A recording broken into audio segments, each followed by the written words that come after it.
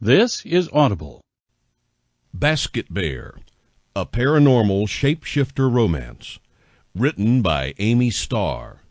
Narrated by Charlie Boswell. Chapter 1. I think that's all I've got to say, guys. Paxton Stevens pushed away from the desk. No offense, but I've got a lady waiting, and this ain't how I intend to go out tonight. The press room erupted in laughter and even a few catcalls. As Paxton descended the few steps from the podium, he tugged his hood over his head and sauntered out of the room without a second look at the crowd. That wasn't what we agreed to, Stevens. Coach Blackman blocked his route to the locker room. You're supposed to make nice with the press. I did. Paxton looked down at his coach. I left them laughing, didn't I? You answered 2 questions, Blackman frowned. His caterpillar eyebrows overshadowed beady little eyes that burned with more hatred than Paxton was accustomed to. And you answered them like a little shit. Yeah, well, I've got places to be, Coach. Paxton made a move to slide around his coach, but the man was stronger than he appeared and anchored him in place with a hand to the forearm. You better get your shit together. I'll bench your ass. Coach Blackman leveled the threat with conviction. Paxton would give him credit for that. You can't do that, and you know it. Paxton shook his coach off and pushed past him. I'm the star of this team. Hell, I'm the star of the NBA right now, and you can't win without me.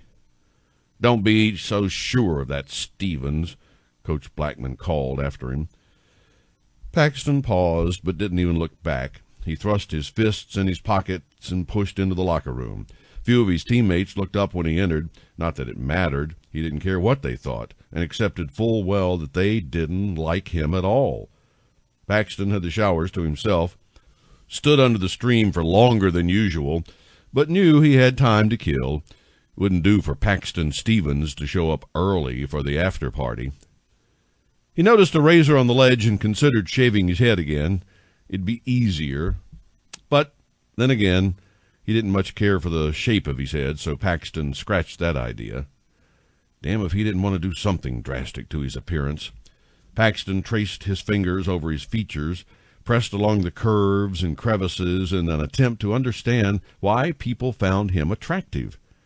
He had heard on more than one occasion that he should be more than an NBA player.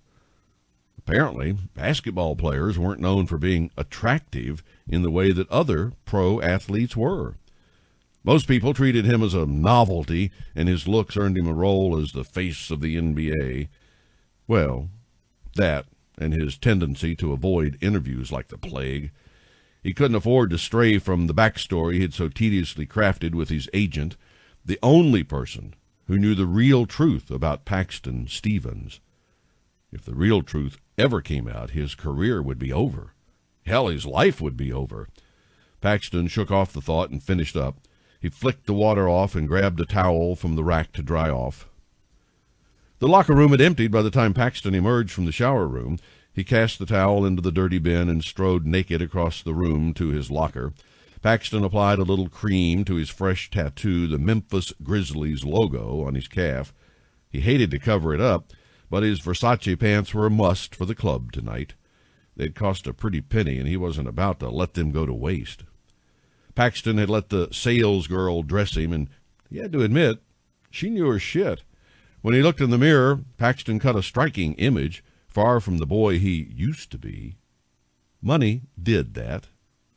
He never wanted to go back.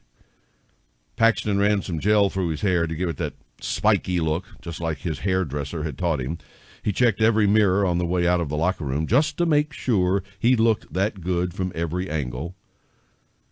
Angie waited for him in the lot, lounging against a limo in the hottest little red dress he'd ever seen.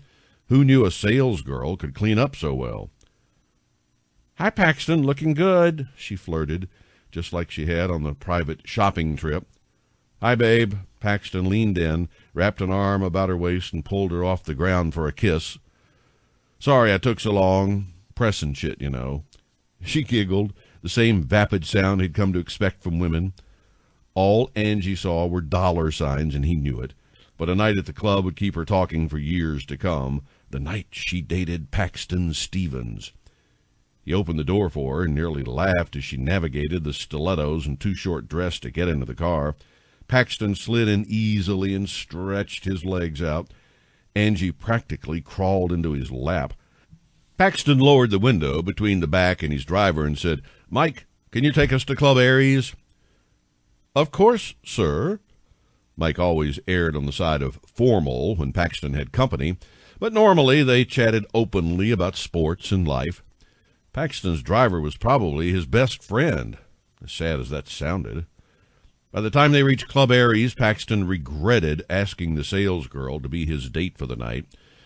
Sure, she was a hot piece of ass, long blonde hair and legs to her neck, but she couldn't handle her liquor, and he suspected little Miss Angie had taken a little something beforehand. "Listen, if you can't get your shit together, I'm sending you home, kid. I can't walk into a club with a sloppy drunk." He wasn't even a little nice about it. Angie's eyes widened a little, and her pouty lips formed an "oh," as if he had surprised her. "I'm sorry, I'm just nervous," she fumbled over her words. I'll be okay, I promise. Just please take me in there with you. I told everybody we were going on a date, and I'll never be able to show my face if you send me home before we do anything. Please, Mr. Stevens, please." Paxton groaned internally. Of course, he'd been wrong about the woman. "I'll take you, but it's going to be a short night for you. We'll go in, take a spin around, have a drink. Yours will be a virgin. And then I'll have Mike take you home. Take it or leave it." Angie bit her lip. "Okay." "I might have believed your hesitation if you'd waited even a little longer," Paxton chided. She already bored him. What was he thinking? "You don't have to be mean," Angie protested weakly. "I'm just keeping it real," Paxton grunted and pushed the limo door open. Techno music vibrated through the sidewalk. Damn, techno night again.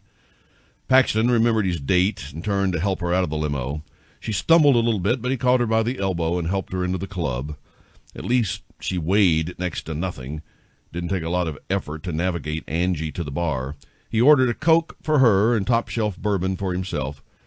Paxton tipped heavy, as usual. It ensured that the staff kept their lips zipped and remained loyal to him, a trick he had learned from his mentor. "Thank you for the drink." Angie broke his train of thought. He looked down into her face, hoping to see something there, but Paxton only saw blind admiration. She didn't even know him.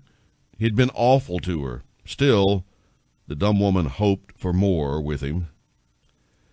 People could say a lot of things about Paxton, but they could never call him a liar. True to his word, Paxton guided Angie around the club, pausing on occasion to confirm their date. They posed for a few pictures and chatted casually with B-list celebrities. Angie couldn't have been more starstruck. How sad he found her. She seemed cool and collected as his personal shopper. Clearly, that had been an act. Now he was stuck making the rounds with her. At one point, Angie actually mistook one of his bouncer friends for an NFL superstar, and everyone played along just so she wouldn't be embarrassed. So was his sway over these people. Still, Paxton would never hear the end of this poor choice. Or rather, not until he made another one. Despite her dragging her heels, Paxton finally managed to get Angie back out to the limo. She really put up a fight, not quite to the point of making a scene, but she managed to stop at every table on the way out and even threw herself at the doorman. Paxton had to practically force Angie out the door. Damn, wasn't he lucky he didn't give her his real number. He tucked her inside the car without so much as a goodnight kiss. "Not a good date, boss?" Mike teased. "Fuck you, Mike." Paxton punched his friend lightly in the shoulder. "Get her home safely. Do not give her my number. And encourage her to forget about me." "Poor kid," Mike shook his head. "She seems so sweet. Annoying, but sweet." "Then you date her," Paxton frowned. "I'm going to stay here for a bit. I'd like to just hang out and blow off some steam." "Fair enough." Mike dipped his head and opened the driver's door. "Be back around closing time, Pax." "Thanks, Mike." Paxton turned away from his driver and retreated into the club, passed by the bouncers, and made straight for the VIP room. He gestured for the backroom barkeep to keep the drinks coming. Paxton popped up the video game pad and settled it to a poker game. If the press knew his true party habits, they would laugh. Paxton didn't give a shit, though.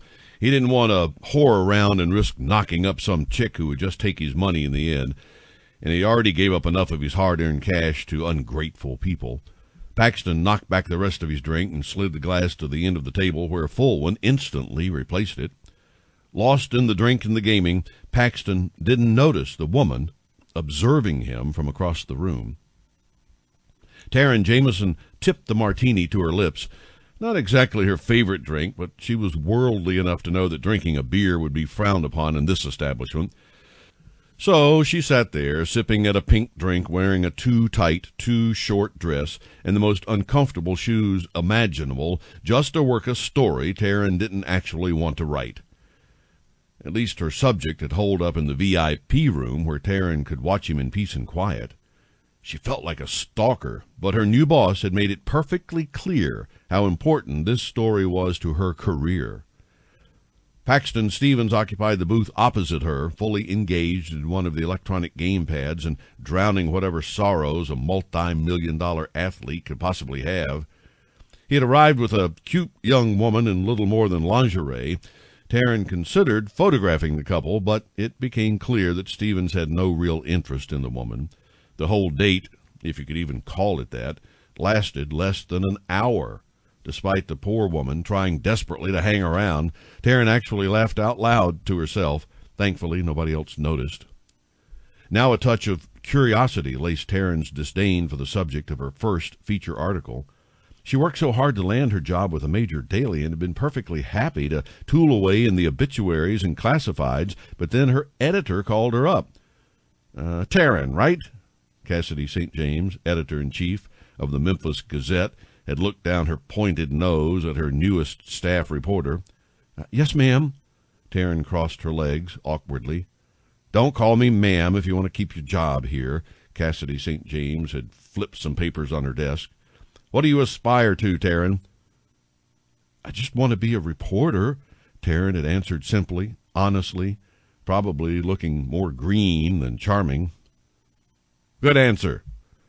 That little bit of approval sealed Taryn's fate and led her to agree to the worst assignment possible. Cassidy St. James proceeded to discuss a feature story with Taryn, one that she would learn had become the reporter's equivalent of Ahab's white whale. Taryn just nodded along, agreed to tackle the interview of a lifetime with the sports world's most private superstar. It didn't dawn on her until she relayed the story to her sister that night that she had been had.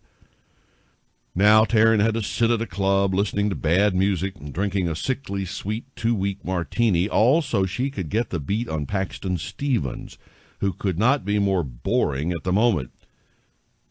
She considered walking over to talk to him, but thought better of it. That's where other reporters had gone wrong.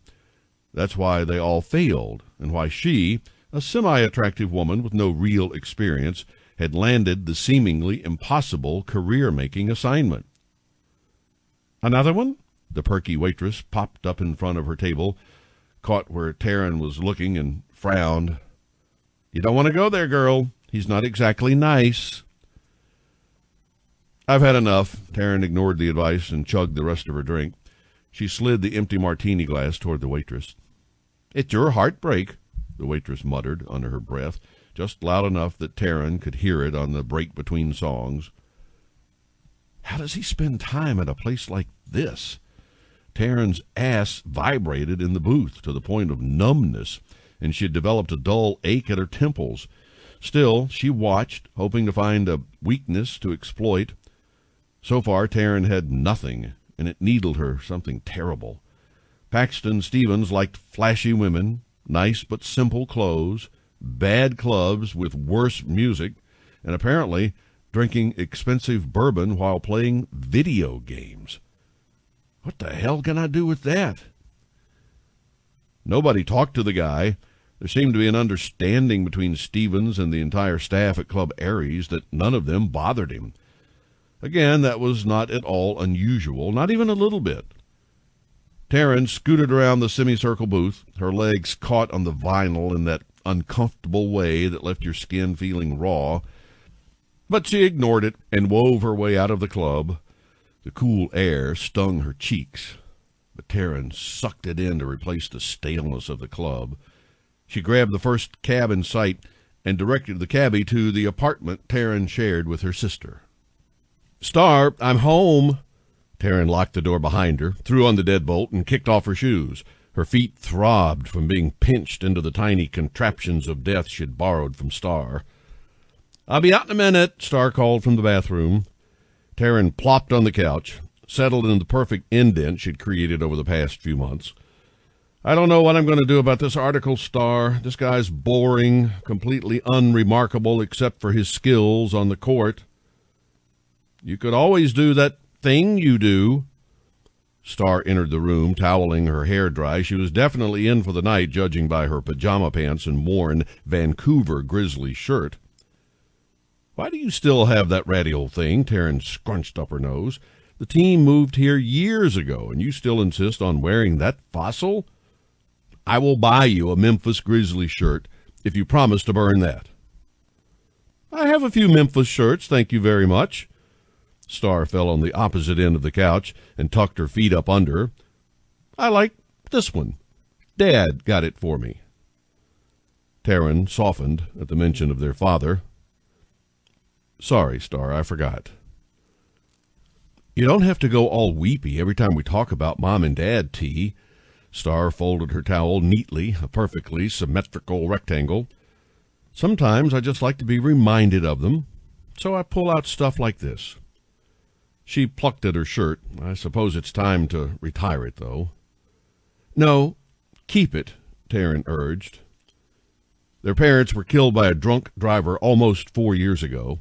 At least that was the story in the papers, and the one they told when people asked. Naturally, there was much more to it than that, but there were a lot of things Star and Taryn couldn't share with the world. Star sometimes joked that Taryn became a reporter to share other people's truths so they wouldn't look for hers. Taryn didn't buy it. She was who she was. "So you want some help working on Paxton Stevens or what?" Star abruptly changed the subject. She was surprisingly good at turning Taryn's mind from bad places. "I need to get this story without resorting to that," Taryn frowned. "It's wrong to use those abilities to pry into people's lives.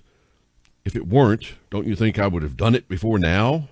No, there has to be a way to crack this guy." "What do you know so far? I mean, aside from his mad basketball skills and his hotness." Star's eyes twinkled. "I mean, is he hotter in person than on TV?" "He's not that hot," Taryn grumbled. "And I don't know much. He lives a few blocks from the stadium in a tricked-out loft. He likes to hang out at Club Aries, drinking bourbon and playing video games. And he likes scantily clad women, apparently." "Club Aries, huh? Is that where you were tonight?" Star had the dangerous look on her face, the one that meant she had an idea. "Yeah, I was doing some field research." Taryn shrugged. "What does that have to do with anything?" "Just that you were scantily clad. You could have hit on him," Star pointed out. "Don't tell him anything about yourself. Get him interested and get him to take you home. Get everything you can out of him by just playing the doting fangirl. Honestly, how did I think of that, not you?" "Are you honestly suggesting I try to sleep with the guy to get an interview?" Taryn almost couldn't believe what she was hearing. But then again, this was Star talking. "You don't have to sleep with him, but would it kill you to mess around a little? Scope out his apartment? Hang out with him in a date-like capacity?" Taryn cut her sister off. "No, that's not even a little bit ethical. I think you've used too much black dye on your hair and it's seeped into your brain." "I just wanted us to look a little different," Star pouted. "I'm tired of everybody mistaking me for you. We look too much alike." "Then you go try and score with Paxton Stevens and bring me back the goods." Taryn leaned back, stretched her legs out, and ran her fingers through her hair to pull it loose from the bun. Her sister wasn't wrong. They did look a lot alike, even if Taryn was 3 years older. Same fair skin that never seemed to tan, dark almond-shaped eyes, And worst of all, the dull, dishwater blonde hair. Except that Star had dyed hers black and cut it into a little more than a pixie, so she looked more like Betty Boop than anything else. Taryn would never tell her that, of course. She had been tasked with watching over her younger sister, and part of that meant her self-esteem. "Oh, no, you have to do this on your own. Just put on one of my clubbing dresses, doll yourself up, and go introduce yourself to him," Star instructed. "You probably have a better shot after they lose a game because he doesn't seem to take that well." "I'm not going to do that, Star," Taryn argued. "I think you are, Taryn. I think it's your only shot, and I know how much you love what you do." Star always saw right through her. "You need to land that story to make your boss happy, and you know it." Taryn sighed. She knew that if she didn't return to Cassidy St. James with a stellar story on Paxton Stevens, she might as well not return at all. That had been made perfectly clear. "Damn it, I hate when you're right." "I know," Star smiled, more than proud of herself. "Now we just have to wait for the Grizzlies to lose, doll you up, and send you on your way. It's like prom or something." "No, it isn't." Taryn glared at her sister. "This isn't anything like prom. It feels dirty and wrong and underhanded." "Because it is," Star confirmed. "All of the above. But a girl's got to do what a girl's got to do. And you, sis, are stuck." "I know." Taryn rested her head on the back of the couch. "Hey, don't you have a class in the morning?" Star's face fell. "Yeah, I guess I'd better get some sleep." She pushed off the couch and headed for her bedroom, leaving Taryn alone to contemplate the finer points of a plan she didn't really want to follow. Chapter 2. "Come on, get your heads in the game." Coach Blackman's face burned against the whiteout behind him. Paxton wasn't quite close enough to his coach to witness the vein pulsing along his temple, but with a face that red, there was no question it was getting in a good workout. Less than 2 minutes left in the game, and they were down by too much to even have a prayer at a comeback. Emotions exploded around him, frustration on the verge of eruption, but Paxton didn't give a shit so long as his stats held. Tonight, they were. But he couldn't be the entire team, and to say his teammates were sucking up the arena might have been the understatement of the year. The buzzer mercifully signaled the end of the game, and the Grizzlies trailed off, half of them with towels over their heads. Served them right. They played like shit. Not Paxton. He waved, signed autographs, and even flirted with a few ladies on his way to the locker room. "Get your ass in the locker room, Stevens." Blackman waited outside, door propped open with one hand, the other gesturing for Paxton to enter. "You're not exempt from team lectures yet." Paxton couldn't resist. He gave a mock salute. "Aye, aye, fearless leader." What the hell did he care that his coach turned an entirely new shade of red?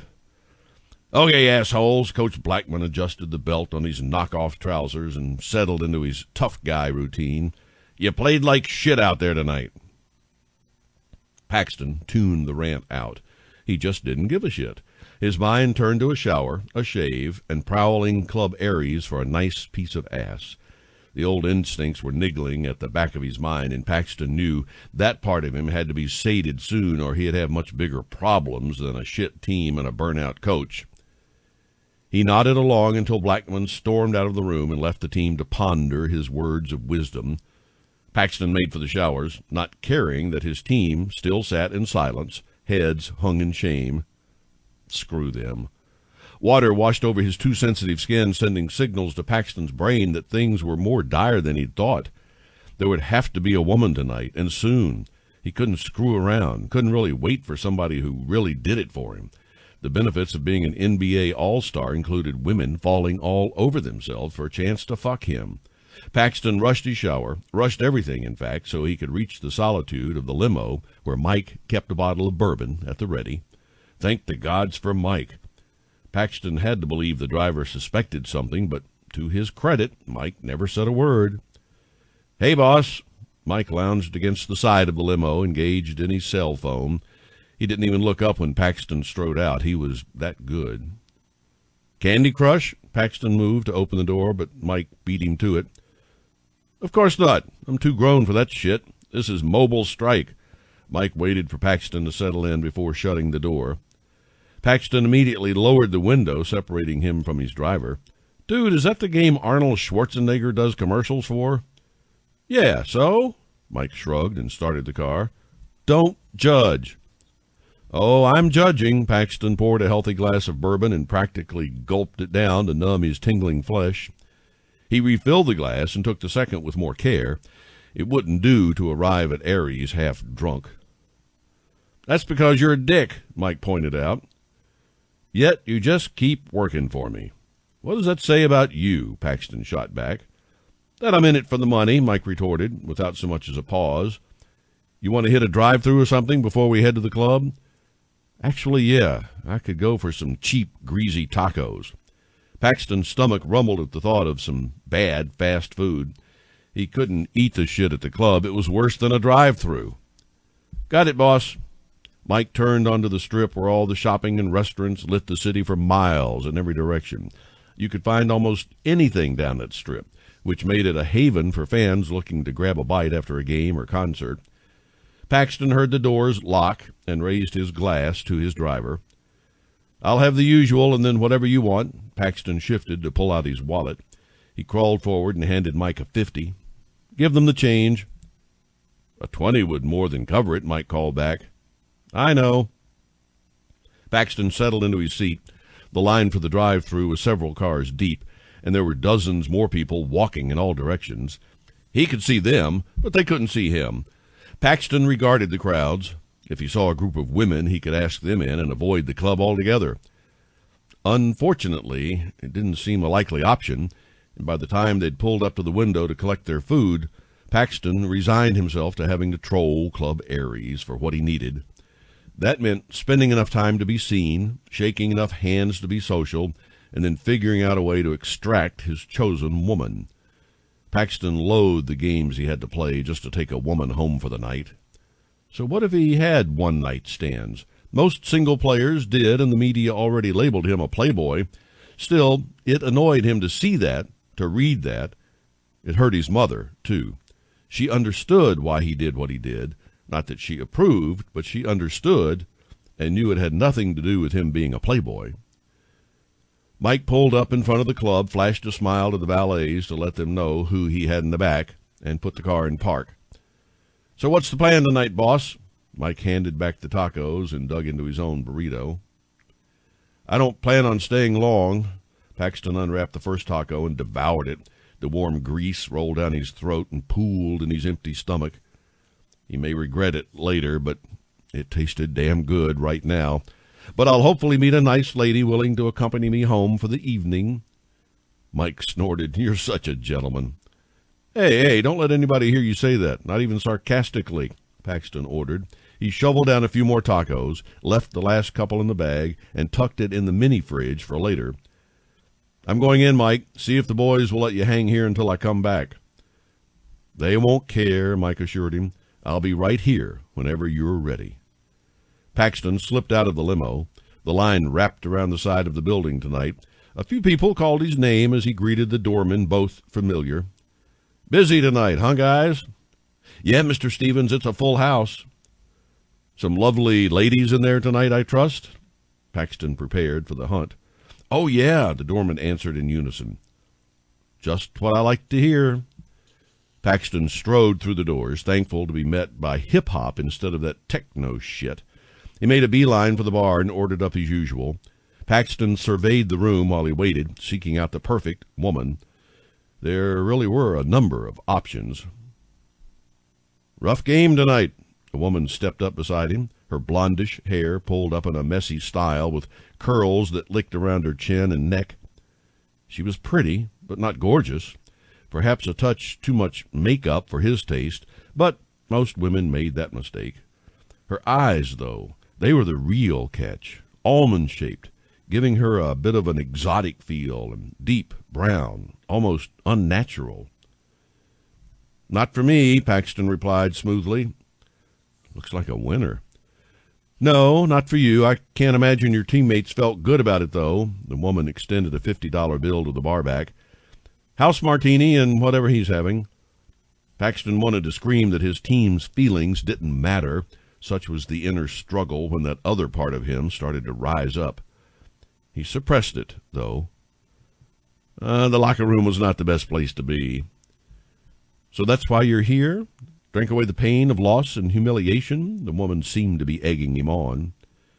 I wasn't humiliated in the slightest. You win some, you lose some.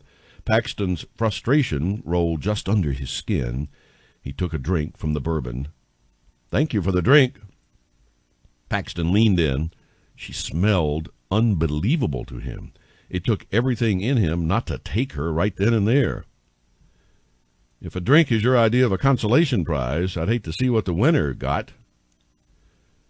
Who says you aren't playing the game right now?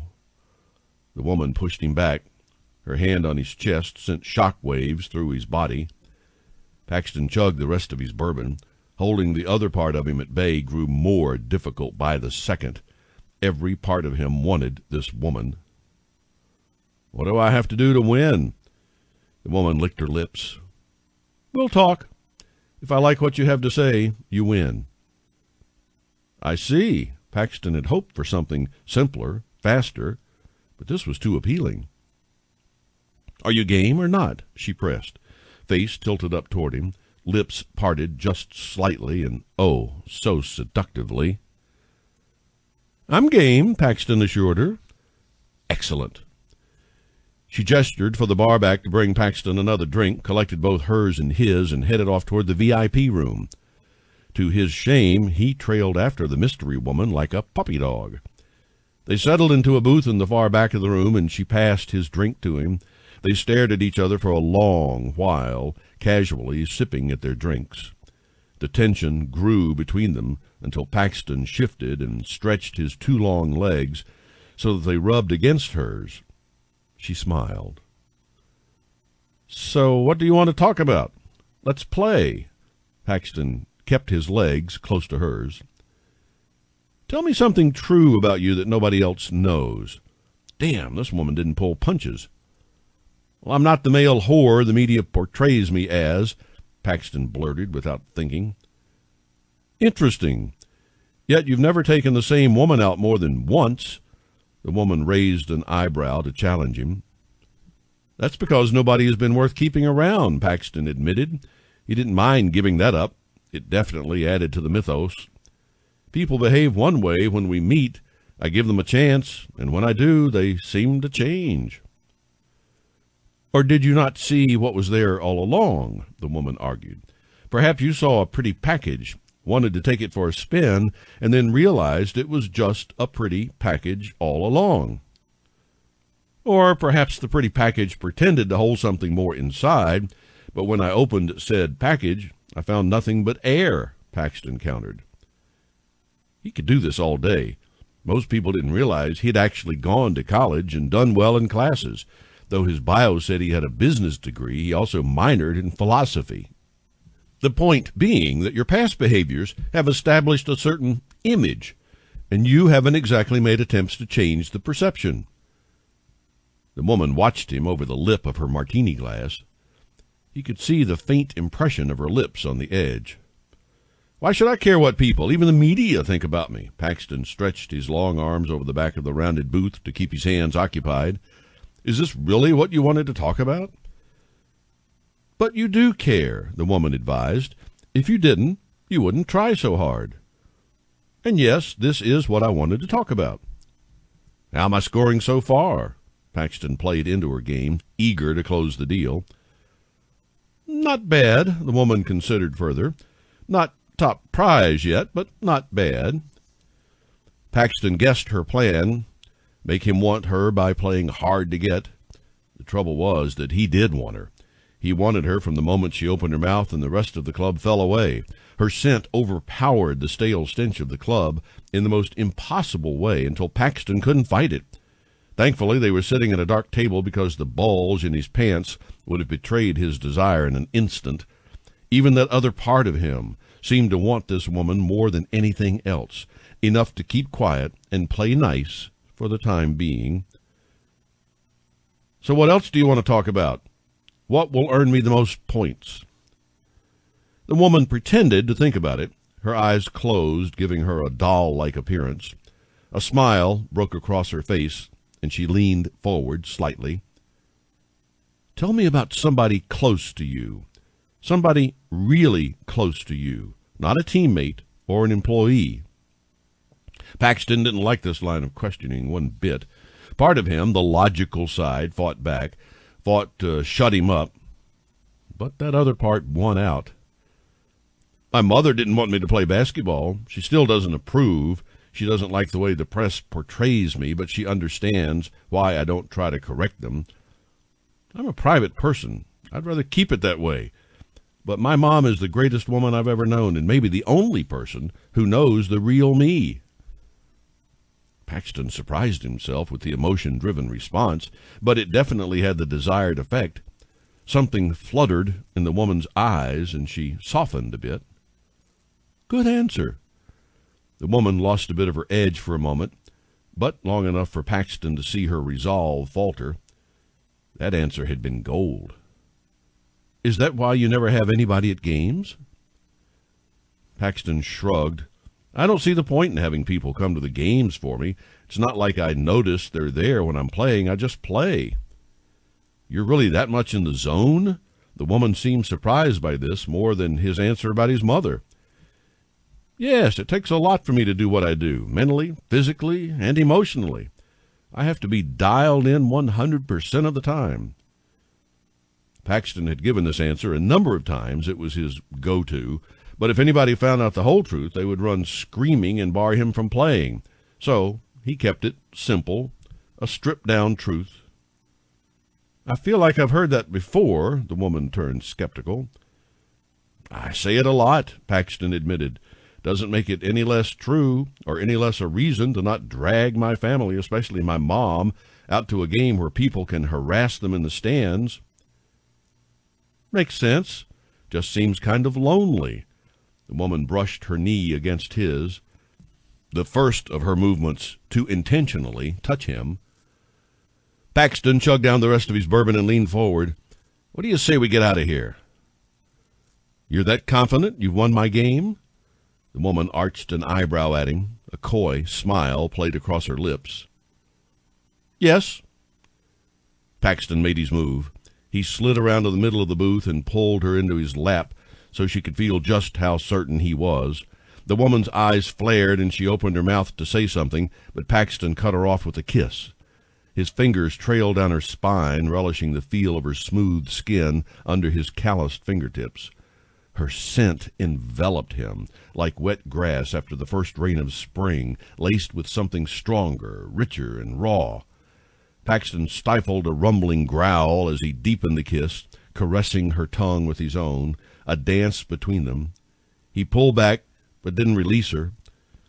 Paxton kissed across her face, up her jawline to her earlobe. He whispered in her ear, "Go home with me tonight." The woman nodded and shifted off his lap and out of the booth. Paxton followed her, his hands at her waist, as he navigated toward the door, using her body to shield his arousal. He didn't know if he could make it to the apartment without relief. They tumbled out of the club and found the limo right where Mike promised to be. The driver seemed to be laughing with the valets, but hopped to attention as soon as he saw Paxton.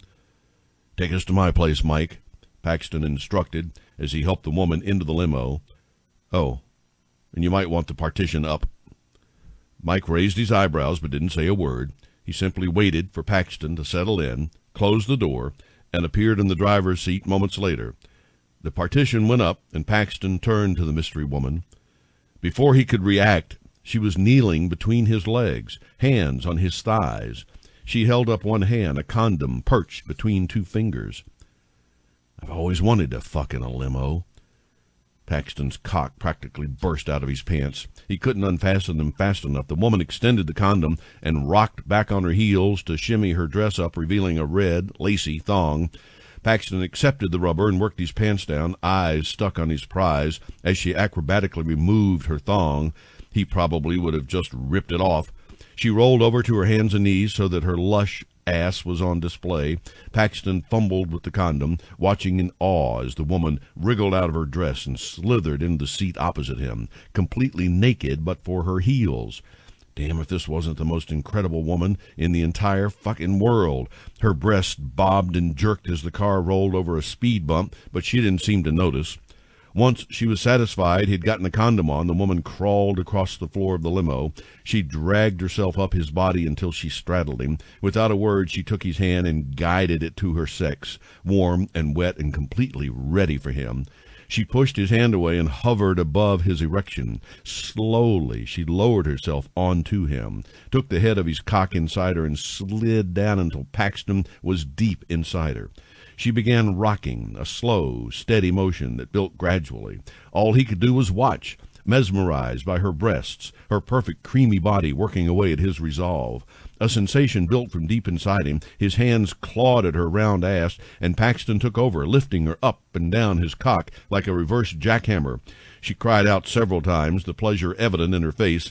Paxton couldn't get enough of this woman.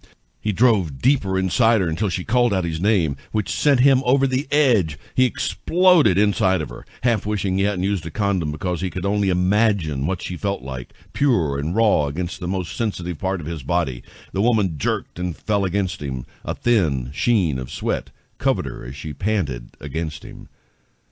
Paxton kissed the crown of her head, expecting her to pull away, but she didn't.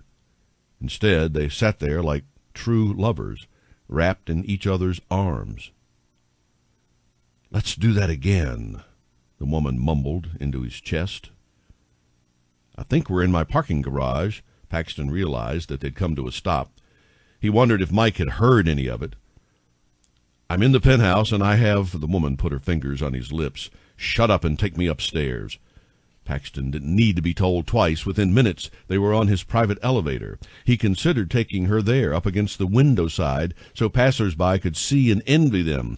But Paxton thought better of it and kept a healthy distance between the two of them. The other side of him had not been sated by the sex in the limo, and Paxton realized he was in for a long, long night with this woman. He prayed to the gods that she could handle what was coming. Chapter 3. Taryn woke in an unfamiliar bed. She rolled over and nearly smacked Paxton Stevens in the face. Holy hell! The night before came back in a flurry of images, his hands on her, rolling around the bed, the floor, even on his kitchen counter. Taryn put her hands over her face. What was she thinking? She should have known Star would slip something in her drink before she left. Her body still tingled from the night she'd had with NBA's biggest playboy.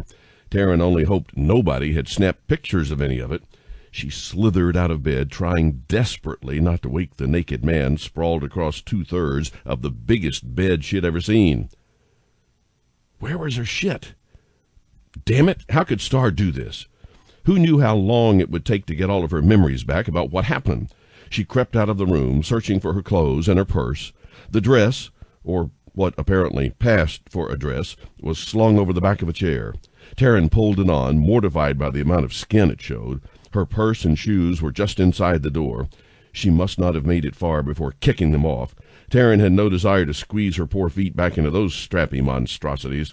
She plucked them off the floor and slung them over 2 fingers on her left hand. A memory of being pressed against the door, his breath hot on her neck as his hands roved over her body, surfaced and made her tingle in places long dormant. Taryn had to get the hell out of here before he woke up.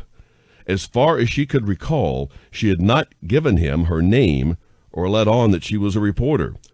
So if she could manage to sneak off, their night would be nothing more than a memory. Taryn snatched her purse from a bench just inside the foyer, triggering another memory. This one hotter than the last as he spun her around and pressed his arousal against her, just 2 thin layers of fabric between them. She could almost feel him against her in the moment, as if the veil between the memory and reality had fallen away completely. What the hell is happening? Taryn leaned against the wall in a feeble attempt to calm her body enough so her mind could conjure a way out of this. They had to be at Paxton's apartment.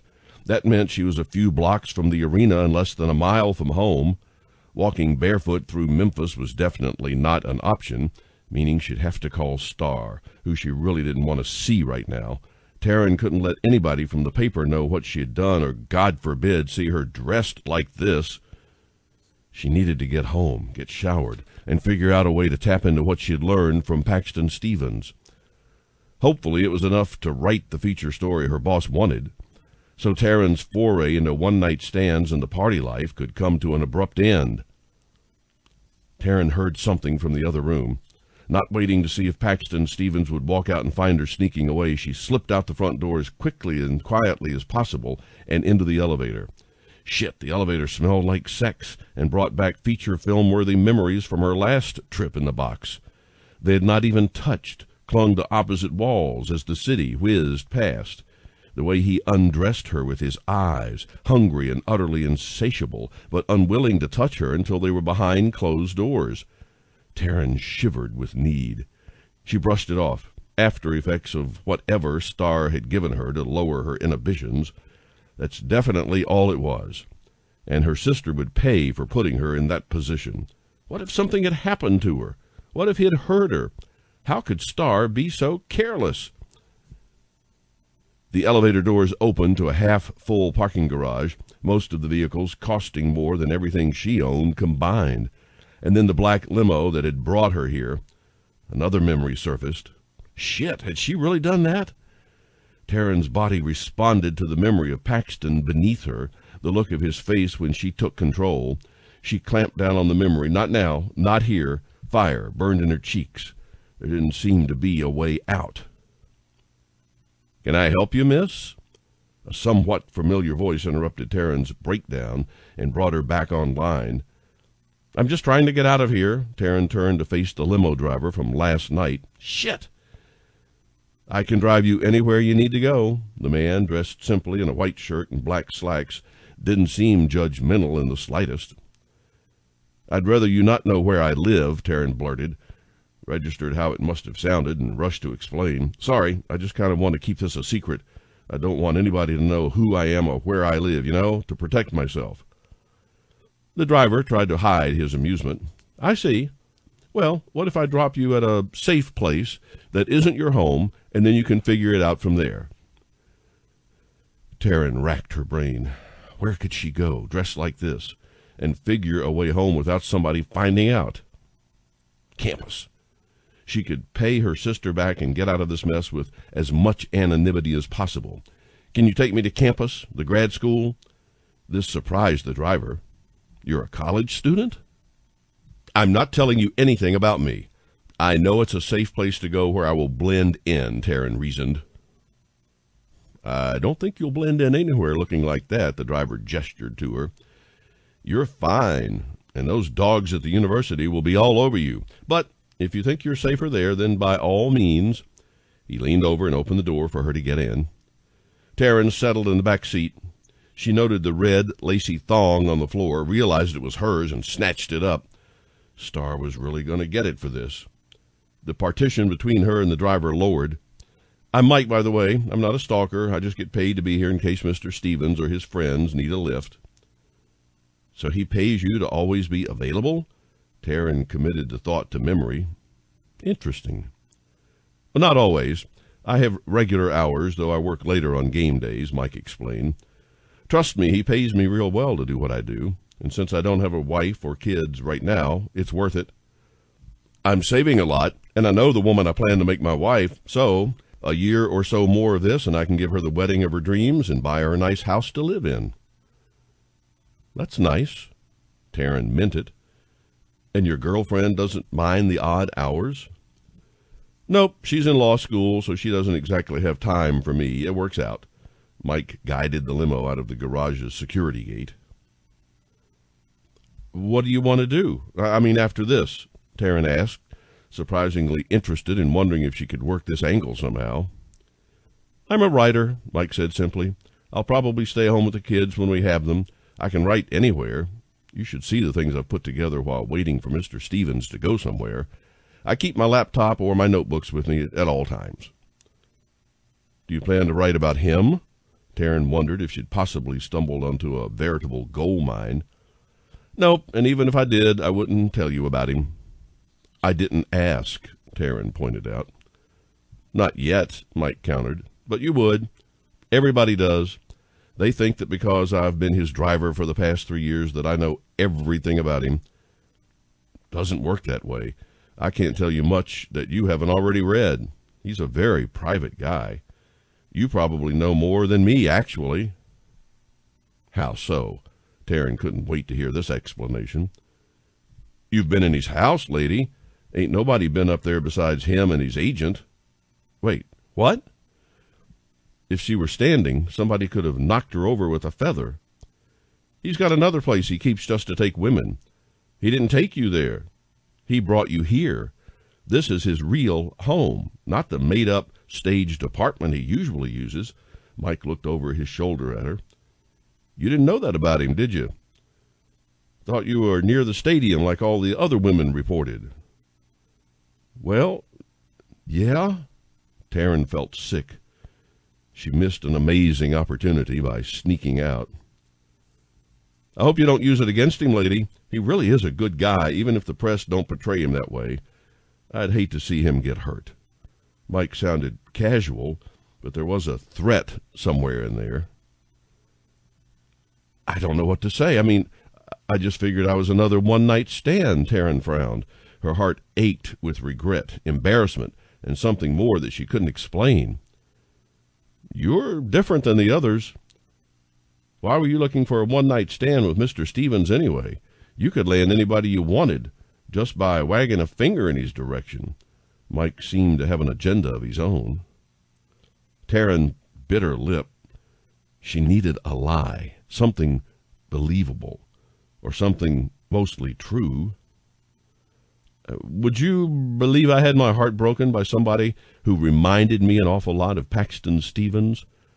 I saw him in the club and felt like it was my shot to screw him and leave him for a little closure, you know? I didn't think he would mind being used that way, and I needed somebody I could just be anonymous with. Taryn didn't know if he bought it or not, though.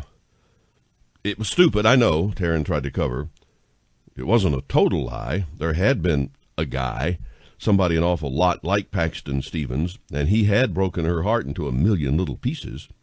But she wouldn't normally go seeking a one-night stand for closure. She had plenty of closure when it came to her ex. Not stupid. I just don't know that you're being fully honest with yourself, Mike suggested. Thought you were a writer. You sound more like a therapist. Yeah. Sorry about that. I took a lot of psychology courses in college before I dropped out. I decided college just wasn't for me, but that stuff stuck with me. Mike pulled to a stop and turned to face her. Hope you have a good life, lady. You seem like you've had a rough go and just need some good things to happen to you. Thanks, Mike. Taryn nodded and moved to get out on her own, but he held up a hand to stop her. Let me get that. Mike disappeared and reappeared at her door a few moments later. He helped her out of the car. Good luck, mystery lady. Taryn tugged at the bottom of her dress to get as much possible coverage before facing the throngs of students on campus, bearing all the hallmarks of a one-night stand. She didn't look back at Mike, didn't need any more reminders of what she had done, how far she had sunk to get a story. The small voice in her head reminded her that it was the story. So what if she had behaved less than ethically? It wasn't even Taryn's fault or her plan, but she'd deal with Star later. Now Taryn just needed to remember everything she got out of Paxton Stevens. Ignoring catcalls, Taryn made her way toward Star's building. Shit, she didn't know more than the building name. Taryn fumbled through her purse for her phone. Gods, why was she shaking so much? Taryn couldn't make the fingerprint tech work because of the tremors. Damn it! What the hell was her code? Taryn tried her birth date first. The screen vibrated. Wrong. Star's birth date? Wrong. It dawned on her. She punched in the worst day of her life. The screen unlocked. Taryn pushed those memories away. She couldn't go there now. Star, where are you? Taryn stood in the shadow of a tree. I'm at school. Where are you? Star perked up. I'm outside your building. Get your ass down here and take me home, Taryn hissed into the phone. I can't. I have class. Star protested airily. Get your ass down here. Now! Taryn practically screeched into the phone. You need to tell me what you gave me to help me get my memories back. I certainly didn't do all of that without a little push from you. Now I'm standing down here wearing next to nothing with aching feet and in desperate need of a shower. I swear to you, if you do not come down here and take me home, I'm going to make you regret it, sister or not. A long pause, then Star sighed into the phone. All right, I'll be right out. Taryn disconnected the call. Fury rolled off her in waves, tempered only by her utter humiliation over standing around the quad looking more like a hooker than a reporter. It seemed like an eternity before Star bounced up, jet-black locks bouncing with excitement. So, how was he? Delicious? Star moved in for a hug, but Taryn pushed her away. Are you kidding me right now? What the hell did you give me? Taryn smacked her sister in the arm. Seriously, I can't stop shaking. I feel like I'm going through withdrawal or something. Withdrawal from a night of hot sex, maybe, Star beamed. Face it, sis, you desperately needed to get laid. And now we do a little memory mojo and you get the career-making story, too. It's a win-win. I don't see why you're so bent out of shape. I really hate you right now, Taryn seethed. I'm seriously having withdrawal, Star. I was not myself last night. I woke up in a strange bed with the NBA's most prolific playboy and had no idea where I was. Come on, T, you have to live a little. Star took her by the arm. You weren't in any real danger. It's not like Paxton Stevens is some violent rapist. Come on, Taryn, he's hot, and you haven't been with anybody in a long time. Trust me, you wouldn't have done anything you didn't want to do deep down inside. All I did was remove your inhibitions temporarily. There really shouldn't be any side effects from that. It's just like you, Star. Taryn impersonated her sister. No harm, no foul, Taryn. It's all good. You're still alive. I don't know why you're so angry. She glared at Star. We know next to nothing about this guy, and you sent me off to a club hyped up on who knows what? What if I hadn't hooked up with Paxton? What if I'd been picked up by a real rapist? Any number of things could have happened to me, and you don't seem to care about that. What the hell is wrong with you? You're my sister. Calm down, Taryn. Star turned serious, offended. Do you really think that about me? Do you really think I would be that irresponsible? Clearly, Taryn gestured at her clothes. For your information, you were not on your own. I had people looking out for you. Star stopped in front of the car they shared and pointed at the passenger door. I'm driving. Taryn didn't argue with that. Her hands were shaking even more now. She felt like her whole body might vibrate into a million pieces. I was on my own, she said stubbornly, when they were situated in the car. And you can't tell me this isn't a reaction to what you gave me. Taryn held her hand up so her sister could see the trimmer for herself. I don't see anything but your hand. It's perfectly still. Star turned surly. And I can't believe you would think I'd put you in danger. That's some kind of fucked up, Taryn. If the shoe fits, Taryn muttered. No, you don't know shit, Star snapped. I'm sick of this. Yes, you had to look out for me when Mom and Dad died, but I'm grown and I can take care of myself. You aren't Mom. I never asked you to be Mom. I want you to be my sister. So I gave you a little something to shake your inhibitions for the night. I had you covered. You chose to go with Paxton Stevens. My people kept me in the loop the whole time, and they assured me that you were willingly engaged with Mr. NBA. Only because whatever you gave me turned me into a nymphomaniac, Taryn shot back. If it did, it's only because you were that attracted to the guy. All it did was lower your inhibitions, I swear it. I've used it myself, Star confessed. Seriously, if you went off with that guy, then you must have wanted it. From what I hear, you two couldn't keep your hands off each other. Only because you drugged me, Taryn accused through clenched teeth. I gave you a disinhibition potion, not a nympho-inducing one.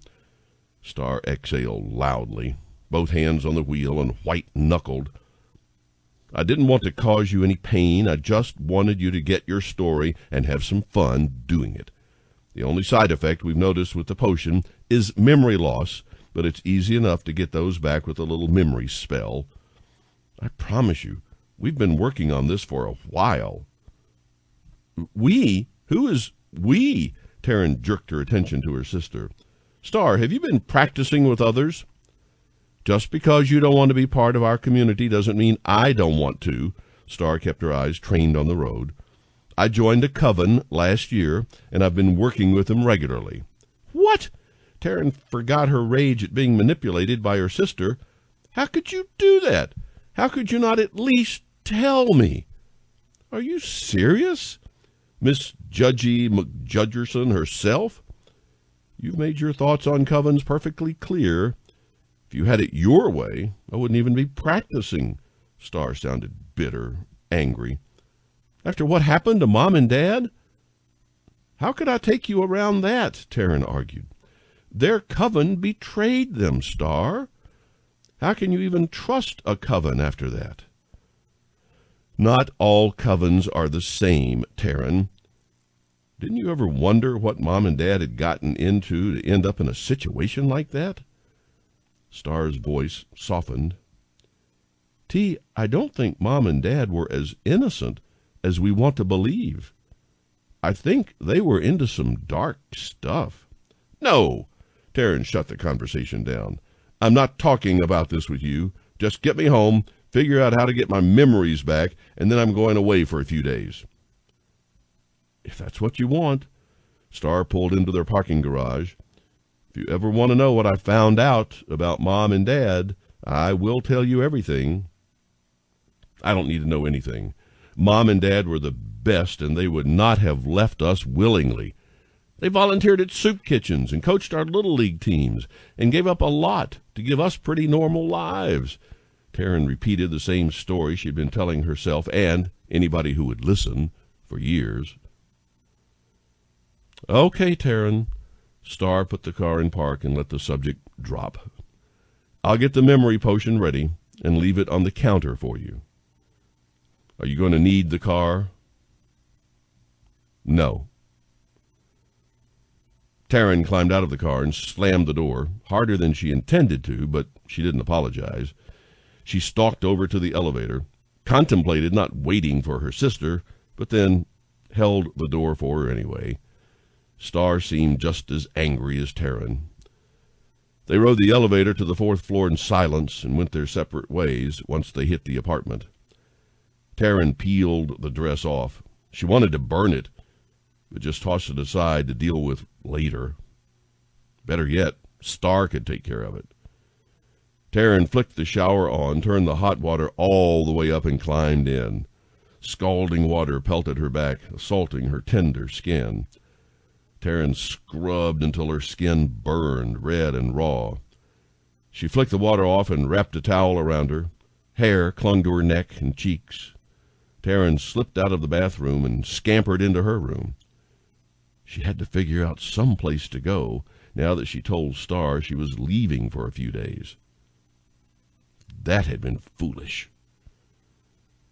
Taryn pulled a T-shirt and sweats from her drawers. She felt a sudden urge to be comfortable and fully clothed.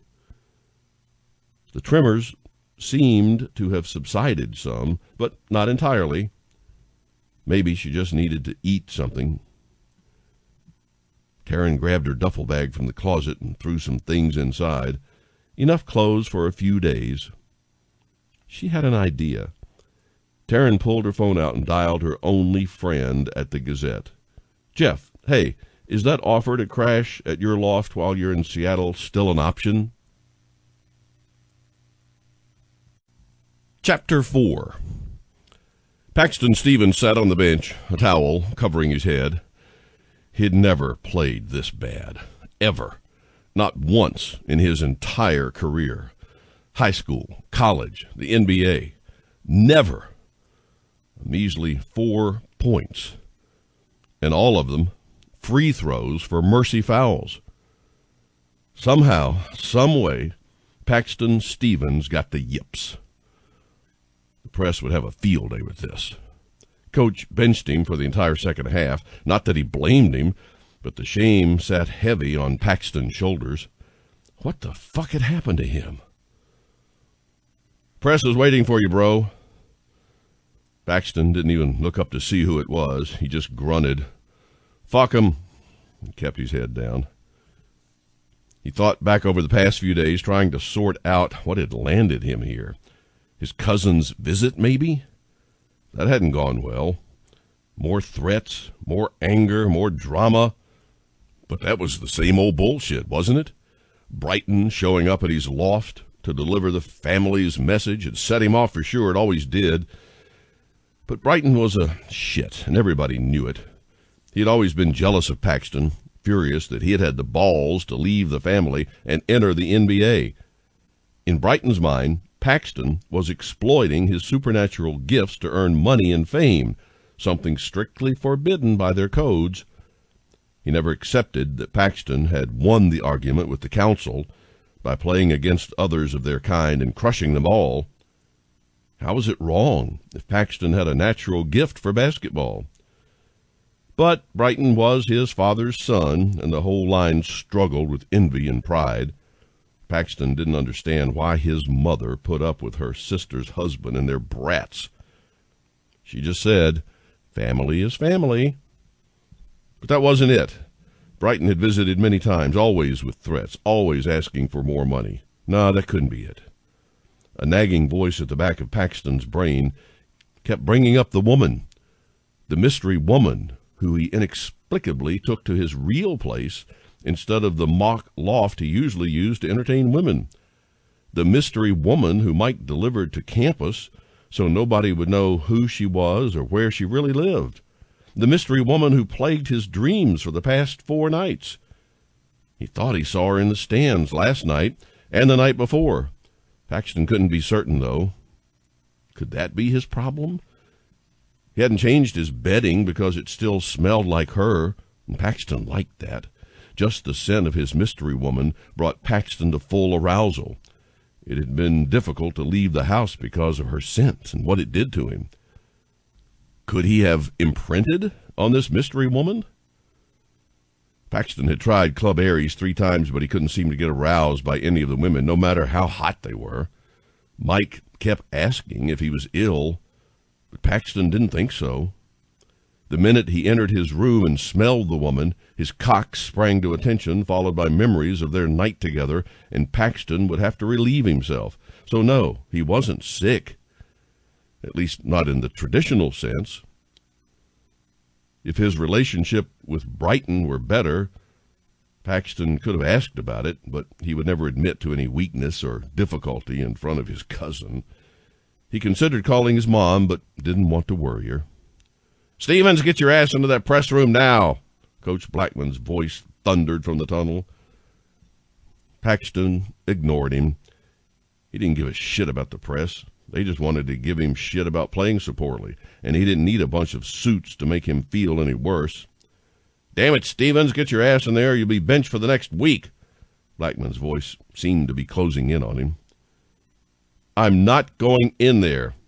Paxton pulled his towel off. I don't fucking care. Bench me. I deserve it. Blackman faltered, some 10 feet from him, his expression priceless. But Paxton didn't care. He had bigger shit to sort out. Stevens, are you sick? Maybe, Paxton grumbled. Hell, he didn't know what the fuck was going on with him. The chair nearest Paxton creaked. Coach Blackman leaned in. Listen, it's no secret there's no love lost between us, son, but if you're sick, then we need to get you looked at. I can cover the press, but you're going to let the medical team check you out. Paxton considered this. Nah, Coach, I'll go take my lumps. Might as well. You don't look so good, Stevens. I really think you should be checked out, Blackman insisted. I'm not asking you. The older man pushed off the chair and walked off toward the tunnel. Paxton couldn't exactly let the med team check him out. He had avoided all of the team physicals by going to his own doctors. and it had worked so far. It seemed an awful lot like his world. The life he'd built up so carefully was crumbling.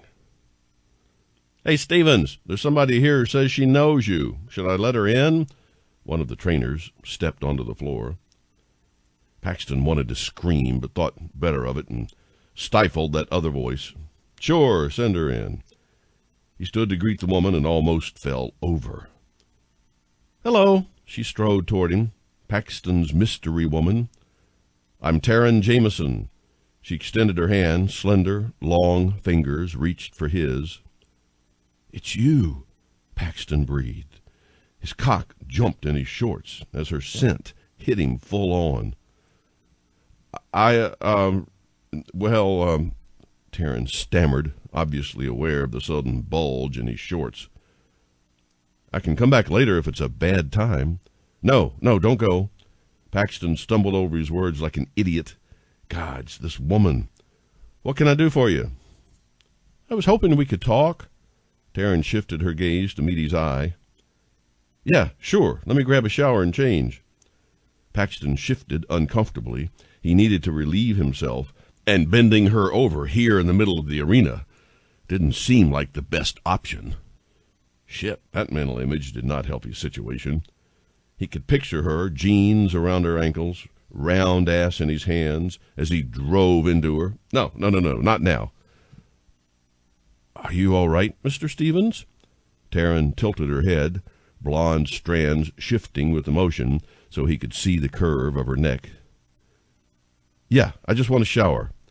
Meet me at the player exit in 15 minutes. If anybody gives you a hard time, ask them to get Mike for you. He'll vouch for you until I get there." Paxton didn't wait for her response. He practically sprinted toward the locker room. He needed a cold shower fast. Not that he was even certain that would work. Paxton peeled his jersey off, ignored his teammates' jeers, and jumped into the first open shower. He turned the cold water on full blast and stuck his head in. The icy rivulets burned his flesh but had no effect on the arousal, still tinting the front of his basketball shorts. For the first time in his career, Paxton pulled the curtain close behind him. He dropped his soaked drawers and went to work. Images of Taryn flashed through his mind, only making his cock throb more. Knowing her name and that she would be waiting for him didn't help. Shit, Paxton felt the wave building up inside him. With each tug it threatened to crest, but he couldn't find relief. He imagined her standing in front of him, naked and ready. Her rounded hips blossomed into the most luscious place on earth. Paxton exploded. His body jerked in the aftermath as the shower washed away the evidence. His shoulders sank, relaxed, and able to think clearly again. He washed up as fast as he could manage and stepped out of the shower. "Where the fuck are all the towels?" Paxton bellowed at the empty rack. The hair on his neck rose. A familiar tingle spread through his body. "No, not here." Paxton commanded the other inside him. He strode out of the showers, buck naked and unashamed of it. His teammates stared. Some snickered. "Oh, look, it's the All-Star. Whacking off in the showers after a game like that? What the fuck, dude?" "Nah, man, he was whacking off to that hot piece of ass."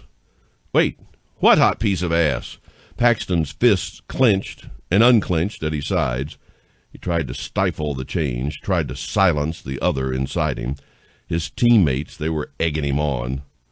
"Her name starts with a T. She's been asking about him a lot. Caught me coming out of the game the other night." "Damn, she a groupie?"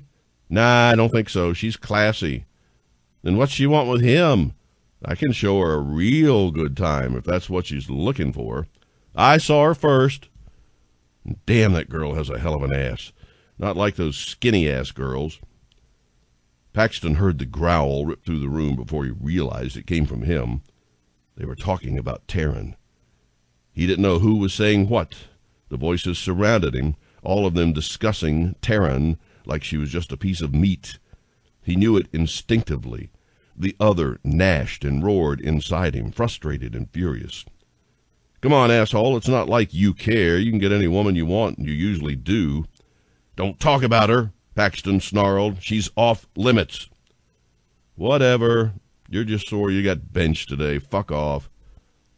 Paxton didn't realize what happened until it was over, until he was tearing off down the hall toward the player exit.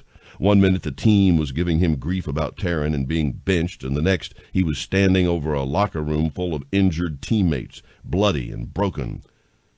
Paxton knew the other had come out, that he'd done the one thing he promised he wouldn't, and shifted. He didn't know if it was a full shift or just partial. Didn't know if any of his teammates survived. Didn't care. Paxton flew into self-preservation mode and took off. He spotted Taryn chatting casually with Mike just in front of the player exit, grabbed her up and bolted out the door without a word to his driver. Paxton burst into the parking lot, mercifully empty but for the security guards who were otherwise occupied by their television. Taryn struggled to get away from him. He didn't really understand why until he saw his reflection in the guard shack window. Shit! Paxton gaped at his image for a moment, the furry muzzle so unlike his own face. No wonder Taryn was crying and struggling against him. Paxton scooped her up and deposited her in the back of the limo. She tried to get out, but he dented the door with one powerful paw. She wouldn't get out until he pulled her out. Paxton hadn't been able to control his body in this form before. He wondered what had changed now. The other seemed quiet, pleased, but quiet, in the back of his mind, content to let him drive. Paxton had another problem. How would he get into the car in this form? If he shifted now, somebody would see on the cameras. Shit. Paxton fell on all fours and ambled over to the shadows, courtesy of a light out, and shifted back to his human form. He walked casually toward the driver's side of the limo and hopped in like nothing odd had happened at all. Sure, Paxton Stevens was buck naked, and sure, he didn't normally drive his own limo, but if he remained calm and casual, he might be able to explain things away later. He didn't really believe that, but Paxton knew he had to get away fast, and there didn't seem to be any other options at this point. On the drive back to his real home, Paxton considered his options. Only one really presented itself, and he didn't much care for it. How long could he hide there? How did he expect to get Taryn to go along with it? He considered putting the partition down so he could try to reason with her, but Paxton could still hear her in the back, crying and screaming to be let out. At the last minute, instead of turning into his parking garage, Paxton swung the limo around and sped in the opposite direction. He opted to put as much distance between himself and downtown Memphis as he could. Chapter 5. Taryn tried to count the turns, to calculate distance and figure out where she was, but it all went to shit when the limo swerved and swung into a U-turn. She hadn't expected it, hadn't been buckled in, and the sudden shift threw her across the back of the limo. Her head struck the wet bar and the world went black. Taryn remembered all of this when she woke up sometime later.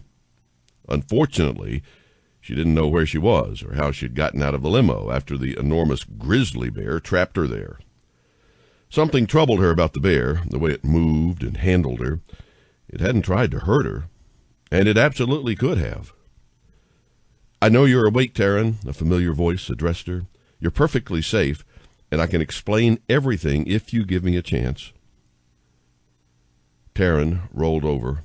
Her body ached, but it paled in comparison to the pain that shot through her skull. She reached up to touch her temple and immediately regretted it. "You hit your head in the limo. I think you might have a concussion, so take it easy, okay?" The voice became clearer. Taryn's vision cleared up, and her caretaker came into focus. It was Paxton Stevens. He was crouched near a massive stone fireplace, working over an iron kettle. "I'm making some food. I thought you might be hungry." "Where am I?" Taryn pushed up. She'd been arranged on a couch, worn but not uncomfortable. "This is my cabin. Nobody else knows about it. I come here when I need to get away." Paxton glanced over at her. His eyes blazed in the firelight. "Why am I here?" Taryn knew the limo had been his, but also that she was missing some part of what was happening here. I think we need to talk. There are things. Paxton paused, pursed his lips together into a thin line, and then continued. I need to explain some things to you, and I hope you will hear me out. If you want to leave after that, I will not stop you. But I hope that what we discuss can stay between the two of us. Taryn considered this.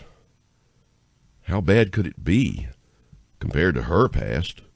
Surely she could convince him to let her print it, or at least parts of it. Deal. What do you remember? Paxton turned away again, as if he didn't really want to know. I was waiting for you with your driver. A bear came running down the hall, threw me in the back of the limo, and somehow trapped me in back. The car took off a little bit later. I must have been knocked out because the next thing I remember is waking up here. Taryn replayed her memories, surprisingly clear in her mind. Do you remember anything odd about the bear? Paxton asked. What a strange question. Taryn thought of the bear and the sensation that it hadn't wanted to hurt her. A different sort of memory tickled her conscious mind. She couldn't even explain how she knew the bear hadn't wanted to hurt her, just kidnap her. A bear that size could have killed her with one strike, but it didn't. It picked her up, cradled her, and put her in the limo. Knowledge, or a memory, drifted to the surface, foggy at first, then clearer until it evolved into understanding. It was you. Taryn breathed the words, not quite trusting them. The look on Paxton's face confirmed everything. I didn't mean to pull you into this. Wait, Paxton's eyes narrowed. You don't seem scared or even surprised. What are you? Did my family send you? What? Taryn gaped at him. Why would his family send her to him? How would she even know his family? She hadn't been able to dig up much of anything on them. No, I couldn't even figure out how to reach your family. I'm not scared because if you were going to hurt me, you already would have. But you're not surprised either, Paxton accused, his eyes no more than slits. Taryn sighed. I'm not surprised because I'm a witch, all right? I know all about shifters and the whole supernatural realm. What I don't get is why your family isn't involved in your life here. I mean, in Memphis. Don't shifters need to be near their packs in order to have better control over their shifts? Paxton studied her for a long moment. He seemed to have an inner argument before answering. I'm an alpha. I don't need my pack any longer as long as I have enough women around. I have needs, and as long as I satisfy them, I can control my shift. Until today, that is. What happened? I mean, what was different about today? Taryn pressed the reporter in her, ever so curious. You happened, Paxton spat at her. You came into my life, and now I'm all fucked up. Oh, poor baby, Taryn mocked, her go-to response to an insult. I wasn't exactly myself the other night when we were, together, but when I got my memories back, it sure did seem like you didn't have any complaints that night. Paxton glared. Right, you weren't yourself. You were all over me. You probably worked some voodoo to make me take you back to my place. I did not, Taryn seethed. She could feel the hatred rising in the pit of her stomach. You're a witch, right? Isn't that what witches do? Paxton drew up his full height. His shirt tugged at his well-muscled torso, about 2 sizes too small. This witch doesn't. Taryn struggled to keep her eyes off his chest. God, you could bounce quarters off those abs. In fact, she had that night her mind drifted. The feel of his hands on her. No, shut that down. You're angry with him. He's an asshole. Right, Paxton regarded her thoughtfully. You did something to me, didn't you? That's why I can't get you out of my head. It's why my game is so bad right now. It was you. What? No, of course not. Taryn couldn't believe he would accuse her of something so asinine. What do I care about your game? I only hit on you to get a story and save my job. She regretted the words the minute they passed her lips. You're a reporter? Paxton paled. You're doing a story on me? On this? You can't write about this.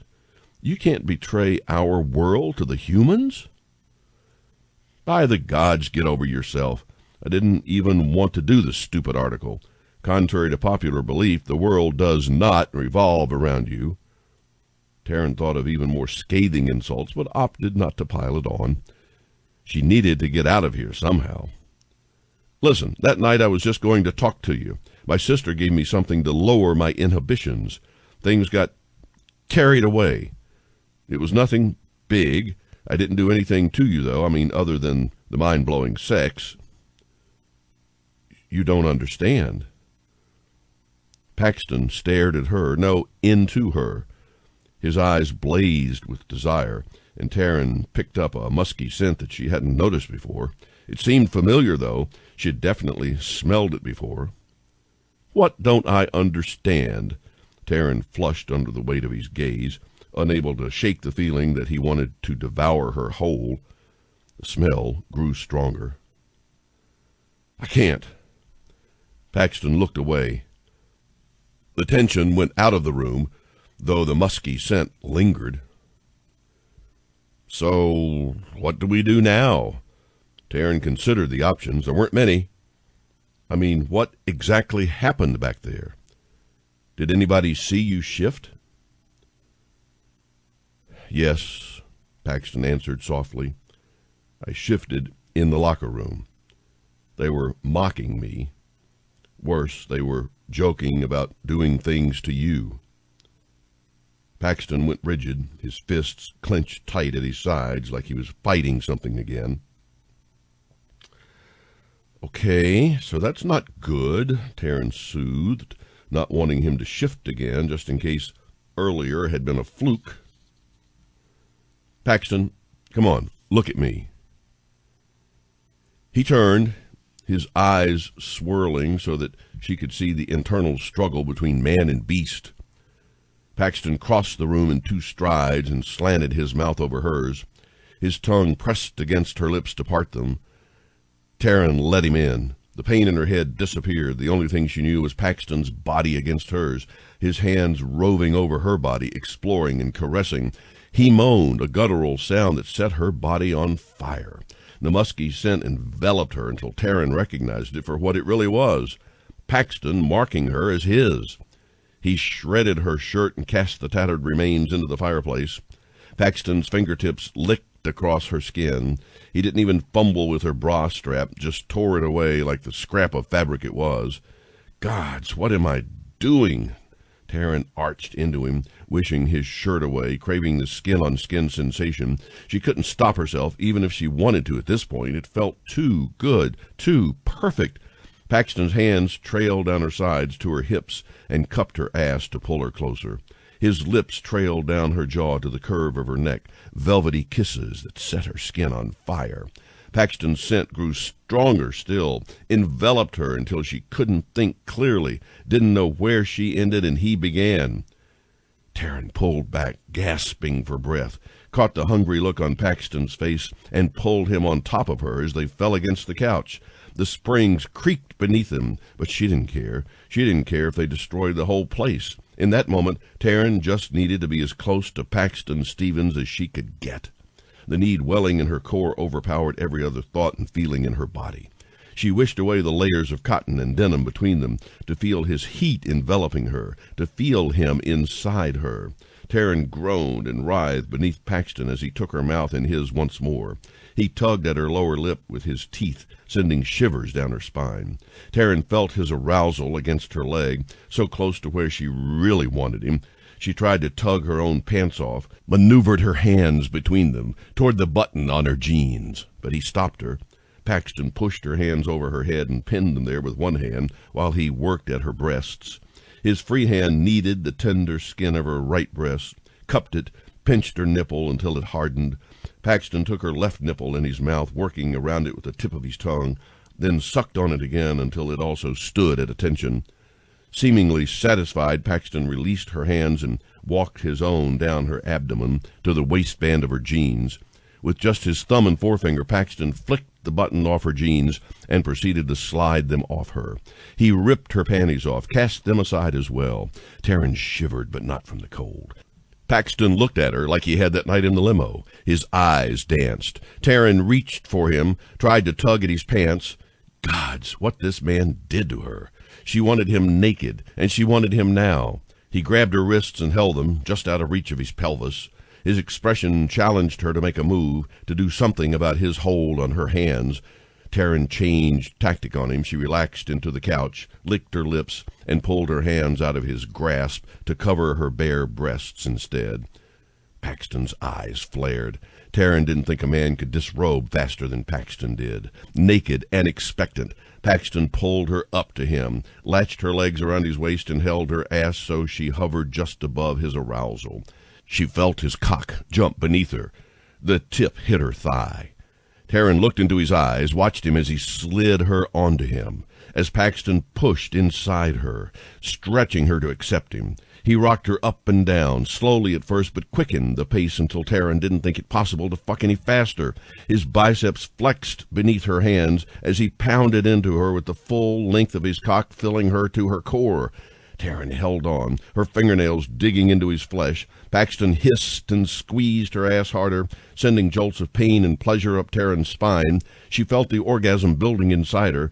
The glow rose up with each thrust until she couldn't hold it any longer. Taryn cried out as her body buckled and jerked with the release. She collapsed against him, panting, and Paxton tense beneath her. He exploded inside her with such force he almost dropped her. They clung to each other, her head on his chest, until Paxton slid her off him. Taryn instantly felt empty, vacant, even though he still held her tightly against him. Paxton sat on the couch with Taryn in his lap. She tucked her head in the crook of his neck like a child and basked in the afterglow, absent-mindedly tracing circles over the tribal tattoo on his chest. Chapter 6. Paxton woke to Taryn standing over him, wrapped in a ratty blanket. He had spotty memories of the night before, but he was pretty sure he had done and said a lot of things that were out of character. Good morning? Morning. Taryn shifted her weight. I can't get a signal out here. Yeah, we're pretty much in the middle of nowhere. Paxton stretched and sat up in one fluid motion. But I can take you into town so you can make your calls. It's kind of nice, Taryn admitted. But I'm a little worried about what's going on in Memphis after your exploits yesterday. She sat down next to him, tucked her knees up close, and pulled the blanket tight around her so Paxton could only see her head. It didn't matter. He could smell her, and that seemed to be all it took with Taryn. Paxton really didn't understand how this woman could affect him this way. He thought back to all of the others he'd been with over the years, and none of them made Paxton feel anything like this. She looked up at him, as if waiting for an answer. I'm sorry, what did you say? I asked how long you think we can stay here before people come looking. Taryn's mouth turned up at the corners, just slightly, but enough to show off her dimples. That depends. Paxton considered what it would take for people to connect him to this cabin. It would probably take a while since it wasn't in his name. He didn't think his agent even knew about this place. Over the years, Paxton had been careful. At least he thought he had. Nobody knows I have this cabin. I ditched the limo and carried you up here. I don't know, Taryn. I really don't. I'm going to have to check in with my sister and the paper at some point. Taryn sighed into the blanket. Life is just so much simpler out here. Just you and me. But Paxton could tell by her long pause that more was coming. But we need to deal with our lives. We can't just run away and hide. Taryn looked up at him, her warm brown eyes full of emotions he couldn't begin to understand. I need to go back. I would love to stay here with you forever, but I have my sister, and I'm all the family she has left. Paxton nodded, in spite of the other in the back of his head roaring with frustration. I'll get you back to Memphis, Taryn, I promise. You need to figure out what's going on with your team. If anybody saw you, well, it could be bad for you. I can help, but we need to know what happened and what the story is. Taryn's tone had turned cold and professional. It was an interesting deviation from the woman he spent the night with. Apparently, he wasn't the only one with two halves. I know, Paxton frowned. It's going to be tough to go back without being recognized.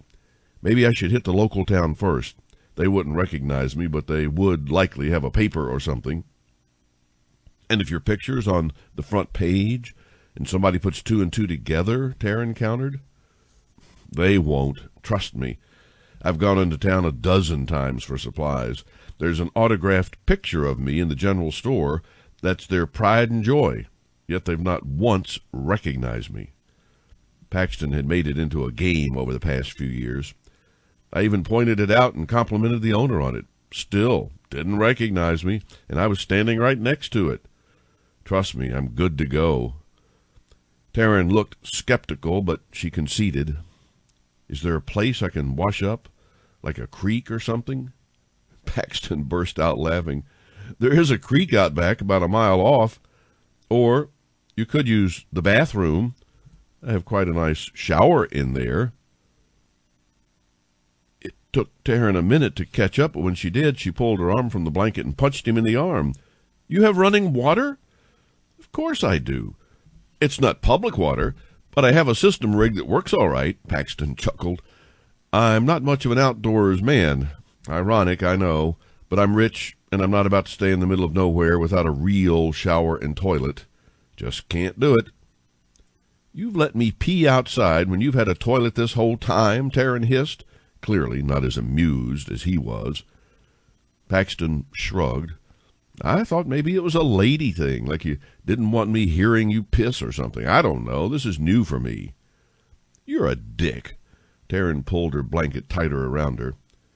Yes, I am, Paxton agreed. But don't you like my dick? You said you did last night. He leaned over and brushed his lips across her forehead. His body thrummed with need to touch her, to be inside her. Paxton peppered kisses along the side of Taryn's face and shifted so he could slide a hand inside her blanket. Oh, no, not now. Taryn pulled back and held the blanket over her mouth. I need to shower and eat and brush my teeth. How can you be in the mood right now? Babe, when it comes to you, I'm always in the mood. I don't know why, but I'm always in the mood for you. Paxton hated to admit it to her. Not only that he wanted her, but that he didn't know why, or apparently how to control it. That gave Taryn power over him, and it galled him more than a little. Taryn stared at him. You don't know? Know what? Paxton asked, maybe a little harsher than he intended, but she didn't seem to mind. Are you messing with me? Taryn's eyebrows knitted together. She scooted backward just a little, but it was enough to put some distance between them. No, I really don't know why you have this effect on me. Paxton held her eye. It's like, ever since I was with you that night, I can't look at another woman. How much do you know about shifters? Well, I am one, so there's that. Paxton didn't get where she was going with this. But like mating, what do you know? Taryn pressed. She seemed to know a lot more than she let on. Listen, I'm a witch. When I was growing up, I went to regular school, and then I went to supernatural school. Most covens teach their children about all of the supernatural communities because we are often called on to help with anything from illness to infertility. So I know about shifters. I really can't believe I didn't figure you out sooner. You're really good at hiding your other nature, by the way. Thanks, I think. Paxton didn't like her knowing more about him than he knew about her. She had not been forthcoming about her past, other than the basics. Now she tells him that she studied shifters. Well, it's not bad. It's actually quite interesting. Shifters, especially the stronger races, wolves, tigers, bears, Taryn gestured toward him, tend to have one true mate. Should they find that mate, they sort of mark them so others know to stay away. I didn't realize it that first night because my sister had doped me with this disinhibitor, which also apparently dulled my senses, but last night it was really obvious. Are you telling me that I imprinted on you? Paxton felt like he'd been punched in the gut. Shit. Yeah, I think so. Paxton leapt off the couch. He crossed the room in a few strides and looked for something to smash. He had royally fucked up this time. His family would never forgive him. Hell, he didn't even know if they'd let him back in. Shit! Paxton grabbed the dining table and flipped it. The contents spilled and shattered, but he felt a little better. The other inside him had nothing to say about any of this. The other seemed perfectly content. Of course he did. Paxton cleared the kitchen counters in one smooth motion. Gee, way to make a girl feel special, Taryn hollered at him. Her voice brought him back to the moment. Paxton looked over at her, standing in a tank top and shorts, looking more like a co-ed than anything else. Her hair mussed and wild around her face. Oh, but her face, bright red with fury. Taryn's eyes could have burned a hole through him. You son of a bitch. Is it that terrible to imprint on me? Are you fucking kidding me? Taryn, I want you. Taryn, I need you. Was all that bullshit? I didn't ask for this. I didn't ask you to spray me with your scent. Hell, I didn't ask you to shift into a bear in the middle of your locker room and take off with me in tow. I just wanted a story for the paper so I could have a real career. That's it. No, you don't understand. Paxton's words failed. How could he begin to explain his family and what was expected of him? The deal he had made. Oh, I understand. I understand perfectly. Taryn stormed around the room, collecting her things. I'll get the hell out of here. I don't want to be a blight on your life any longer, asshole. Taryn? Paxton didn't know what to say. She looked at him, expecting him to fight for her, but he couldn't. His family wouldn't allow it. It's not so simple. It's not you, I promise you. Right. Taryn pulled a shirt from the drawer. It was too big on her, but she didn't seem to mind. I'll send your stuff back to you. Which way to the town? Paxton wanted to beg her to stay. He wanted to run away and hide with her for the rest of their lives. Mostly he wanted to tear those clothes off her and fuck her until neither of them could stand. Instead, he gave Taryn directions to the town and let her go. He watched her walk away. The other inside him roared, angry and frustrated. Paxton held him at bay. It wasn't fair to Taryn to try to keep her when he'd just have to let her go in the end. I know, I want her to stay. But you know the family. Paxton cleaned up his mess, went for a run in the opposite direction of town, and then showered until the water ran out. Nothing worked. He wondered if Taryn made it to town, if she'd found a ride, what story she gave about what happened and where she'd been. Paxton fought to keep the other at bay. He fought against himself in every imaginable way. He desperately needed to know what was happening in Memphis, and he sure as shit had to reach out to his mother. How had his life imploded so spectacularly? A knock at the door shattered his self-pity. Paxton strode across the room and threw the door open, expecting to see Taryn standing on the stoop. He couldn't have been more wrong. A fist shot out and connected with his nose. Paxton had time to register the sound of his nose breaking before being clocked again. You fucked the pooch this time, Paxton. Another punch to the head, and the world went black. Chapter 7. Taryn stared out at the lights of the city. The chill of the windowsill kept her grounded. Things hadn't been easy since she returned from Paxton's cabin, and they only seemed to be getting worse. Why didn't she just stay with him, run or hide or whatever he wanted to do? Because he flipped out and didn't want you to stay. The voice of reason in her head, the reminder that not only didn't he know he had marked her, Paxton Stevens hadn't wanted to mark her. Tears burned at Taryn's eyelids, but she forced them back. She'd cried enough for a lifetime. She should have known better than to give it a chance. Now she'd lost her job, couldn't leave her house because of the media circus outside her door, clamoring for an interview with her. And worst of all, the police thought Taryn was hiding something about what happened in the Memphis Grizzlies' locker room that day. The apartment door opened, but Taryn didn't move. She watched the lights flicker and dance around her instead. Part of her wondered if she should have just written the whole story, told the truth in a feature story in the Gazette. It would have saved her job, kept the police off her back. 2 of her 3 biggest problems would have been solved. But she couldn't do it. Every time she sat down to write it, the words failed her. Taryn? Star walked on eggshells around her now. Taryn, I've brought some people who want to talk to you. They think they can help sort this out. Go away, Taryn snarled. No, it wasn't polite, and her mother would have been mortified, but Taryn stopped being polite when her life exploded in chaos. Now, is that any way to talk to an old friend like me? Taryn turned slowly towards the arrivals. She blinked, not quite believing what she was seeing. Mike? Hey, lady.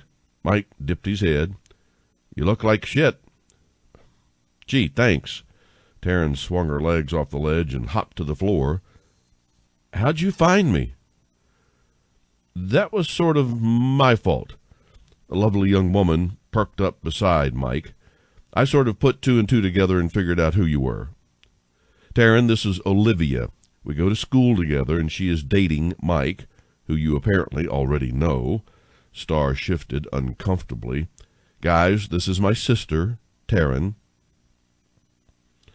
If we would have known what would happen, I promise we would not have given you that potion, Olivia gushed. I just feel terrible. I had no idea things would go so far. Mike has been watching Paxton Stevens since he came to Memphis. It's sort of his side job. The pieces snapped into place. How could she have been so stupid? How could she have been so blind? Taryn's second sight had always been so strong.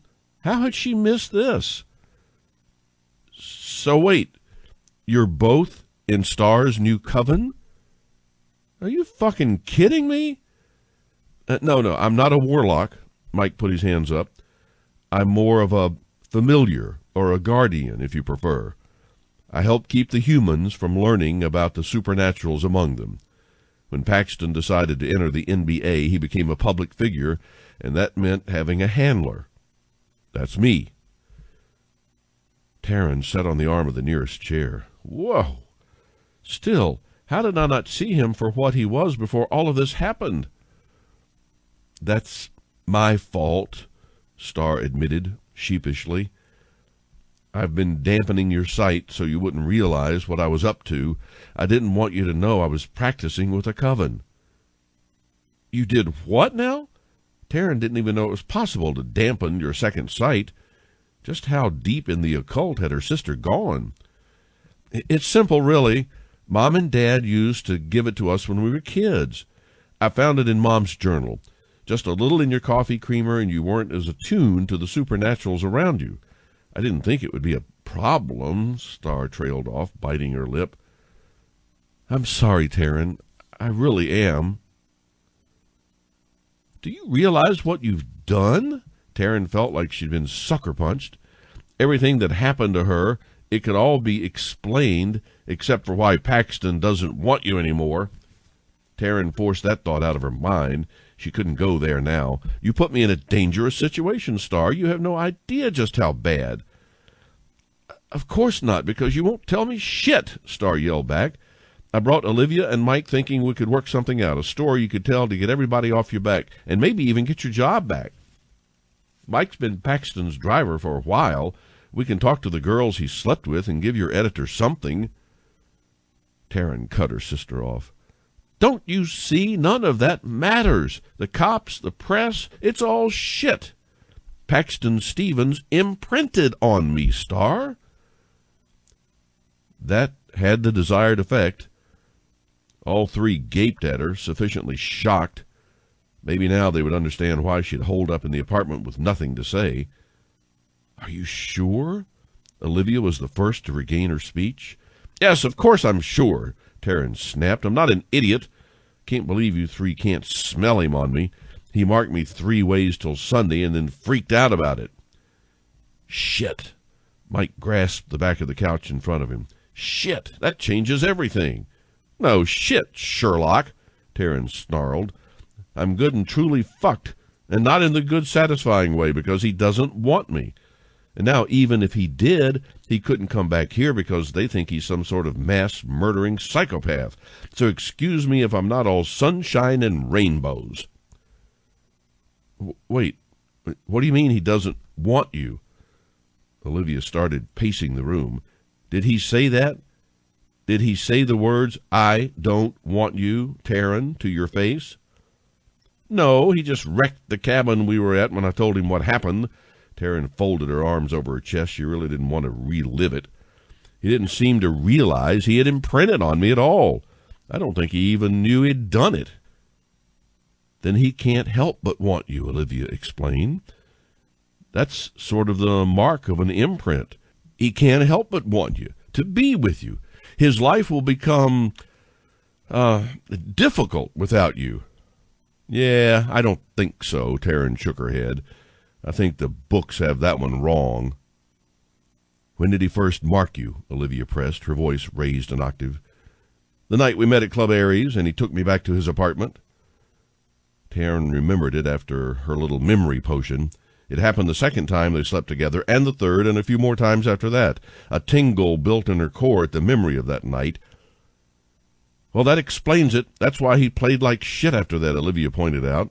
"Remember, you two were together. He marked you. The next game was one of his best, but after that he fell off, significantly." Olivia smacked herself in the head. "I see it now. How didn't I see it before?" "We weren't looking before," Mike frowned. "I should have known when he took you up to his penthouse instead of the loft. I just didn't pick up on it." Starr seemed to be following Mike and Olivia's conversation, but Taryn missed something somewhere along the way. She tried to recall the rest of what she knew about imprinting, but it wasn't much, just a cursory overview. If he's imprinted on Taryn, then not much is going to keep him away from her. Olivia tapped her forefinger against the side of her nose. "How long have you been back now?" Taryn counted on her fingers.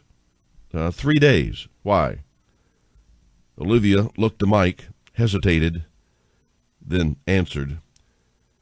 "Because when a male shifter imprints on a female, he needs to be near her for the first few months. It's a territorial thing. They don't really know why. It's one of those things that just is." "But he doesn't want to be imprinted on me. He doesn't want me. Isn't there some way to undo this whole thing?" Taryn threw her hands up in the air. "We're witches. Can't we work up some potion to just make this go away?" Not exactly," Olivia shook her head. "Imprinting is a fundamental part of a shifter's soul and their DNA. It's not the same for every couple, and the strength of the imprint can vary. People who have messed with their imprints have ended up badly damaged, so it's just not done. Not even the dark covens will mess with that kind of magic." Taryn slid down into the chair, the wind knocked out of her. If dark witches and warlocks wouldn't touch an imprint bond, then nobody would. "So what happens if we just stay away from each other?" "That's what we're trying to say. He's not going to be able to stay away from you," Mike explained. "It's a small miracle he hasn't shown up yet." "But he can't come here. Dozens of reporters are camped out at every exit, and the cops are watching my every move. They'd catch him before he could even make it up here," Taryn pointed out. "He wouldn't be that stupid." "He won't be able to control it," Olivia said softly. "The draw will be too great. He'll more likely than not shift and shred them all to pieces to get to you." "No, that's insane. Paxton wouldn't—" Taryn trailed off. Her hands drifted to her mouth, trembling. That's what happened in the locker room. He said they were talking about me. They were talking about doing things to me. He didn't know. That makes sense. Mike settled on the couch and leaned forward, elbows on his knees. So far, everybody thinks Paxton went crazy and let a bear into the locker room. They haven't put together that he was the bear. I don't think average humans would be able to process that anyway, but him not being present and not showing at the press conference, coupled with his odd behavior before the attack, did not look good. I know, the cops think I know something. I told them I wasn't with Paxton. I said what I remembered. The bear grabbed me and threw me into the limo, smashed the door so I couldn't get out, and when I woke up, I was in the middle of nowhere. Taryn recapped the story she decided on during her walk back to civilization. They don't believe me. Looks really suspicious that it was his limo and he hasn't turned up yet, huh? Yeah, basically, Mike agreed. But that's what we came here to talk about. We had an idea, but we have to really speed it up now that we know Paxton is imprinted on you, or he could lose his shit before we can help him. What do you want to do? Taryn perked up in spite of herself. You need to call your editor and tell her you have a story, but you need help because by coming forward, you're putting your life in danger, Olivia explained. We are going to add to your story. You and Paxton were both kidnapped. They cut you loose because you were just in the wrong place at the wrong time, a nobody. You didn't hear much, but they threatened to kill you if you told anybody. So why would I come forward now? Taryn didn't see that flying with anybody. Because Paxton's mother has reached out to you. She received a ransom note, and she wants your help to bring her son home. Starr finished with a broad smile. It's true. She reached out to our coven for help. Somebody actually has taken Paxton. What? Why didn't you tell me that first? Taryn shrieked. What is wrong with all of you? You were going on and on about him showing up here and destroying all the reporters and cops and stuff. We were trying to fill in the blanks before you freaked out. Starr backed up a few steps. I'm sorry, T, but we didn't know how you would react. Besides, we really thought it possible he would show up. It really is a small miracle that he hasn't. However, that small miracle is not the best news. Obviously, Taryn muttered. So how about I promise to not freak out and you just tell me the whole story from the beginning? Deal? Mike, Olivia, and Starr exchanged looks that ended with shrugs. Starr exhaled a long, low breath. Okay, so yesterday we received a message from Paxton's mother, Cecile, because Paxton hasn't checked in.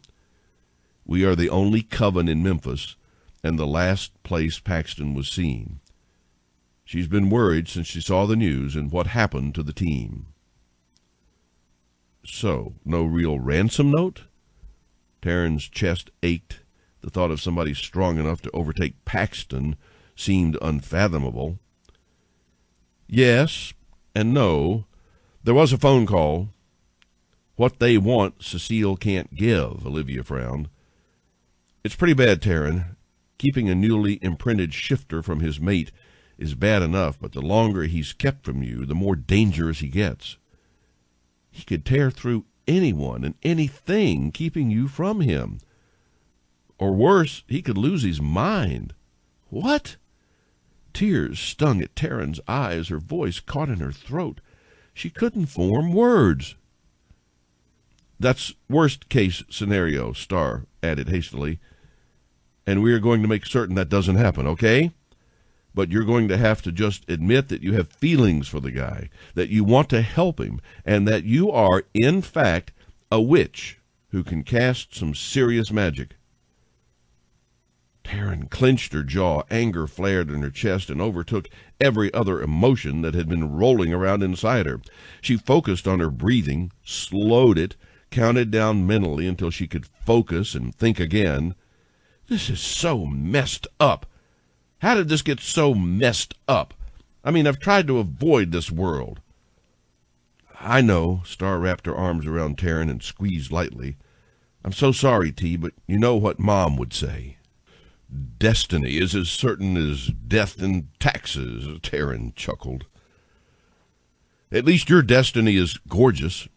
Star released her and looked into her eyes. And rich. Fine, you can have him. Maybe I can just transfer the imprint to you, Taryn suggested, hopefully. This was the life her sister should be leading, not her. I don't think it works that way, Olivia started. But that gives me a really good idea of how we can use the imprint to get Paxton back. Taryn, how long would it take you to get your article done and into the paper? A day, maybe 2. Taryn considered it. That type of story should be front-page news given what's going on. If I hurry, it might make the morning paper. No, that's too soon.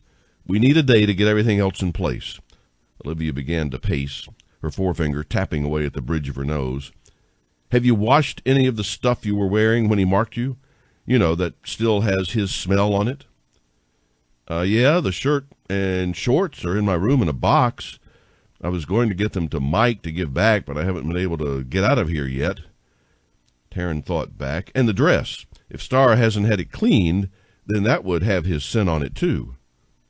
I haven't, Star admitted. It's dry clean only, and I haven't had time for that. That will work. The dress, preferably. Olivia looked from Taryn to Star and back again. We have to do something about your hair, Star, but otherwise it should work. We just need to convince his captors that Star is the one Paxton imprinted on. While they are dealing with Star, Taryn and the rest of our coven will go with Mike to rescue Paxton. How will we know where Paxton is? Taryn pointed out the gaping hole in Olivia's plan. Simple. We will use the other clothes, the T-shirt and shorts, to do a locator spell. With your connection, Taryn, it should be relatively easy, Olivia explained. Then why don't we just do the spell and all of us go to Paxton? Why does Star need to be a decoy? Taryn didn't like the idea of Star putting herself at risk, not with people who were clearly dangerous. We were trying to cut down on casualties, Star spoke up.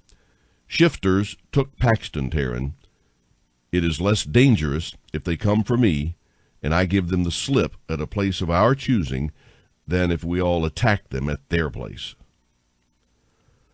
I don't know. There seems to be a lot of unknowns. Taryn's stomach churned. Nothing about this felt right, and it reminded her too much of the last time she saw her parents. We aren't Mom and Dad, Star said softly. I know what you're thinking, Taryn. Fine. Taryn jutted her chin out and bit back the painful memories. But we aren't waiting. I'm going to get the article into tomorrow's paper. I don't know if... Fair enough, Star cut Olivia off. We'll make it work, Taryn. Just get the article done. We'll take care of the rest. Chapter 8. Paxton couldn't move. His head and his face throbbed to the point he could feel the blood pooling in his wounds. He didn't open his eyes, didn't betray his return to consciousness. Paxton did his best to evaluate what he could of his situation. Broken nose, likely shattered eye socket, dislocated shoulder, and he was probably more bruised than not. On top of it all, Paxton was chained to a chair. The other part of his mind seemed far away, almost disconnected. Dampening chains. Shit. He wouldn't be able to shift. Paxton was good and truly fucked. At least Taryn got away. She should be free and clear back in Memphis, living her life. The thought of Taryn moving on without him brought on a different sort of pain. Footsteps approached, heavy enough to shake the floor. They must still be at the cabin. Paxton wondered how long it had been, how long since he'd been knocked out. Dude, you hit him too hard. He should have woken up by now. He deserved it. Blood traders like him ought to get much worse. Maybe, maybe not. It's really not up to us. The hell it's not. He doesn't deserve to be alpha. He doesn't deserve a place of honor when he's got none. He's nothing but a traitor piece of shit. Calm down, man. Besides, didn't he send a bunch of the money he made back home to your family, too? Fuck that. A hand grabbed Paxton by the hair and yanked his head up. Wake the fuck up, cuz. I'm sick of waiting on you. Paxton played dumb, didn't even flinch when his cousin's spittle sprayed across his face. Of course it was Joey. Why wouldn't it be him? That meant the other guy had to be his bootlicking best friend, Trevor. Paxton wondered how many more the duo had brought along. He could overpower these two without difficulty, but if there were more, like Trevor's older brothers, it may not be as simple. But then that was when Paxton wasn't chained up. Shit. Have you called Aunt Cecile yet? Trevor still had the remnants of a lisp. Poor guy. He'd been picked on a lot as a kid. No wonder he took up with Joey. Yeah, I told her what we wanted. Joey sounded proud of himself. Paxton could almost picture him leaning against the counter, probably picking at his nails with his hunting knife. His cousin, ladies and gentlemen, a walking stereotype. You think she'll go for it? No. I hope not. I really want to slit the golden boy's throat. Joey sounded a bit too excited. Paxton had heard enough. Why don't you unchain me and we can have a go at it, man to man?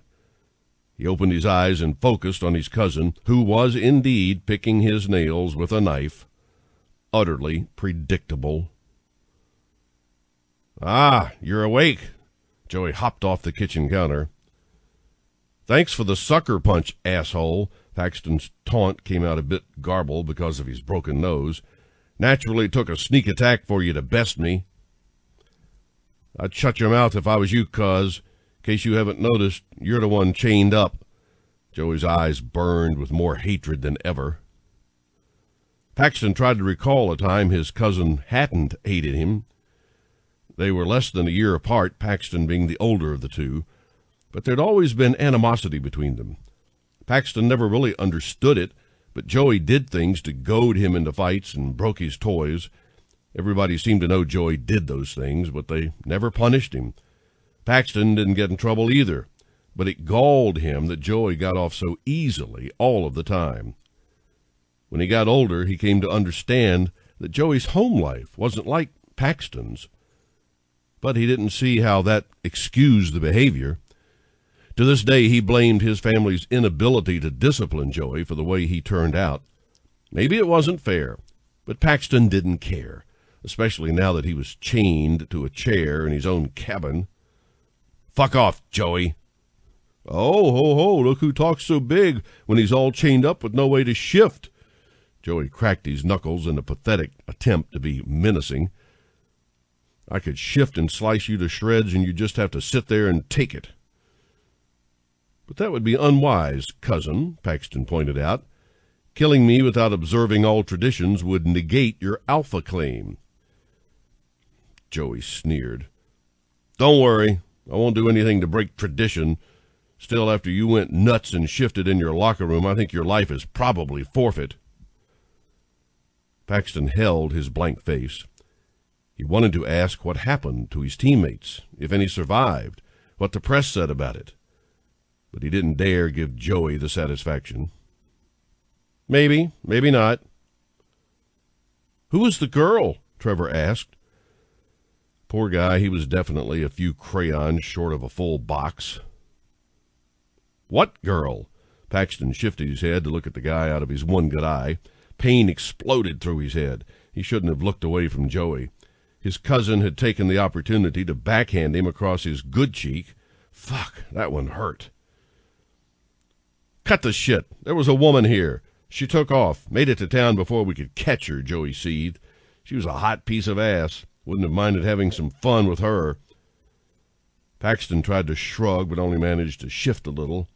I'm an NBA all-star. I can get laid any time I want.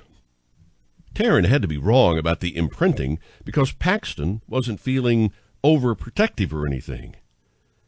That was a relief, at least. I don't believe that for a second, Joey paced the room, his go-to reaction when frustrated. Everybody knows you keep a separate place in the city, and that's the only place you take your women. So, you stalked me, Paxton accused, hoping for a reaction. Why don't you just let me loose and we'll go fight it out? It's what you really want, isn't it? A fight to the death? The door to the cabin burst open, and the ugliest man Paxton had ever seen stalked in. Paxton didn't recognize the guy, definitely not one of Trevor's brothers. He was short and squat, with a neck like an NFL lineman, and a ruddy face with wide-set, too small eyes. The new arrival threw a paper on the table. "Joey, we've got a problem. The woman's a reporter." Paxton's breath caught in his throat. What had Taryn done? "What?" Joey's voice rose an octave. "You were seeing a reporter? Why would you be that stupid? She could out you. What the fuck did she write?" "She says she was kidnapped with Paxton and cut loose when they realized she was useless. The Gazette ran the article, man. This is a problem." The mutant began to sweat and fidget. "Calm the fuck down," Joey snapped. "She lied. We know she did because we didn't actually kidnap her. There won't be any proof to back up her story." "She wants her cousin back, man. She challenged us to meet her at some restaurant. Promises no cops, just to talk, to negotiate our terms. Oh, and she said something real weird. I circled it for you." The mutant cowered away from Joey and slid closer to Trevor. Joey studied the paper. His lips moved as he read. Shocking. His head snapped up, eyes narrowed into slits, and an evil grin broke across his face. "Oh, cousin, did you fuck things up even worse than I thought? This is incredible. You're so fucking fucked. Did you manage to imprint on this bitch?" He waved the paper in the air and punched at it with his finger where the mutant circled a snippet of the piece. "What do you think?" Paxton spat back. He could see his picture next to Taryn's in the middle of the page.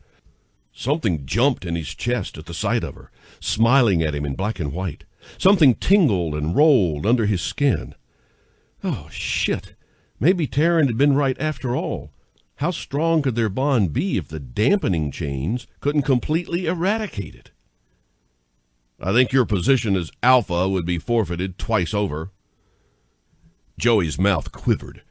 He already thought he had won, that he'd finally taken something from Paxton, that he'd gotten the upper hand somehow. Funny, because Paxton didn't really give two shits about being alpha. He'd never wanted it at all. Of course, he didn't want Joey to have it either, because his cousin would be the end of their pack if he gained alpha status. Paxton pitied the woman or women who would be mated to him. Joey didn't have the best track record with women. The family had had to cover for him more than once when he'd gotten a little overzealous with his girlfriends. No, Paxton couldn't let Joey become alpha. He'd have to work something out. But first he had to get out of this mess.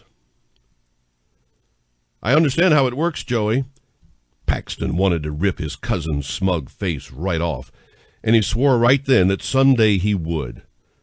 "And as long as I'm alive, you'll never be alpha, I swear it." "After what you did to your team?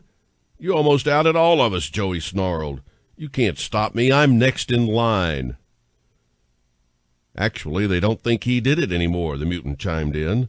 "They say the kidnappers let a bear in to distract everybody, and in the chaos, they took him and the girl. That's what she wrote, and the cops believe her." "What?" Joey practically screeched. The mutant and Trevor shrunk back from their leader, practically up to the door. Paxton wondered if they were smart enough to just run away from Joey. He doubted it. Even though they feared him, he suspected they didn't have anywhere else to go. "That sucks," Paxton quipped, more than impressed with Taryn's cover story. Taunting them with the imprint bit, that was genius. Now that he was off the hook for the attack in the locker room, Joey's only chance at bypassing Paxton would be to prove he had imprinted on somebody, meaning the pack could not select his mate or mates. That's why he couldn't be imprinted on Taryn. He would have to give up alpha status, and it would pass to Joey. "Don't get all smug and shit. I'm going to get your girl and bring her here, and then we'll see where we stand."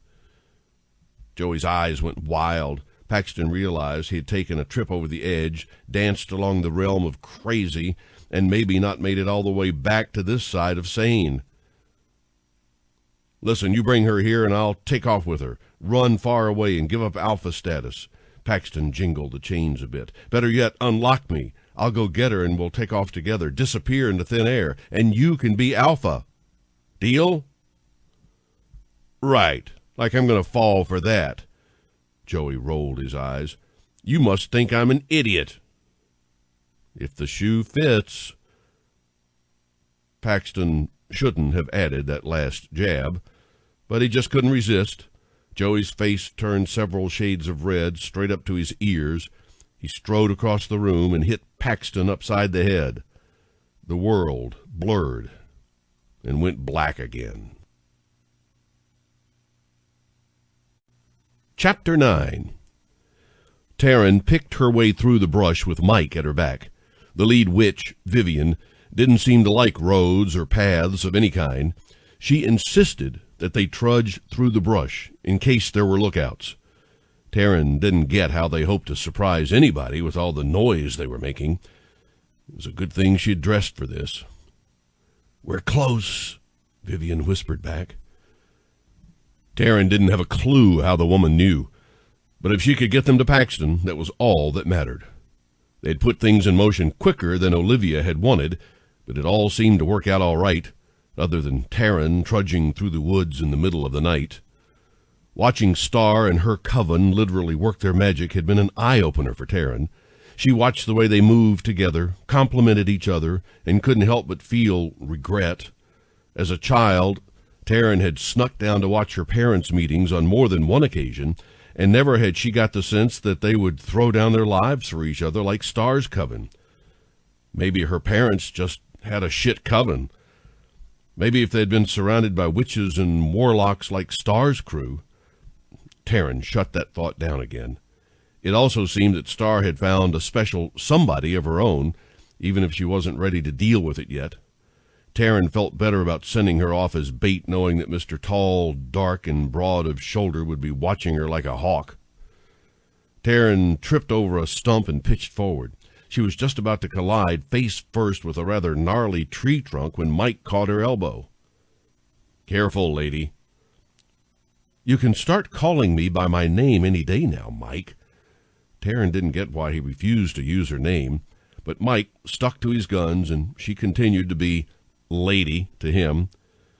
Vivian stopped at the edge of a clearing. He should be in there. Taryn stepped up beside Vivian, Mike on her heels. A cabin sat half a football field's length from where they stood. Smoke rose from the chimney and a few windows were lit against the growing dark.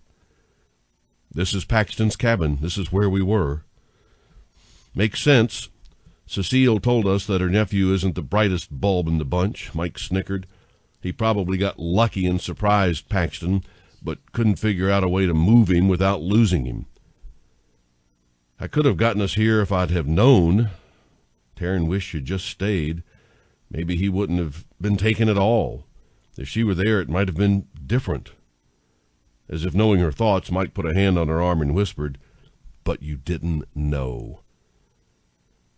They don't seem to have any lookouts, and I've only seen one shadow moving inside. Vivian appraised the situation in her formal, pseudo-militant style. I think we enter through one of the dark windows, take them by surprise from within. Or I just knock on the front door and claim to be lost, Taryn suggested. They're not that bright, right? I can flirt my way into the bathroom and signal you the number of kidnappers with the lights. Vivian blinked at her, clearly surprised. Or we could do it your way. How are you going to make it believable, though? Easy. Taryn tugged at a tear in the knee of her pants, mussed her hair, added a few more twigs to those she'd already collected during their trek through the wilderness. I'm a poor, lost hiker who got separated from her team, and I just... She broke down into a fit of sobs, then abruptly stopped. See? Theater 101. It's our best shot. I'll get into the bathroom and flick the lights to let you know how many there are and check on Paxton. What happens if you can't charm your way into the bathroom? Mike didn't seem sold on the plan, not in the slightest. Give me 10 minutes. If I don't signal you, then come on in, Taryn suggested. I'll give you 5 minutes from the time you knock on the door, Mike countered. Deal. Taryn stumbled into the clearing and limped towards the cabin in case they were watching. She pounded on the door until it swung open. What you want? The ugliest man she'd ever seen gaped at her, food falling out of his open maw onto the floor. Please, please help me. Taryn leaned against the door frame. I've been wandering for hours. Yours is the first cabin I came across. What you want? The ugly man asked again. His beady eyes drifted down to the swell of her breast, and Taryn knew she was as good as in. Please, I'm so thirsty. I think I really messed up my knee. It hurts so bad. She managed to whimper and even conjured a few tears. Taryn watched the man's resolve waver and dissolve. Come on in. The man backed up a little so she could pass him. Taryn felt his eyes on her, but she was focused on the man chained to a chair in the middle of the room. His head hung lax, but his chest rose and fell with life. She exhaled a breath she hadn't realized she'd been holding. Shit, Paxton, what have you gotten into? Taryn ignored him and turned her attention back to the ugly guy. Could I maybe use your bathroom first, clean up my knee? She acted like the chained man in the middle of the living room was nothing out of the ordinary. Burglar! The ugly mutant thumbed toward Paxton, waiting on the cops to come and get him. Wow! Taryn feigned admiration. You got him all by yourself? You must be so strong. I love a man willing to defend his home. The guy flushed, giving him the look of a deformed tomato. He cheated toward the table where the rest of his sandwich sat beside a handgun and a rusty hunting knife. I just did what I had to, miss. Man's got a right to defend his home, don't he? Of course he does, Taryn agreed. It's such an ugly world out there, people always trying to take what's ours. She had to get to the bathroom fast. Her 5 minutes were slipping through her fingers. Where's your bathroom? You can wash up right here, miss. He pointed toward the kitchenette. So he wasn't as dumb as he looked. Oh, well, guess Mike and Vivian would have to rush in blind. Thank you so much, Taryn gushed as she hobbled over to the sink. I don't know what happened. I fell behind my group when I fell, and I guess nobody noticed I was gone. Typical. I've always been the forgettable one. I don't think I could ever forget someone who looks like you. The man watched her every move. She could feel his eyes on her. Oh, now aren't you sweet, Taryn flirted. But I'm afraid most people don't feel that way. Like my hiking party. She looked out the window and saw Mike creeping across the lawn. Yep, 5 minutes were definitely over. Taryn almost felt sorry for the ugly, mutant man. Almost. She pulled her pant leg up and hissed as it dragged over her knee just for effect. Are you hurt bad, miss? Ugly man moved toward her, bush eyebrows knitted together in concern like a deformed caterpillar. Taryn frowned. I think I might need stitches. It's pretty bad. Ugly man opened his mouth to say something, but the front door burst open. He clamped his mouth shut and spun toward the door. The poor idiot moved as if to protect Taryn. She bit her lip to stifle a laugh. Mike sauntered in, all rough and tumble ready, with a shotgun aimed directly at Ugly Man's chest. What say you release my friend over there and I won't blow a hole in your chest? My friends will be back any minute and you'll be sorry. Ugly Man was shaking in his sneakers. Oh, I don't think so. Vivian popped her head in. I'm pretty sure they are otherwise engaged, and I don't think they'd risk their lives or their freedom for you anyway. She pulled something from her back pocket and flipped it open to reveal a golden badge. Shit! Taryn didn't know Vivian was a cop. You're under arrest for the abduction of Paxton Stevens and Taryn Jameson, among other things. You have the right to remain silent, you sorry sack of shit. Taryn tuned out the rest. She rushed over to Paxton. He had been beaten pretty bad, his nose clearly broken, the rest of his face bruised and swollen with multiple cuts and scratches so that she could hardly tell it was him. "Paxton, can you hear me? It's Taryn. Wake up. Come on, we're going to get you out of here." Paxton mumbled something unintelligible. He moaned and gurgled, but Taryn couldn't make out any of it. It looked like he was trying to open his eyes, but she didn't think that was possible given the amount of damage. How did he even survive this? Taryn stroked the side of his face near his ear, seemingly the only place not bruised, swollen, or cut. "Those are magical chains, Taryn." Vivian crouched beside her. "Mutant over there says the other guys have the keys." He's really chatty all of a sudden. "Any way we can break them without the key?" Taryn regretted quitting her training now. Despite being a witch, she was less than useless right now. "Sure," Vivian began, "but not here. We need to figure out exactly what they used on these chains so we don't blow Paxton up trying to get him free. And I'd really like to know who is helping these asshats." "You think there's more to this?" Taryn glanced at Vivian out of the corner of her eye. "Yeah, I do. I think this is something a lot bigger than a turf war. There's no way this is just about this guy's cousin wanting to be alpha. Maybe Cecile knows more than she's letting on. Maybe she doesn't. But there's some serious mojo on these chains." Vivian tested them only to be rewarded with a shock. "See? There's a dampening spell preventing him from shifting. But there's more to it. A dampening spell alone wouldn't be able to block me. So how do we get him out of here?" Vivian shook her head. "I don't think we get him out of here at all. I think the coven comes here and we do our best. You and Mike should stay here and tend to him. I've got to get the mutant back to Memphis. Hopefully he'll continue talking and we can figure out how deep this goes." "I didn't know you were a cop." Taryn regarded the ugly guy struggling against his cuffs. "I'm not. I'm FBI," Vivian smiled. "I work in the supernatural division." Oh. Taryn didn't even know they had one of those. Interesting. "We'll talk another time. There's a lot you'll need to be briefed on now that you know about our coven," Vivian trailed off. "I've got to get this asshole into containment before the dampening spell wears off. I'll reach out to the others and send them this way." She took a few steps, then turned back to Taryn. "Be careful. I don't know what these chains have been doing to him." "Thanks, Vivian. Really." Taryn inclined her head respectfully. "It's my job." Vivian grabbed the mutant guy by the scruff of his shirt. "Come on, asshat. We've got an appointment with some people who really want to talk to you." Vivian nudged the guy. "Where are the keys to that truck?" The guy nodded toward a table near the door, fear-stricken and quaking now that he realized just how deep in shit he had landed.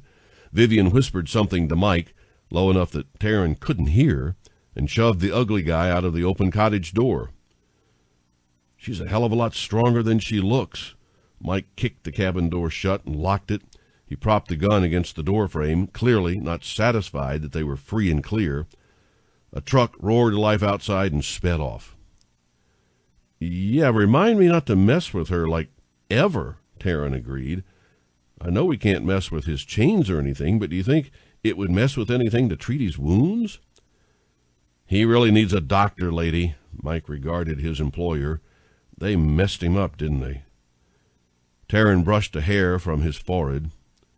Why did they do this? They could have killed him, and that wouldn't have helped their cause. Mike shook his head. "This is pure rage. I'd guess Paxton pissed them off pretty good." "Sounds like him," Taryn smiled. "I'll see if I can find something to clean him up a little. His mom shouldn't see him like this." "I don't know how much you're going to be able to help him." Mike leaned closer. "I can fix that nose, though. Should help him breathe a little easier." He reached out and snapped Paxton's nose back in place before Taryn could protest. Paxton jerked and woke up, alert and clearly enraged. "Whoa! Calm down, boss. It's just us, Mike and Taryn. I fixed your nose, man."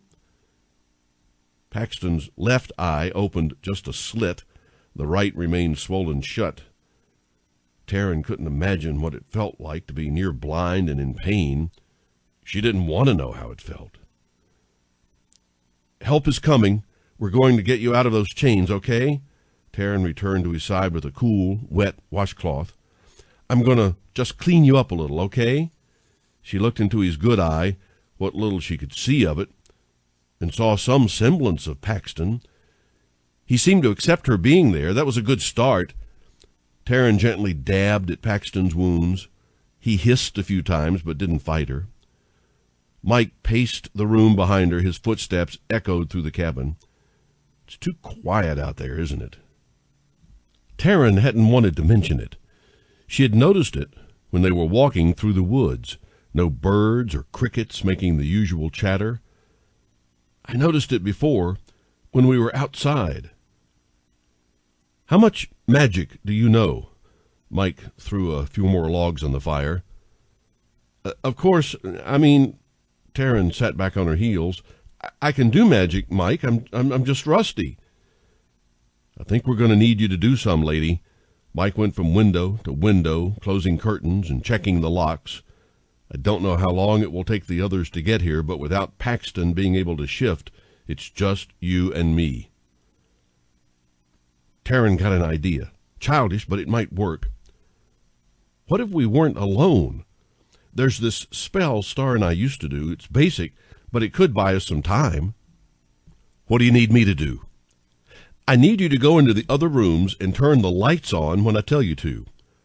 Walk into the bedroom, flick on the light, wait a few minutes, and then go to the bathroom and do the same thing." Taryn sat on the floor, crossed her legs, and pulled on the energy around her. She sifted through her memory for the words, tailored them to the current needs, and let the magic flow through her. "Bedroom light, Mike." She sent the shadow figures after Mike. 2 should do it in the bedroom, 1 at each window. "Now the bathroom, nice and slow." 1 shadow figure drew itself up from the floor, unfolding like reverse origami, and strode in to take Mike's position in the kitchen. Taryn created a few more, just to mill around the living room with them. She bound the spell and released the excess energy. It left her with a pop, that familiar suction sensation that she had not felt in so long. Taryn opened her eyes, surveyed her work, and returned to Paxton. She wondered what he thought about her now. He probably hated her, maybe feared her given the chains around his ankles and wrists. The thought of him hating her made Taryn's heart ache. "They look so real." Mike examined one of her shadow people. "I didn't know you could do that. Your sister said you hadn't practiced in years." "I haven't," Taryn said simply. "Not really, other than the occasional healing spell. I think I've magically cleaned a few spots out of clothes and the like." She didn't confess to her uncanny knack for getting people to spill stories being related to a particularly effective influence spell. "You're more powerful than she is." Mike didn't pull punches. "Just how powerful are you, lady?" "I'd rather not talk about it." Taryn didn't want to revisit that part of her past. "Fair enough." Mike seemed to let it drop, then he didn't. "Except that we're stuck here in the middle of nowhere, not sure when the cavalry might arrive, and we most certainly are not alone. It would be good to know what our assets are so I can adequately assess our defenses." "Guilt is not the way to get me to talk." Taryn stopped tending to Paxton and tossed the cloth toward the sink. It landed with a plop on the counter. "And that's why I don't play sports. My aim sucks." "You didn't stop practicing because you weren't any good, did you?" Mike leveled a "stop bullshitting and start talking" look at her. "It's not really your business, Mike," Taryn snapped. "I'm not going to just lay my secrets out for my ex-lover and his limo driver. It doesn't work that way." Mike took the insults in stride. "See, now you've piqued my interest. I have ways of finding out things, even those things that people don't want me to know." "Nobody knows this," Taryn glared at him. She had liked him before. Now he just seemed to want to piss her off. Just know that you've got everything you're going to get out of me. If they see through my illusion and there's more than we can take down, then we are good and truly screwed. Fantastic, Mike feigned cheerfulness. Let's hope whoever is out there is as stupid as the guy Vivian hauled off. A car pulled up the drive. Headlights flashed through the room. Taryn heard familiar voices outside. Looks like we won't have to worry about it. That cavalry has arrived. She snapped her fingers and the shadow people disappeared in poofs of smoke. I'm not letting this go, lady. Mike sounded like he was making a promise to her. You really should, Mike, Taryn warned as he unlocked and opened the door for Star and Olivia. Star catapulted into Taryn's arms. Vivian told us what happened. I'm so glad you're safe. You too, sis, Taryn whispered into her sister's ear. She watched Mike embrace Olivia and knew he wasn't about to let go of what he'd witnessed. Taryn shouldn't have done magic in front of Mike, at least not until she knew there was no other choice. Another car pulled up the drive, and a third. Vivian told us what happened. She sent a van. Star pulled back. She looked past Taryn to Paxton and paled. She said it was bad, but this, oh, by the gods. Olivia and the others echoed Star's sentiments as they carefully evacuated Paxton, chair and all, to the van. They offered for Taryn to ride with Paxton, but she couldn't bring herself to do so. She remembered how he had reacted to her before, and now that he had seen her practice magic, Taryn pushed the thought out of her mind and climbed into one of the cars with Star. I'd really just like to go home. Taryn put her head on Star's shoulder. Do you think I could get dropped off before you all go work on freeing him? She couldn't even bring herself to say his name. Yeah, I think we can do that. Star wrapped an arm around Taryn. Vivian says she'll call you with the story first thing in the morning. Sounds good. Taryn faked a yawn and pretended to sleep. Chapter 10. Paxton tried to focus on what was happening around him, but his head felt like it might explode. He thought he'd been rescued, thought he heard Mike and Taryn somewhere in the mix, but he could be hallucinating after all the blows he'd taken. Paxton shifted and found that he could move his arms and legs. A moan escaped his lips as the pain shot through his limbs. Moving had been a bad idea. Shh, honey, you have to rest. Mom? Paxton rasped. His throat burned, even though his voice failed. Yes, don't try to talk yet. You've been through a lot, but you're healing. Cecile Stevens leaned in and kissed her son's hand. I can't believe your cousin did this to you. I knew that boy had rage, but I never dreamed he would go this far. Honey, I'm so sorry. Paxton managed to open his eyes. His mother's face was blurry, but definitely there. He wasn't imagining this. Mom. His lips were too tight, dry, and cracked. How long had he been out? He tried to ask, but all he got out was, happened. You want to know what happened? His mom seemed to consider his request. I don't know, Pax. It's a lot, and we need you to keep calm so you can heal. He squeezed her hand weakly. Please? Came out slurred like he was doped up on painkillers. Cecile Stevens exhaled, her breath warm on his arm. All right, but the short version.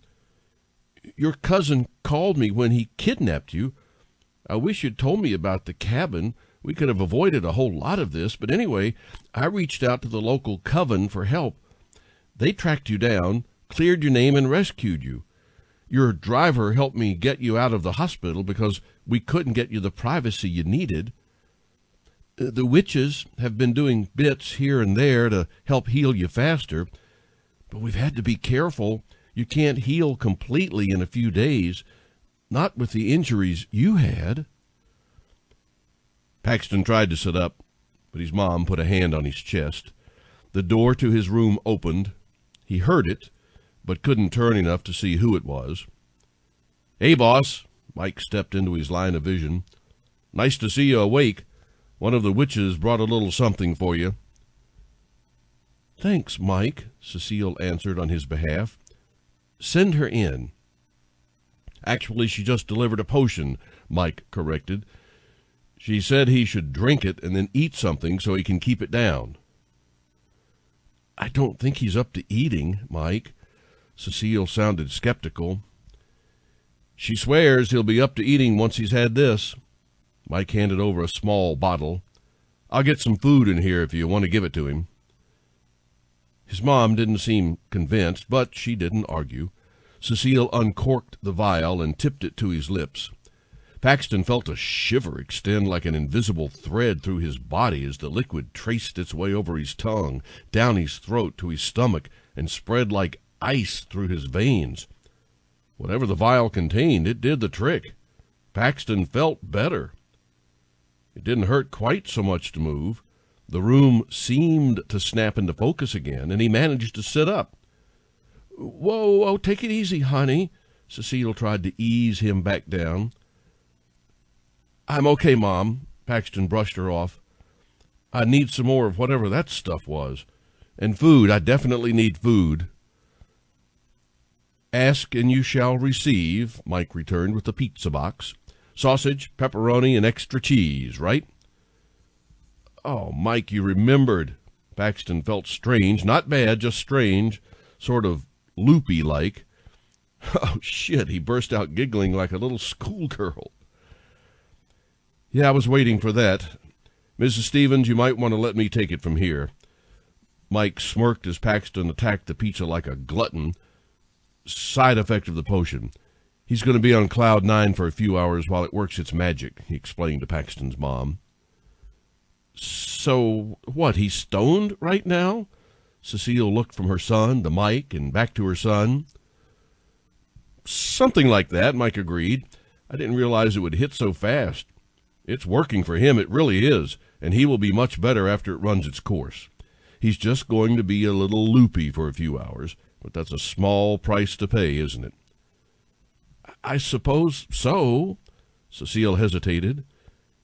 "He won't do anything to hurt himself, will he?" "I won't let him," Mike promised. "I will keep him safe and sound."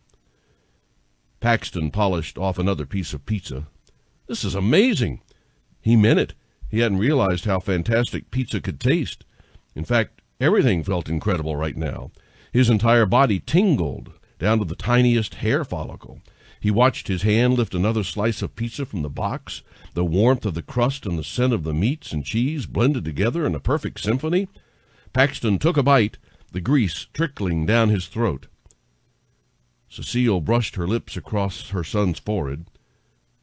"If you think you've got him, I'm going to go grab a shower and check in with the rest of the family." "Bye, Ma." Paxton's words slurred around his mouthful of pizza.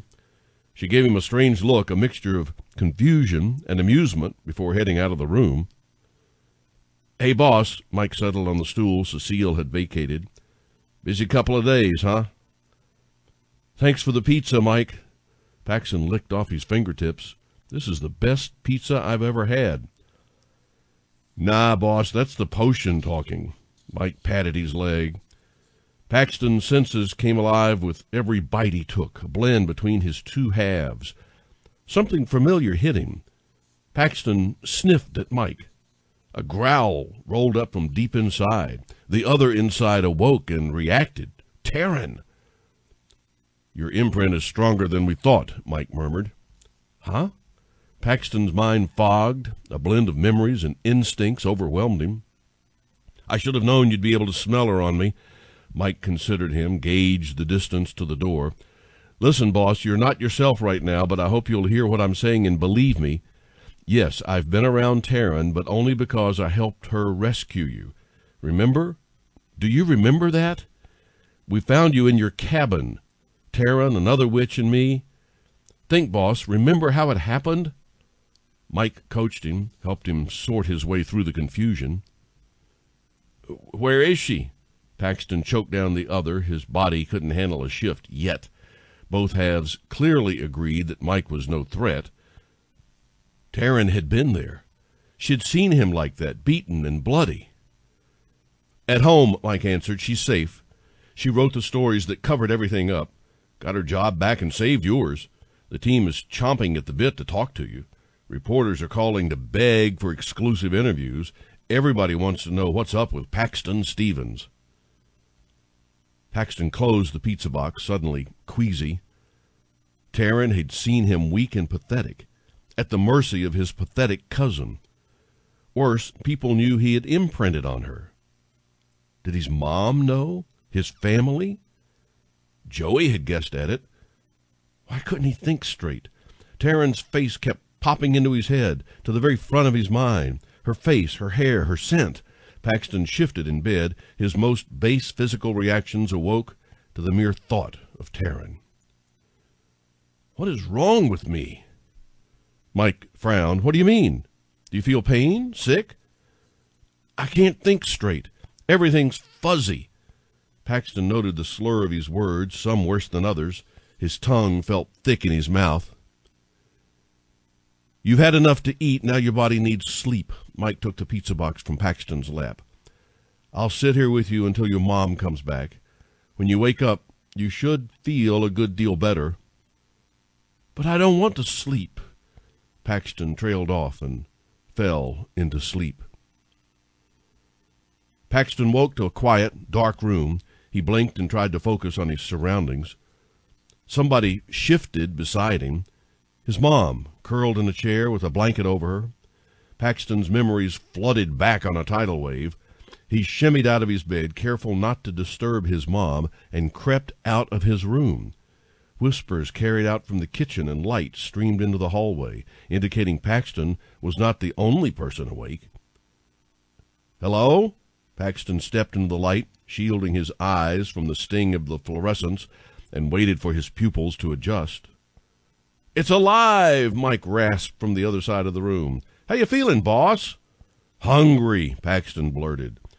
People came into focus. Mike seated beside a woman Paxton had seen pictures of, Olivia, Mike's fiancée.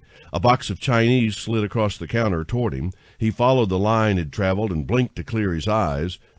No. It couldn't be. I'm not Taryn. The woman seemed to know his thoughts. I know, I look like her, but I'm not. She extended a hand toward Paxton. I'm Star, Taryn's sister. Paxton leaned across the counter and shook the woman's hand, still not convinced she wasn't Taryn. He sniffed the air. Taryn's scent hung on all three of his guests, but indeed the woman must be who she claimed to be. Nice to meet you. Paxton turned on the takeout. It smelled like a little bit of heaven. So I guess my secret is out, huh? He picked at the food, focusing on the beef and broccoli instead of the three people staring at him. To some, but not to the world. Mike seemed to be the spokesperson. Taryn covered for you. Your cousin Joey let a bear into the locker room as a distraction to kidnap you. Nice. Paxton nodded but didn't look up. He felt naked under the weight of their eyes. Your mother called Olivia's cousin for help when she realized what happened, as we did the best we could. Mike continued. Joey's accomplices are in custody, but I'm afraid he got away.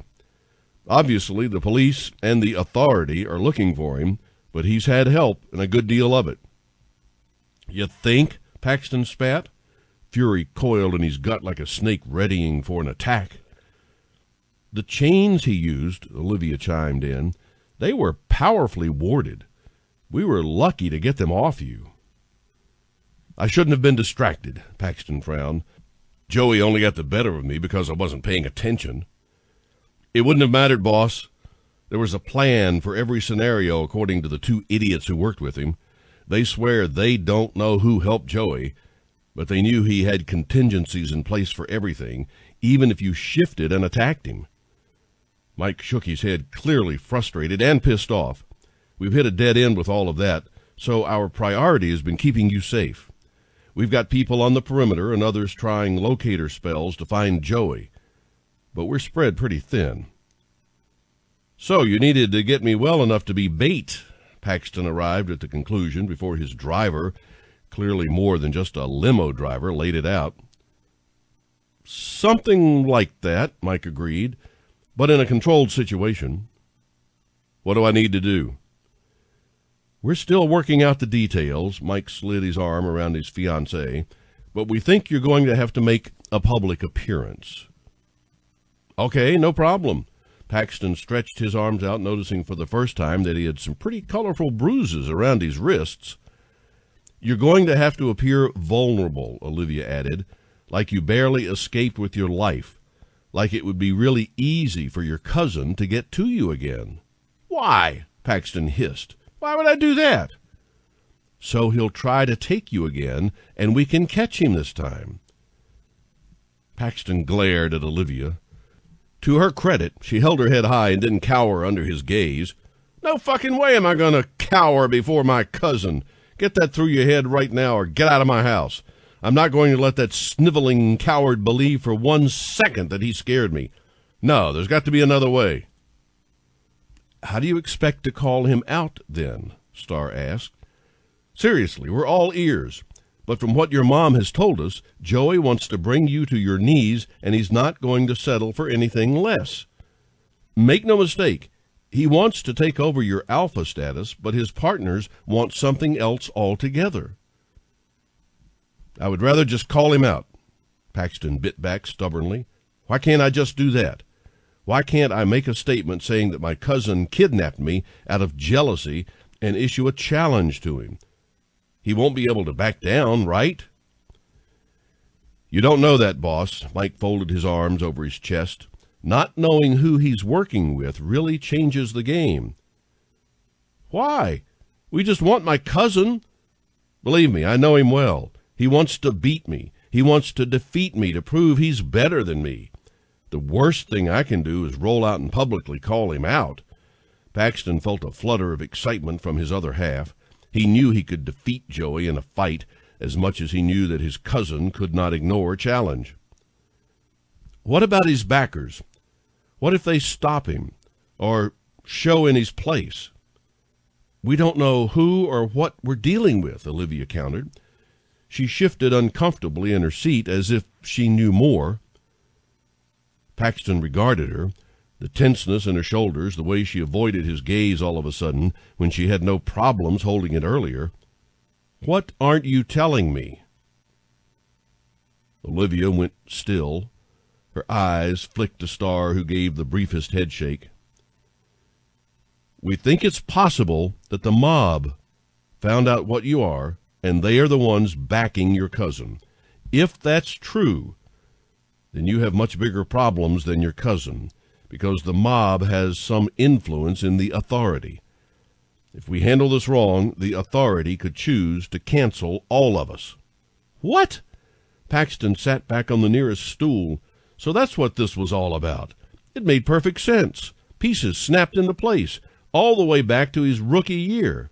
Shit! Just shit! Boss? Concern colored Mike's voice. Do you know something? I don't know. Maybe. Paxton ran his hands through his hair. He had never shared this with anybody. Well, except for Taryn, that first night they'd spent together. The memory cut through him. She couldn't have told anybody, could she? Would she do that to him? Paxton considered the timing.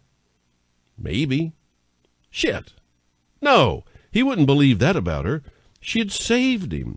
Even though it was dangerous for her, she returned to him. She saved him. Paxton? Starr reached out and touched his hand. She looked so much like Taryn. He decided to deal with that later, one fire at a time. My first year in the league, I was approached by a guy. Paxton started at the beginning. He told them about the offer, the guy with the briefcase willing to pay Paxton double his salary to throw some stats here and there. They promised it wouldn't ever be about winning or losing a game, just the spread or the number of rebounds. Paxton refused. He'd like to tell them it was noble, but it wasn't, not even a little bit. he didn't want to be at anybody's mercy. He wanted to break every record he could.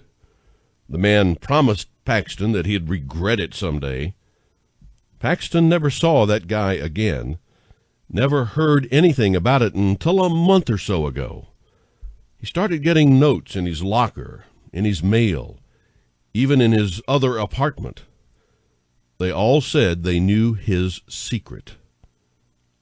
Paxton ignored them. Now it all fit. When he finished, his audience just sat there, mouths closed in thin lines, watching him with a mixture of expressions ranging from pity to anger.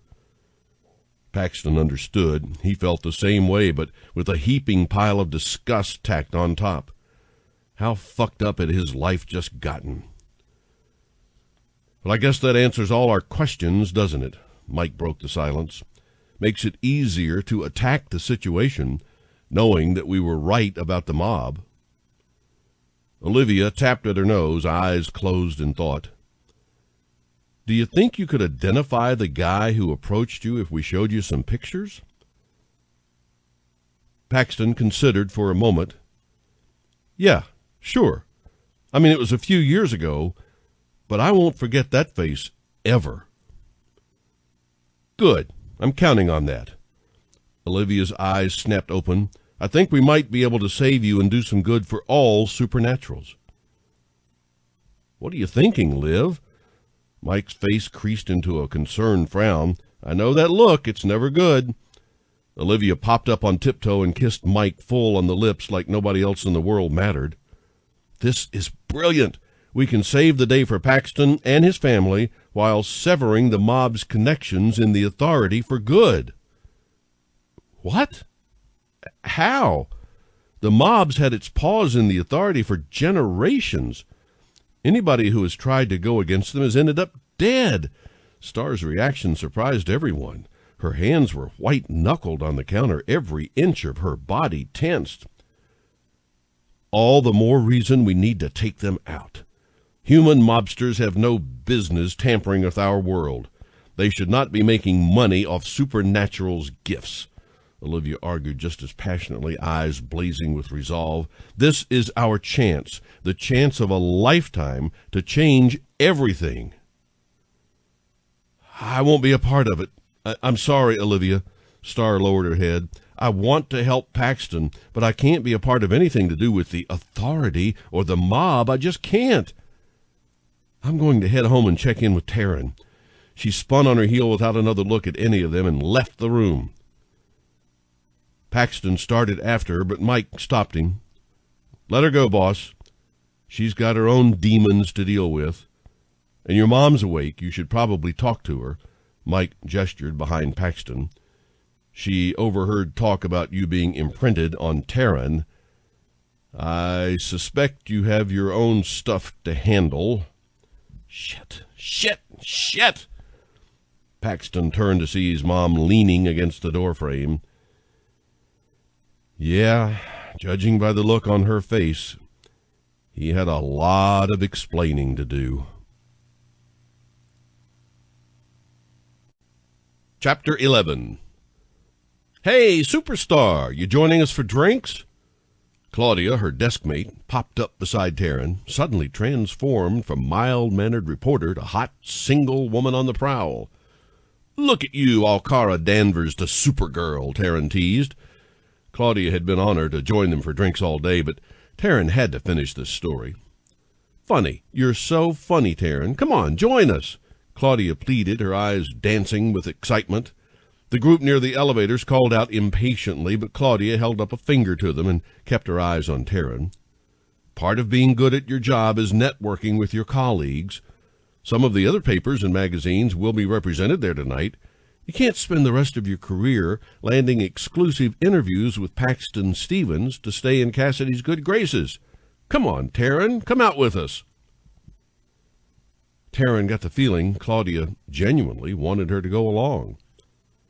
For a moment, she wondered what it would be like to just be normal and go for drinks, but then reality crept back in and Taryn waved off the invite. I'm sorry, I'm just not feeling so great. I was going to just finish this story and get home to my bed. She really didn't feel well. Her stomach had been uneasy since lunch. I think it was the duck at lunch, Taryn added for good measure, trying to sell enough misery to be convincing. I told you to skip the duck, silly, Claudia chastised lightly. Take care of yourself and plan on going with us tomorrow night, okay? We'll be hitting a new club. Max managed to book a private room just for us. Sounds good, Taryn agreed, wishing Claudia would just beg off already. The ding of the elevator sent Claudia running to catch up with her group. Taryn watched them disappear as the doors closed. Finally, alone in the newsroom, Taryn pecked out the finishing touches of her follow-up on Paxton's return, including the postponement of his first game back with the Grizzlies. Taryn hadn't spoken to him much over the past few weeks, but she knew him well enough to know the delay was not Paxton's choice. He liked to confront things head-on, and he had been on board with Olivia's plan from day one. The arrival of Paxton's parents changed everything.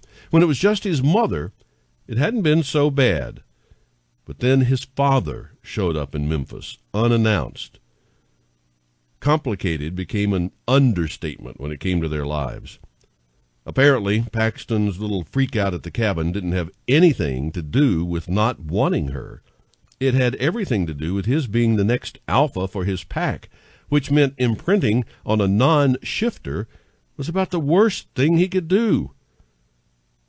His parents didn't take it well. They wanted Taryn as far away from Paxton as possible, except that Paxton couldn't go long without her. Something about shifter biology and the bond of the imprint. Those visits had been awkward, stilted, formal, and incredibly uncomfortable. She could see the need in his eyes, but they weren't allowed to touch. His family had the coven looking for a way to sever the bond, and Paxton just accepted it. If he truly wanted her, he would have fought for her. To make matters worse, his parents kept him locked in his penthouse and shut down every attempt to get Paxton back on the basketball court and into the public eye. That meant Joey, his mob affiliates, and whatever corrupt authority members were behind Paxton's kidnapping remained at large. Taryn wondered if his parents even cared about him. Taryn shook off her thoughts of Paxton and her messy love life, sent the completed article to her editor, and shut her computer down. She loved the feel of the empty office, the steady buzz of the computers, and the fluorescent lights overhead. But Taryn knew Star would be waiting for her at home, knew that if she was even a few minutes late, she'd never hear the end of it. Star had been strange since everything went down. Something just felt broken between the two sisters. Taryn shrugged into her jacket and grabbed her bag from her desk. She nearly made it to the elevator before remembering her phone. A chill trickled down her spine as Taryn bolted back to the desk to grab her lifeline. She couldn't shake the feeling that somebody was watching her. You're being paranoid. Still, Taryn picked up her pace and made it back to the elevator in time to stick her bag in and halt the doors closing. The elevator doors reopened. Taryn ducked inside and immediately covered her nose to stifle the stench of bad cologne hanging in the air from the previous occupants. Some men should not be allowed to apply cologne to themselves. Her stomach quivered in response to the pungent scent. She didn't think she'd make it to the lobby in time, but the doors miraculously popped open before Taryn expelled her dinner in the middle of the elevator. Unfortunately, the potted tree just outside the elevator wasn't as lucky. Taryn stayed bent over the pot until she was certain her stomach had settled. She wiped at her mouth with the back of her hand, and the taste of sick hanging in the back of her throat. Taryn leaned against the cool marble wall and gasped at the fresh, cologne-free air of the lobby. Her phone vibrated in her hand. A message from Star, asking if she'd left the building yet. Taryn hissed in frustration and pecked a response. Just puked in ficus tree in lobby, leaving now. She didn't wait for Star's response. She really didn't care at the moment. Her stomach rolled again, but this time Taryn managed to hold the vomit back. She talked herself down, talked the sensation back into the pit of her stomach where it belonged. Taryn ignored the lobby attendant, who had clearly just seen her puke and didn't seem to care if she was okay or not. She pushed out of the glass doors and inhaled deeply. No cologne. Just a mixture of trash and Chinese takeout. Taryn turned toward the parking garage just on the other side of the alley. Her phone buzzed again, probably Star. Taryn didn't even look. She tucked her face into the flaps of her jacket and focused on making it to her car. She punched the remote start and heard it roar to life above her. Taryn probably should have thought it odd that she could hear the car start in the middle of downtown Memphis on a Thursday evening, but she was far more distracted by the incident with the potted tree. She couldn't remember the last time she'd vomited, surely not since that night in college when she decided to test the limits of her stomach's ability to hold alcohol without eating first. Taryn hadn't had a drop of alcohol to drink all day, though she did see a glass or two of wine in her very near future. It had to have been the takeout. She didn't usually have duck. Perhaps the sauce was too rich for her? Yeah, that had to be it. Taryn climbed the steps to the second floor of the garage and made a beeline for her car, the only one left in the row. Her heels echoed on the pavement.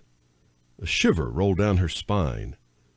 Again, she shrugged it off to the cold and pure paranoia after the events of the past few weeks.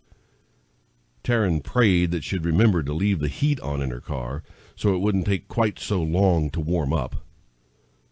A car alarm blared from somewhere above her. Taryn practically jumped out of her skin. She looked around to confirm she was alone on the level and laughed at herself for being so ridiculous. Taryn unlocked the car and slipped in, quickly relocked it behind her, and released the air she'd been holding in her lungs. She rested her head against the back of her seat and chastised herself for being jumpy for no reason.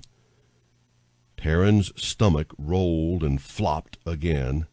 No, she didn't want to puke in her car. Taryn fumbled with the lock and threw the door open in just enough time to let loose on the cement. She felt surprisingly weak all of a sudden and didn't think she could make it home safely. Taryn pulled her door closed and locked it. She grabbed for her phone and reached out to Star. "Come get me. I'm sick."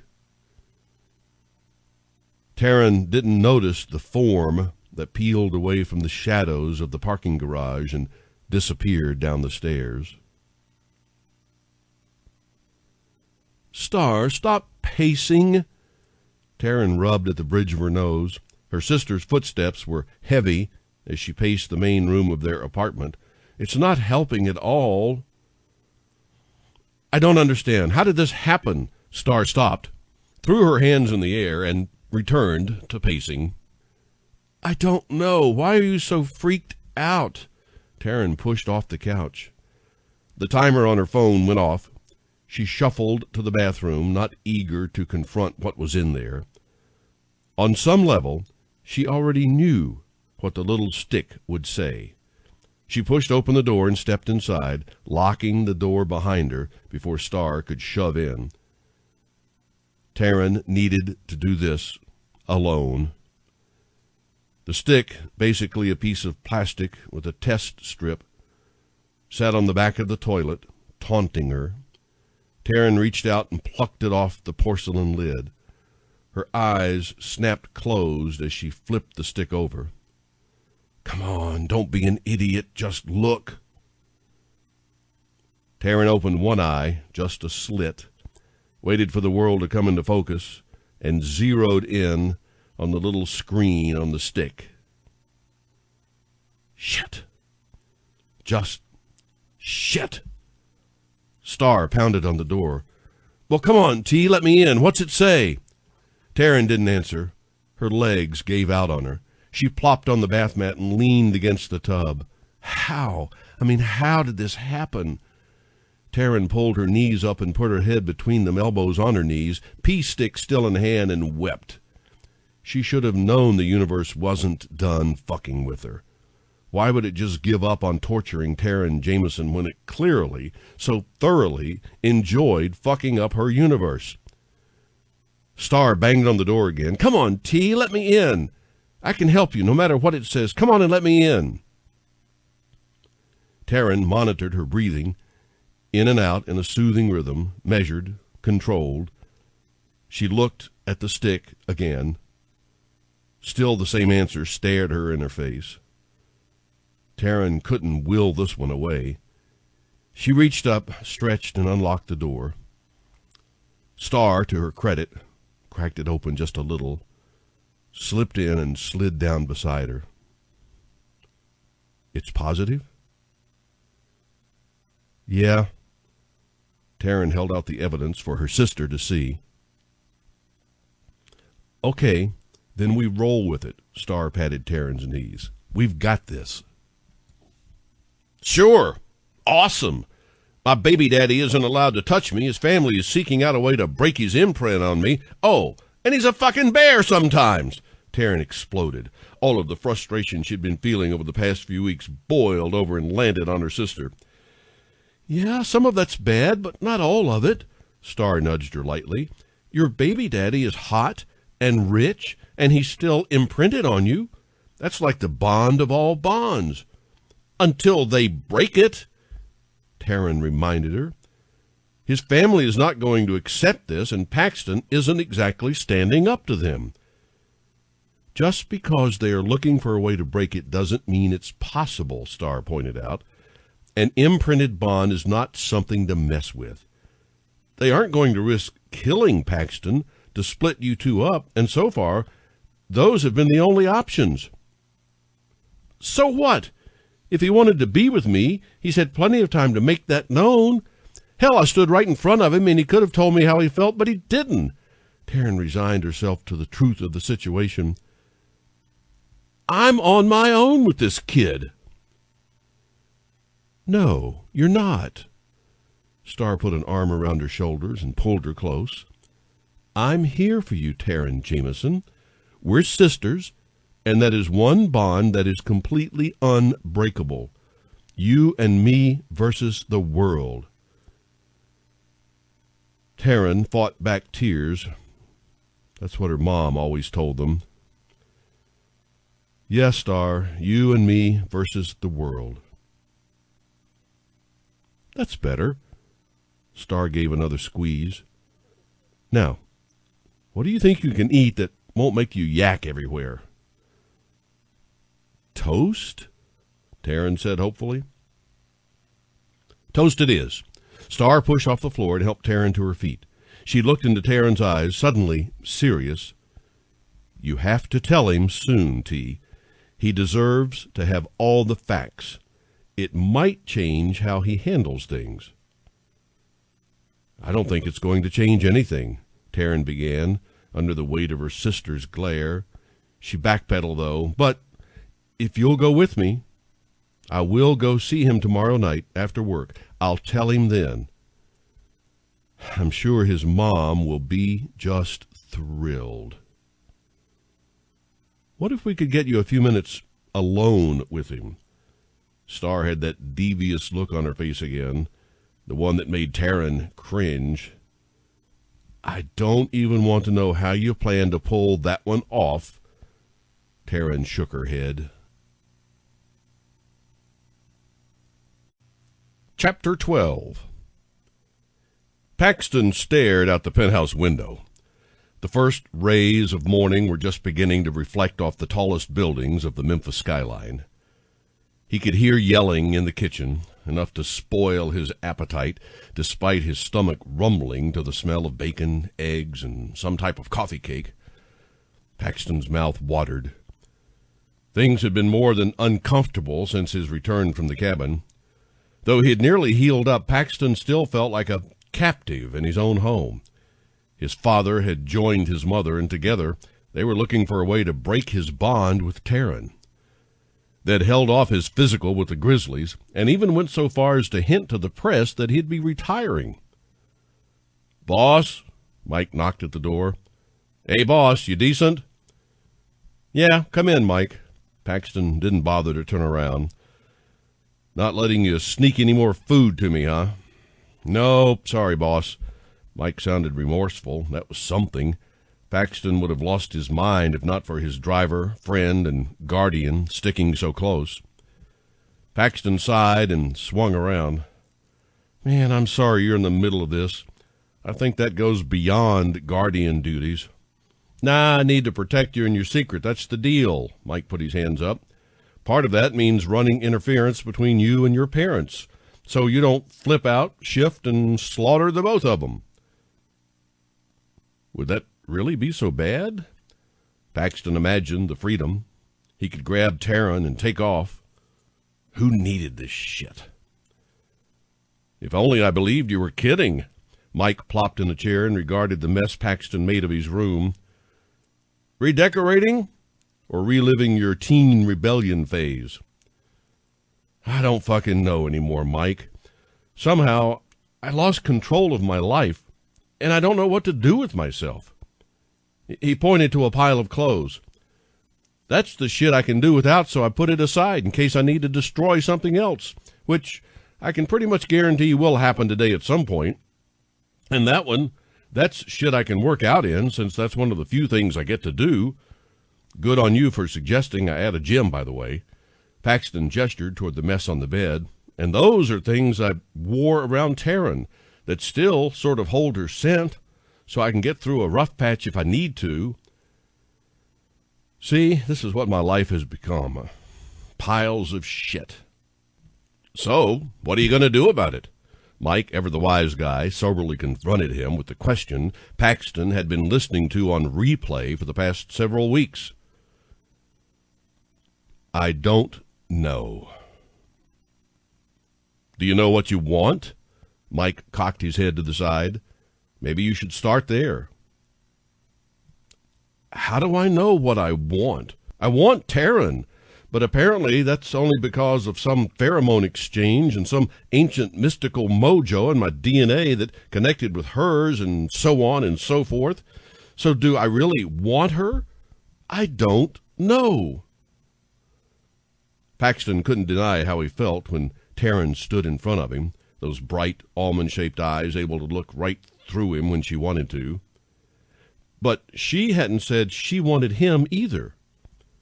She had left the cabin, but then she saved him. "Man, you are making things so much more complicated than they need to be. It really is not that dire.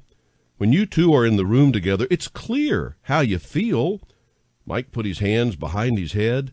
"If you can't see that, then you're more fucked up than I thought." "I liked you better when I thought you were just my driver," Paxton grumbled. "Yeah, well, deal. Somebody has to talk some sense into you. Do you ever think she's waiting for you to tell your parents to fuck off and make the effort to choose her?" Mike acted like he hadn't considered that at all. Paxton had, every minute of every day. He wanted to track her down and take her away from all of this. "What if she doesn't want—" Paxton paused, looking for the right way to say it. "This life with a shifter who's been excommunicated?" Mike's eyes danced with mirth. "So you're a chicken shit." "The fuck I am," Paxton clenched his fist. "I know what I'd be asking of her if I do this." "And? You think she's weak? She walked into that cabin not knowing what she was facing so that she could save your ass. Her parents died, and she half-raised her sister on her own. You think Taryn Jameson is a stranger to hard times?" Mike shook his head, disappointed. "Maybe you don't deserve her after all." Paxton lunged at his friend. Mike slipped out of his reach, rolled into a somersault, and popped up on the other side of the room. Paxton swung around and growled low in his chest. "Whoa, hold up, boss. I was just making a point." Mike backed up to the door. "Now you know how you really feel, yeah? If you didn't really want Taryn, would you have attacked me?" Paxton glared at his friend. You're a dick. I've been called worse, Mike shrugged. I believe your lady intends to swing by tonight with her sister. Maybe you could, I don't know, tell her the truth then? With my parents in the room? That would go over well, Paxton muttered. Leave that to me. We've got a plan too, Mike assured him. Just make sure you have your shit together. Mike didn't wait for a response. He slipped out the bedroom door and pulled it closed behind him. Paxton fell back on his bed. He needed to kick his parents out. So what if he didn't take up the mantle of alpha? Joey would be out now that he was tainted, and that meant the pack should be safe, right? Paxton could retire, take the money he'd already earned and stashed away, and disappear to some island with Taryn. Wouldn't be that bad, would it? Or maybe leave the pack, play a few more years for the Grizzlies, and then take off. Paxton couldn't handle any more time sitting around his house and waiting for the hammer to drop. The incessant whispering and arguing between his family and the coven did not help. Olivia's plan made sense. It should work, but his parents had blocked them at every turn. Something had to give, and soon. Paxton popped off his bed and stalked out of his room to the kitchen. He was done letting anybody else run his life. His parents stood across the island from Olivia, Mike, and a woman, probably a witch Paxton didn't recognize. They all clammed up the minute Paxton entered. Plates of food sat between them, untouched. Morning. Hi, honey. His mom stepped forward, put an arm around his waist, and tried to give him a squeeze. Paxton pulled away, bypassed his dad, and leaned over the edge of the counter. I've been thinking. I'm not going to hide here anymore. We're going to have the press conference and make the arrangements for Olivia's plan to handle Joey and whoever is behind his actions. He gave the room a minute for things to sink in. The witches nodded their approval, but he could feel the anger from his parents' side of the room. Pax, honey, his mom started, but his dad put a hand on her arm to silence her. Paul Stevens knew how to command a room. He drew himself up to full height and sucked in the start of the beer gut he'd developed after years of drinking bad beer. No, this is not the way things go. You have your orders, son. Dad, I'm not doing this with you. Paxton shoved a piece of bacon in his mouth. This is my house and my life, and if that means I can't be your heir, then so be it. I'm done hiding here. His father sputtered, his face a brilliant shade of red, and the veins in his neck pulsed violently. You will not speak to me that way, boy. You are my son and a member of my pack, and you will do as you are told. No, Dad, I won't. Paxton looked his father in the eye. He saw the pride and the hurt in his dad's eye, but for the first time in his life he didn't cower under the gaze of Paul Stevens. This is my life. You're living yours. You got lucky with Mom, and I'm glad you are happy. But I'm not. I fought with the council for the right to play ball, and I'm not going to hole up in this apartment and hide. Fuck that. Now you can stay and be a part of this, or you can go back home. But I'm doing things my way from here on out. I don't think, Dad, support this decision or get the fuck out of my house. Paxton glared, shifted his weight, and drew up to his full height as well, just a few inches taller than his dad. Paul Stevens' face turned an ugly shade of purple. His eyes bulged out of his head just a little, and he opened his mouth to scream. Paxton waited for it, but the shouts never came. Cecile placed her hand on her husband's arm and squeezed lightly. Paul, he's made up his mind. He's not wrong. For the first time in his life, Paul Stevens walked away from a fight. His wife followed, and the guest room door slammed shut. Paxton looked to Mike, who nodded his approval and whipped his phone out. I'll get your agent on the line and get this moving. Tomorrow good for your press conference? Yeah, that sounds good. Paxton felt the weight of his actions settle around him as Olivia launched into her explanation of her plan for the 100th time. He blanked out, munched on breakfast food, and his thoughts drifted to the repercussions of what he'd just said and done. Oddly, Paxton felt lighter than he had in ages. He felt like he could take on anything again, invincible even. Let Joey come find him now, or the mob, or even some shit members of the authority. And Star is bringing Taryn by tonight. She'd like to talk to you about something. Don't ask, I don't know what, Olivia smiled. We're going to get you two some alone time, if you're game. I don't think that's going to be a problem after what I just said to my parents. Paxton grabbed another slice of bacon. But is she all right? Yes, of course. Taryn's fine, Olivia assured him.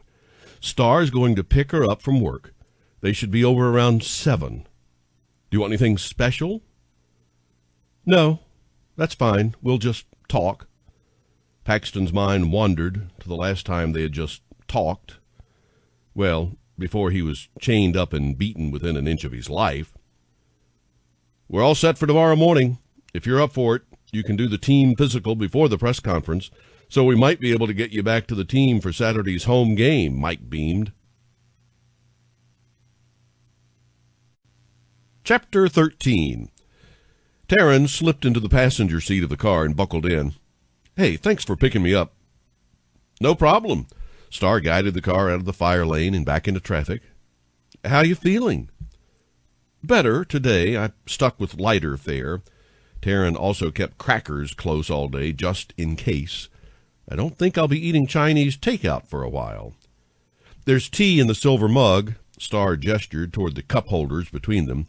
I added some honey to dampen the bitterness of the ginger, but I thought it might be a good idea before you talk to Paxton. Taryn flipped the top of the silver travel mug. Steam escaped in a cloud, so she blew lightly into the opening. Taryn's stomach fluttered. I don't know that I should tell him. What if he thinks I did this on purpose? Then he's a dick, Star responded automatically. Well, that helps, Taryn shot back. Seriously, are you sure this is the best idea? Absolutely, Star glanced at her. I have it on good authority that things have changed in the Stevens household. I think you will find him changed when you see him.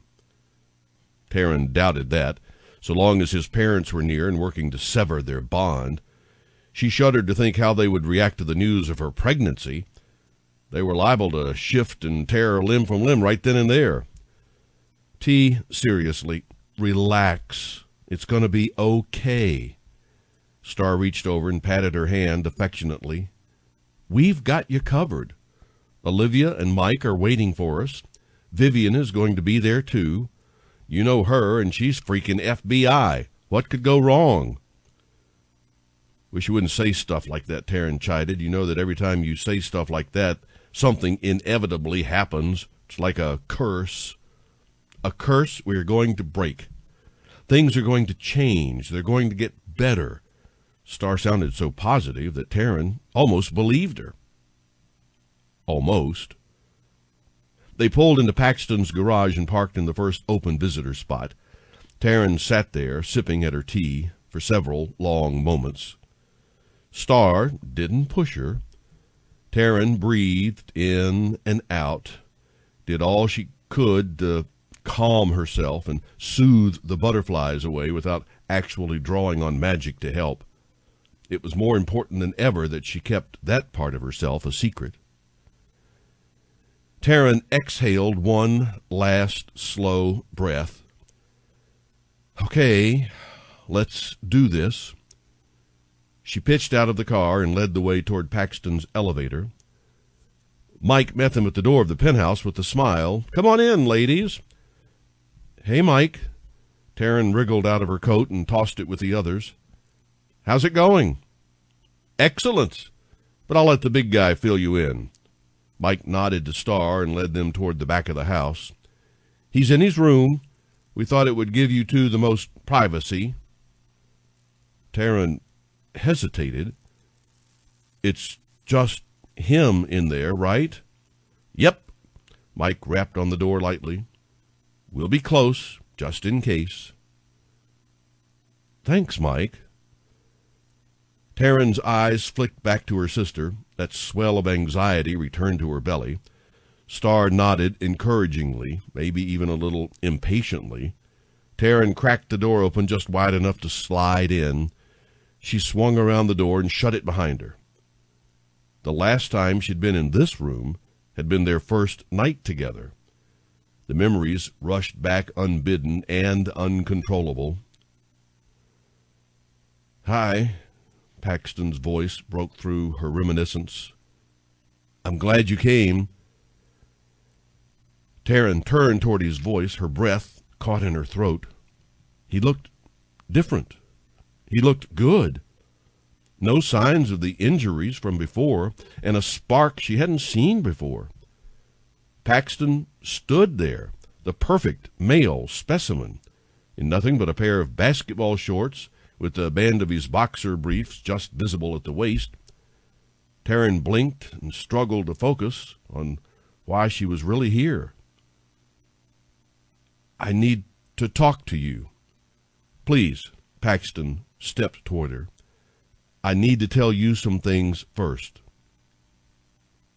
Her heart pounded in her chest, so loud she thought he might be able to hear it. Something had definitely changed. Taryn nodded for him to continue. She supposed her news could wait a little longer. "I'm sorry." Paxton began with the two words she never thought she'd hear cross his lips. "I'm so sorry for how things have been handled. You didn't ask for any of this any more than I did, and I've been an ass. My parents have been horrible to you, and I should have stopped them a lot sooner." Taryn had pictured this meeting going a lot of ways, but this scenario had not once entered her thoughts. She dug her nails into her palm until she felt blood just to make sure she wasn't dreaming. What in the hell had happened to elicit this change? "I was sitting here yesterday thinking about how my life used to be and how much I feel like a prisoner in my own home. I guess I just realized that it's still my life, and I should be able to live it how I want to." Paxton took another step toward her. "I want to play basketball, at least for a few more years, and then I want to retire and enjoy my life. I don't want people telling me who to be with or where to live or any of that shit." Taryn sucked in a breath. Was he saying what she thought he was saying? Her heart thrummed with a nervous energy. He stepped closer, almost close enough that she could reach out and touch him. She saw the need in his eyes again, the hunger. "I want revenge on my cousin, to take him out of the equation so my pack is safe before I step down as alpha." Paxton paused to regard her for a moment. "You look different to me." "You do too," Taryn breathed, her voice failing her. "Taryn, I don't want to sever our bond. I don't want to live without you." Paxton reached out and wrapped her up in his arms. He slanted his mouth over hers to silence her, and Taryn didn't complain.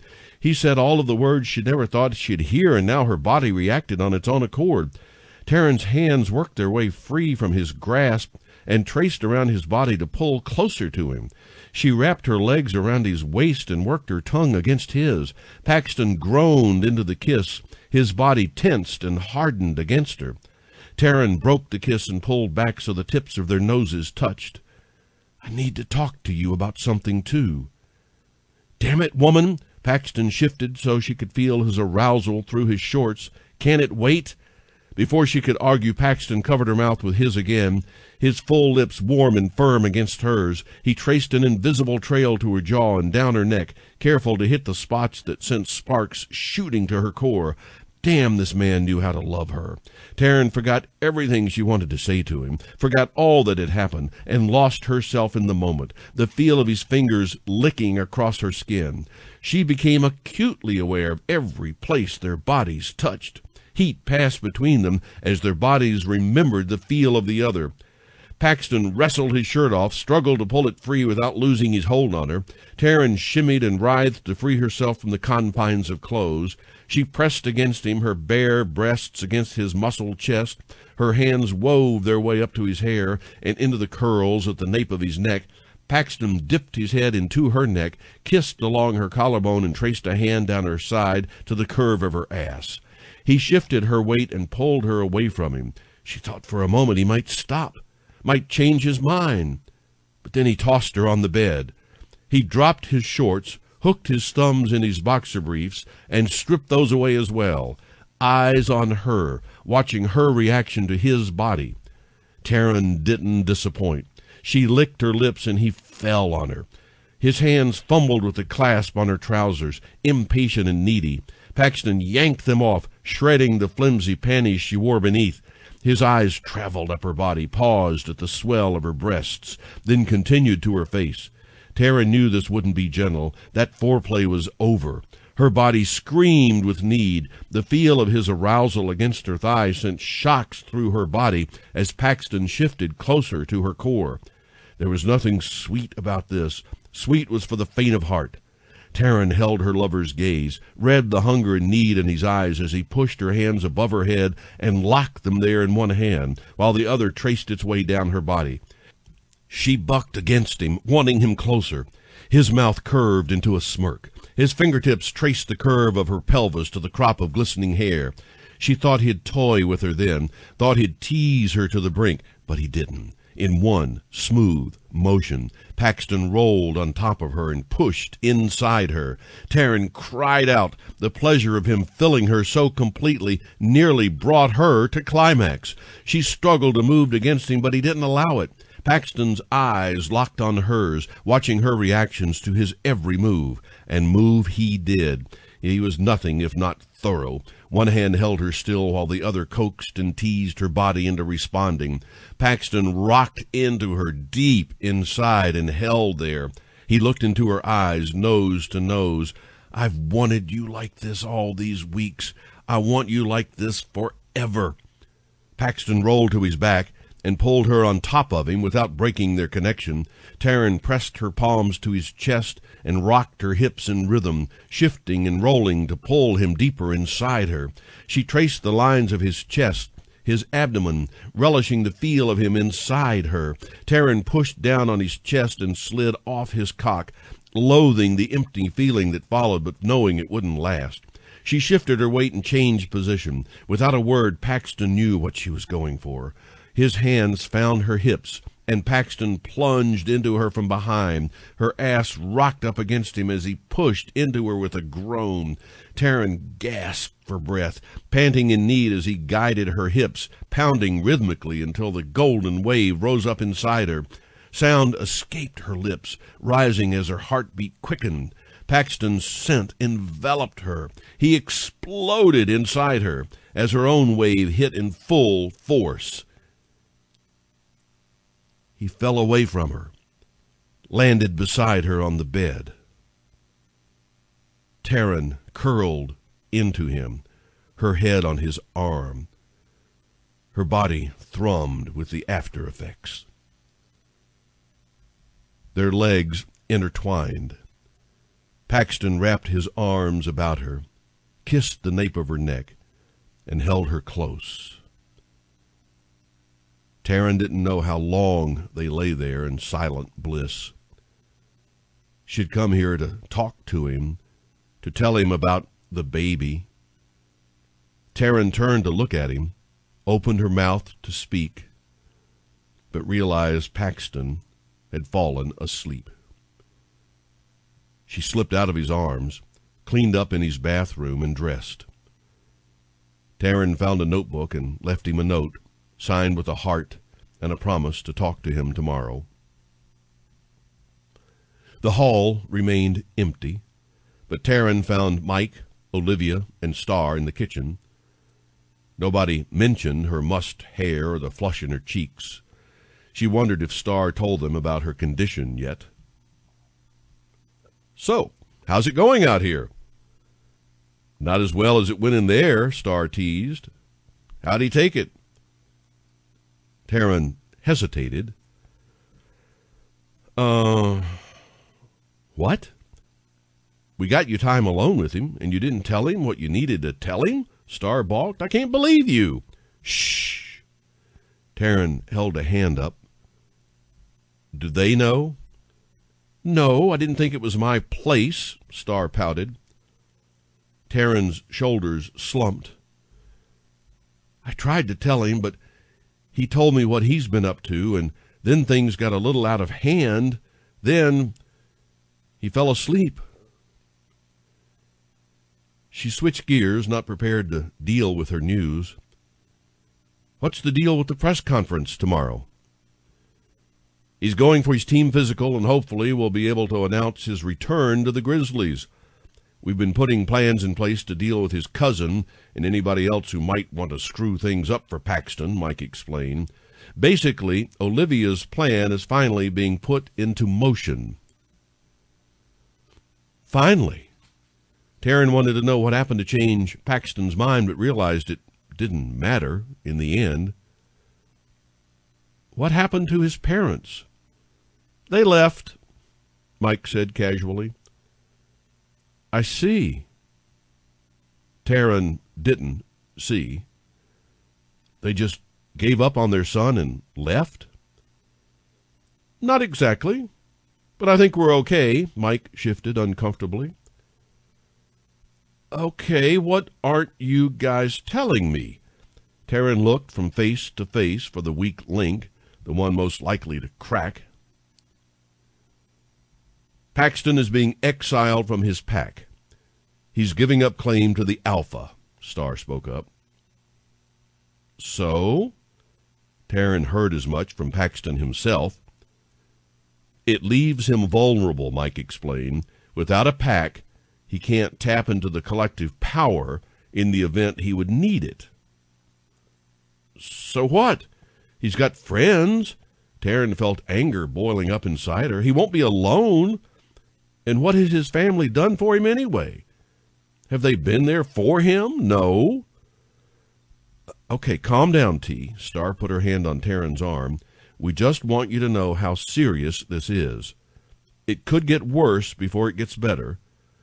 Not that it won't work out okay, just it could get worse. And we want you to be prepared for that." "Consider me warned," Taryn snapped. "Can we go home now?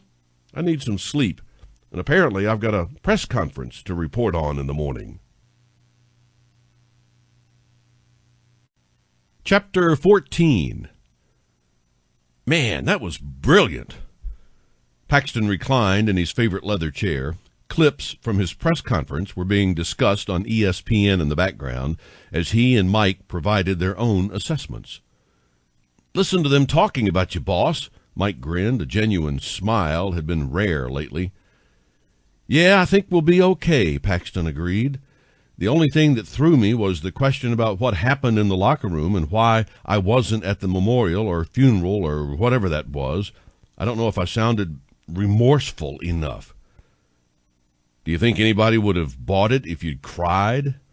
"No, you did fine," Mike assured him. "There was no love lost between you and half of those assholes anyway. It would have looked bad if you'd shown too much emotion." "I guess you're right. I do feel bad about all that, though," Paxton admitted. "I mean, it would have been one thing if it had been my cousin, but those guys had no idea what happened to them or what they did to deserve it. They actually didn't deserve it. And you'll have to live with that for the rest of your life. But know that it was all a manipulation, orchestrated by people who truly wanted to hurt you," Mike reminded him. Another revelation from the past few weeks was the drug in his water bottle. The authorities had found it and chalked it up to the way his kidnappers managed to knock him out and take him. Paxton knew better now. He had been drugged to make him more susceptible to paranoia, rage, and ultimately shifting. He'd been set up to do what he did to his team, and he didn't even remember it.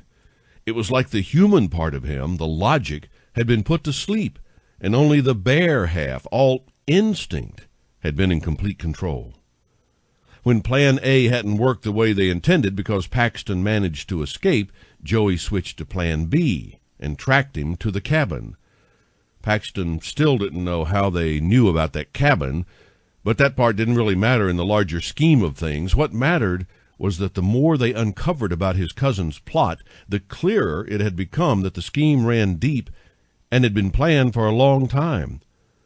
Only after he was cleared of the crimes did the police fill him in on everything they'd discovered. As a victim, they wanted to prepare him since his kidnapper was technically still at large. On some level, I know they were collateral damage, that I couldn't have prevented what happened. I didn't like most of those guys, but I wouldn't have wished that for them. Paxton frowned as his answer to that question flashed on screen again. He'd told the press that he was in bad shape after the kidnapping and not in any position to leave his apartment, let alone attend a mass funeral. It was a damn good thing you took those pictures, Mike. Images of Paxton in bed, bandaged, black and blue and bloody, were put up for the world to see. Coupled with Vivian's FBI interventions, Paxton had a solid story with proof to back it. His cousin had to be furious right about now. "You played your part well, boss," Mike murmured, sobered by the pictures and the memories of how they'd found him. "Stop calling me boss already," Paxton grunted. "I hated it before, but I really hate it now. We're friends, and you're a guardian. I'm not your boss." "You kinda are. As long as you're paying me to drive your ass around, you're my boss," Mike shot back. "Just deal with it." "So, I have to ask, what do you do with people who don't want or need drivers? I mean, what if I'd said, 'Fuck you, I don't need a driver'? What do you do then?" Paxton leaned toward his friend, grateful to divert his eyes from the screen. "I would have figured something else out. It's better if our wards have no idea we are watching them," Mike shrugged. "Being your driver just allows me to make some money while I do this. I am getting married soon, you know." Yeah, I hear you. "What about you? What are you going to do about Taryn?" Paxton got the distinct impression Mike had been wanting to ask all morning, probably on behalf of his fiancée and her coven. "What about us? It's new. It's fun." Paxton changed the channel on the television to avoid meeting Mike's eye. "Please tell me you're kidding." Mike didn't seem ready to drop this. "You kicked your parents out so you could be with her. It's more than just fun for you. I've seen what fun is like for you." "What do you want me to say? I'm fucking imprinted on a woman I hardly know who isn't a shifter. I'm giving up my place in my family and my pack to be with her. I haven't exactly discussed the ramifications of that with her." Paxton knew it was a lot to process. Hell, he was still processing. "It's not like this is something that happens every day, Mike. Besides, I want to keep things on the down low until we sort shit out with Joey and the mob and whoever else is trying to fuck up my life. I don't want Taryn getting any more caught up in this than she already is."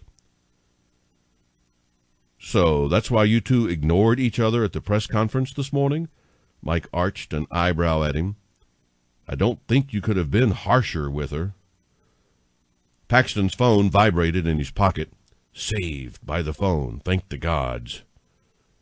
"Hello?" "Paxton, is Taryn there? Is she with you?" Starr's voice quivered. "No. She said you were going to pick her up and bring her over." Paxton's stomach nodded. Mike was already moving toward the door. Paxton took off after him. "Where are you?" "I'm at home. She's not answering her phone. Star's voice sounded so small on the other end of the phone. "I should have driven her." "She was at the press conference. I saw her there." Paxton recalled having to avoid looking at her, the struggle to keep calm and not betray their relationship for the world to see. Not yet, anyway. She hadn't even asked him a question, just hung toward the back of the room. I know. She called me afterward and said she was going to the paper to write it up. Don't think she ever made it there." "I'll meet you at her office." Paxton disconnected the call and jumped in the elevator with Mike. Energy and anger rippled just under his skin. No shifting now, not now. Hold it in. The other inside him rumbled and quaked, but Paxton remained in control. Star can't get a hold of Taryn. "Relax, man. I'm sure it's nothing." Mike didn't sound convinced. He practically ran to the limo. "No, let's take the car. It's less conspicuous." Paxton jerked his thumb toward his Jeep. He had had it since college and hadn't been willing to part with it, no matter how much he made. He tried dialing Taryn, but it went straight to voicemail. "Are you sure?" Mike regarded the signs of age with skepticism. "We don't have time to argue." Paxton plucked the spare keys from under the tire and unlocked it. "Either get in and go with me or stay here." Mike didn't have to be told twice. He hopped in the driver's seat and yanked the keys from Paxton's hand. The car revved to life, and Mike peeled out of the parking lot. "Don't get pulled over," Paxton warned. The last thing he needed was to draw any unwanted attention to himself. At least the Jeep allowed him some anonymity. They pulled into the parking garage next to the Gazette's building. Star was already there, waiting just inside the garage entrance next to a pillar. "I haven't gone into the building, but I called up and nobody has seen her." Star ran up as they climbed out of the Jeep. "She usually parks on the second floor." "You're sure she couldn't have snuck into the building without anybody seeing her?" Mike asked. I don't think so. I mean, maybe, but she hasn't been here long enough to know secret entrances." Star bit her lip. "I should have insisted on driving her." "I doubt you would have gotten far with her." Paxton sniffed the air. He didn't smell her on this level at all, so she hadn't walked this way in the past few hours at least. "You said she usually parks on the second level?" Star nodded and led the way to the stairs. "She always uses the stairs." She pushed the door open for Paxton to step in. He still didn't smell her. "Taryn hasn't been this way." Paxton headed up the stairs. The sound of his footfalls echoed in the stairwell. "She always takes the stairs?" "Yes," Star confirmed. "She doesn't trust the elevator because it shakes and creaks even with one person in it." "Sounds like her," Paxton muttered. He pushed open the door to the second level and inhaled. Now he smelled her. Taryn's scent hung in the air mixed with the coppery scent of blood. He scanned the level for signs of anybody, but it seemed empty. "That's our car." Star pointed to a mid-sized Chevy with a Grizzly sticker on the bumper. As they closed in on the vehicle, Paxton noticed that the driver's side door was open, wide enough to hit the car next to it. He saw it first and pushed Star back. Blood dripped down the inside of the door and pooled on the cement. It hadn't dried yet. Paxton, careful not to touch anything, peeked inside and found Taryn's bag undisturbed in the passenger seat, her laptop poked out of the top. Her phone and keys seemed to be missing. Other than the blood, there was no real sign of struggle. Paxton's other roared, frustrated and angry and demanding to be released. "What is it?" Star choked from behind Mike. "Is she hurt?" "She's not here." Paxton sniffed the car. He didn't recognize any of the scents, but guessed them to be men, probably 3 of them. Somebody took her. His fists clenched at his sides, fingernails dug into the flesh of his palms to stave off the shift. He couldn't let the other out now. He needed to think, needed to find her. Star went limp. Mike kept her from falling to the ground, and she leaned into him, sobbing. "We have to find her. We have to find her now." "We will," Paxton promised. "Whoever took Taryn will pay with their lives." He didn't smell Joey. but he knew this had to be tied to him somehow. He knew about Taryn, or thought he did, and Joey was idiot enough to take her without knowing about the imprint for sure. Paxton should have known better. "You don't understand," Star whimpered and looked away. "She didn't get to tell you yet." Paxton's head whipped around, his eyes narrowed on Star's face. She was hiding something from him, something big. "Didn't tell me what?" Star seemed to struggle with the words, shifted her weight side to side in silent conflict with herself. "She was going to tell you last night. I don't know if I should tell you."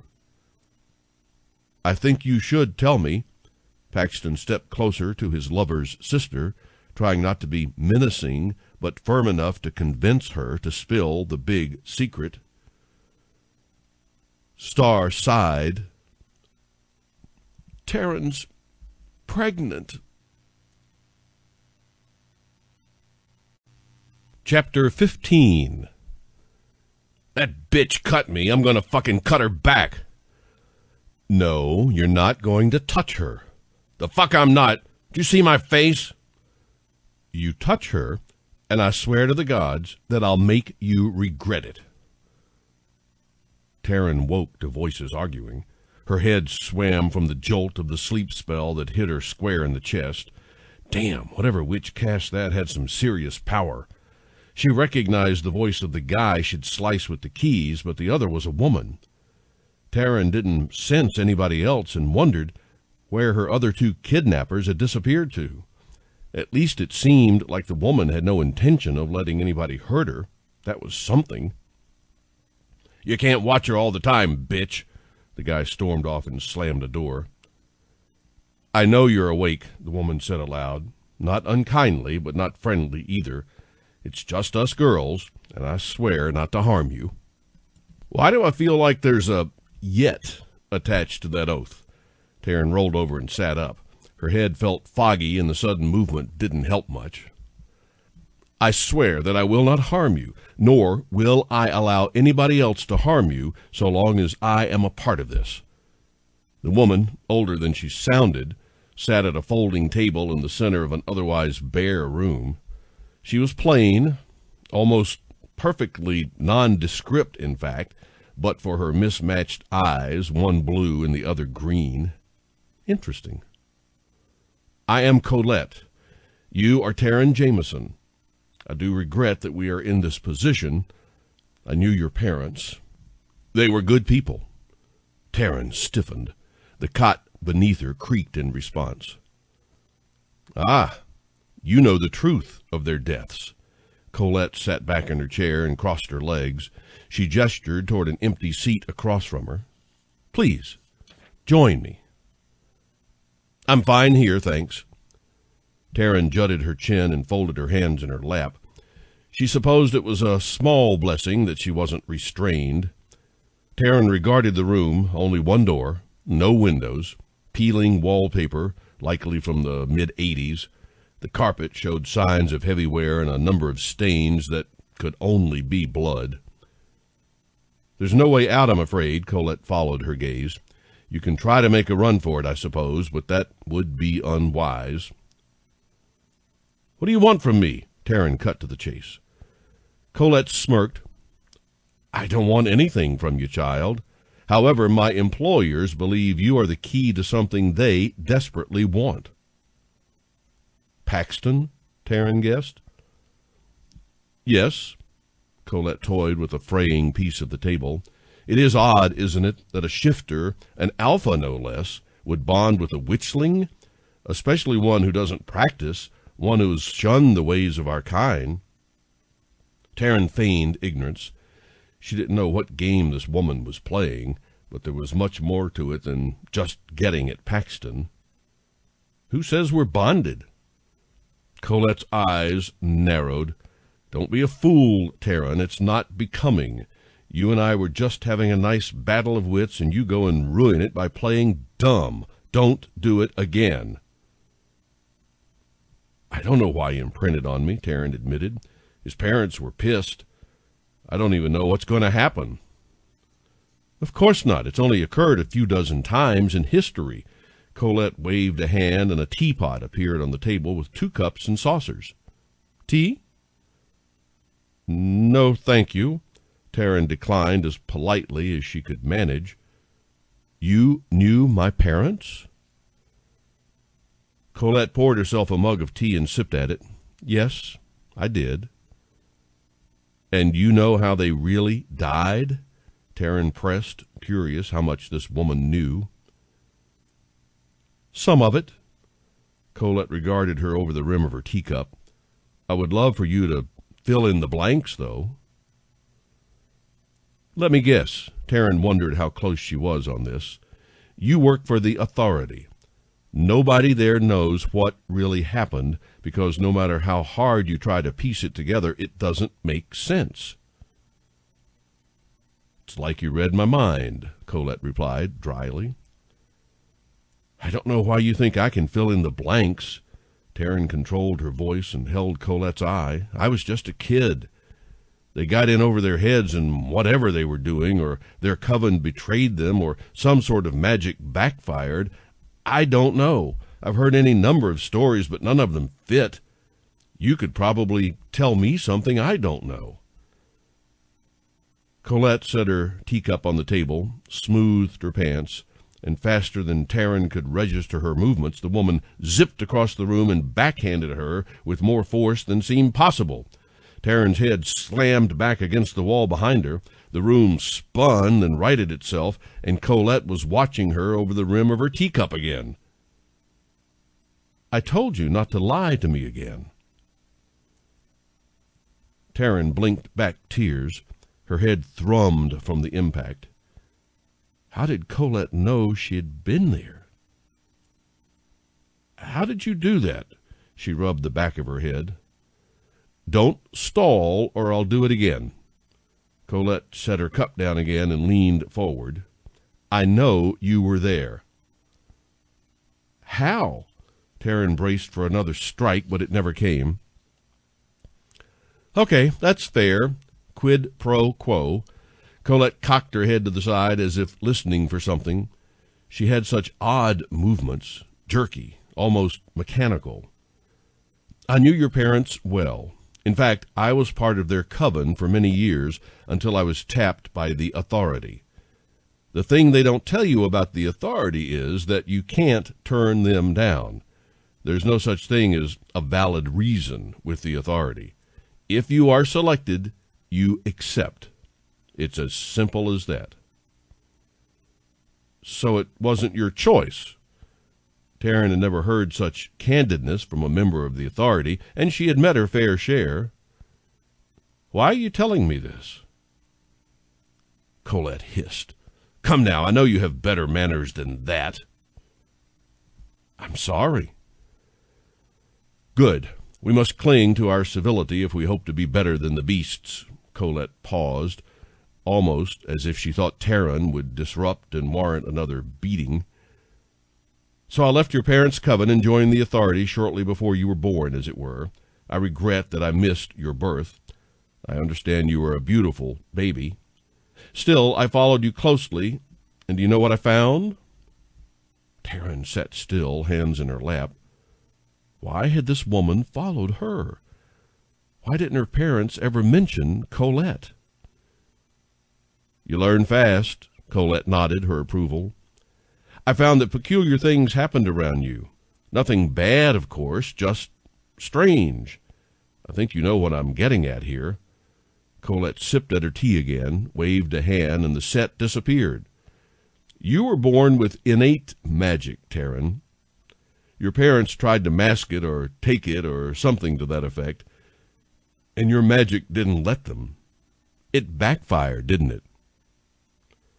Tears welled in Taryn's eyes, burned at her eyelids, but she refused to give Colette the satisfaction.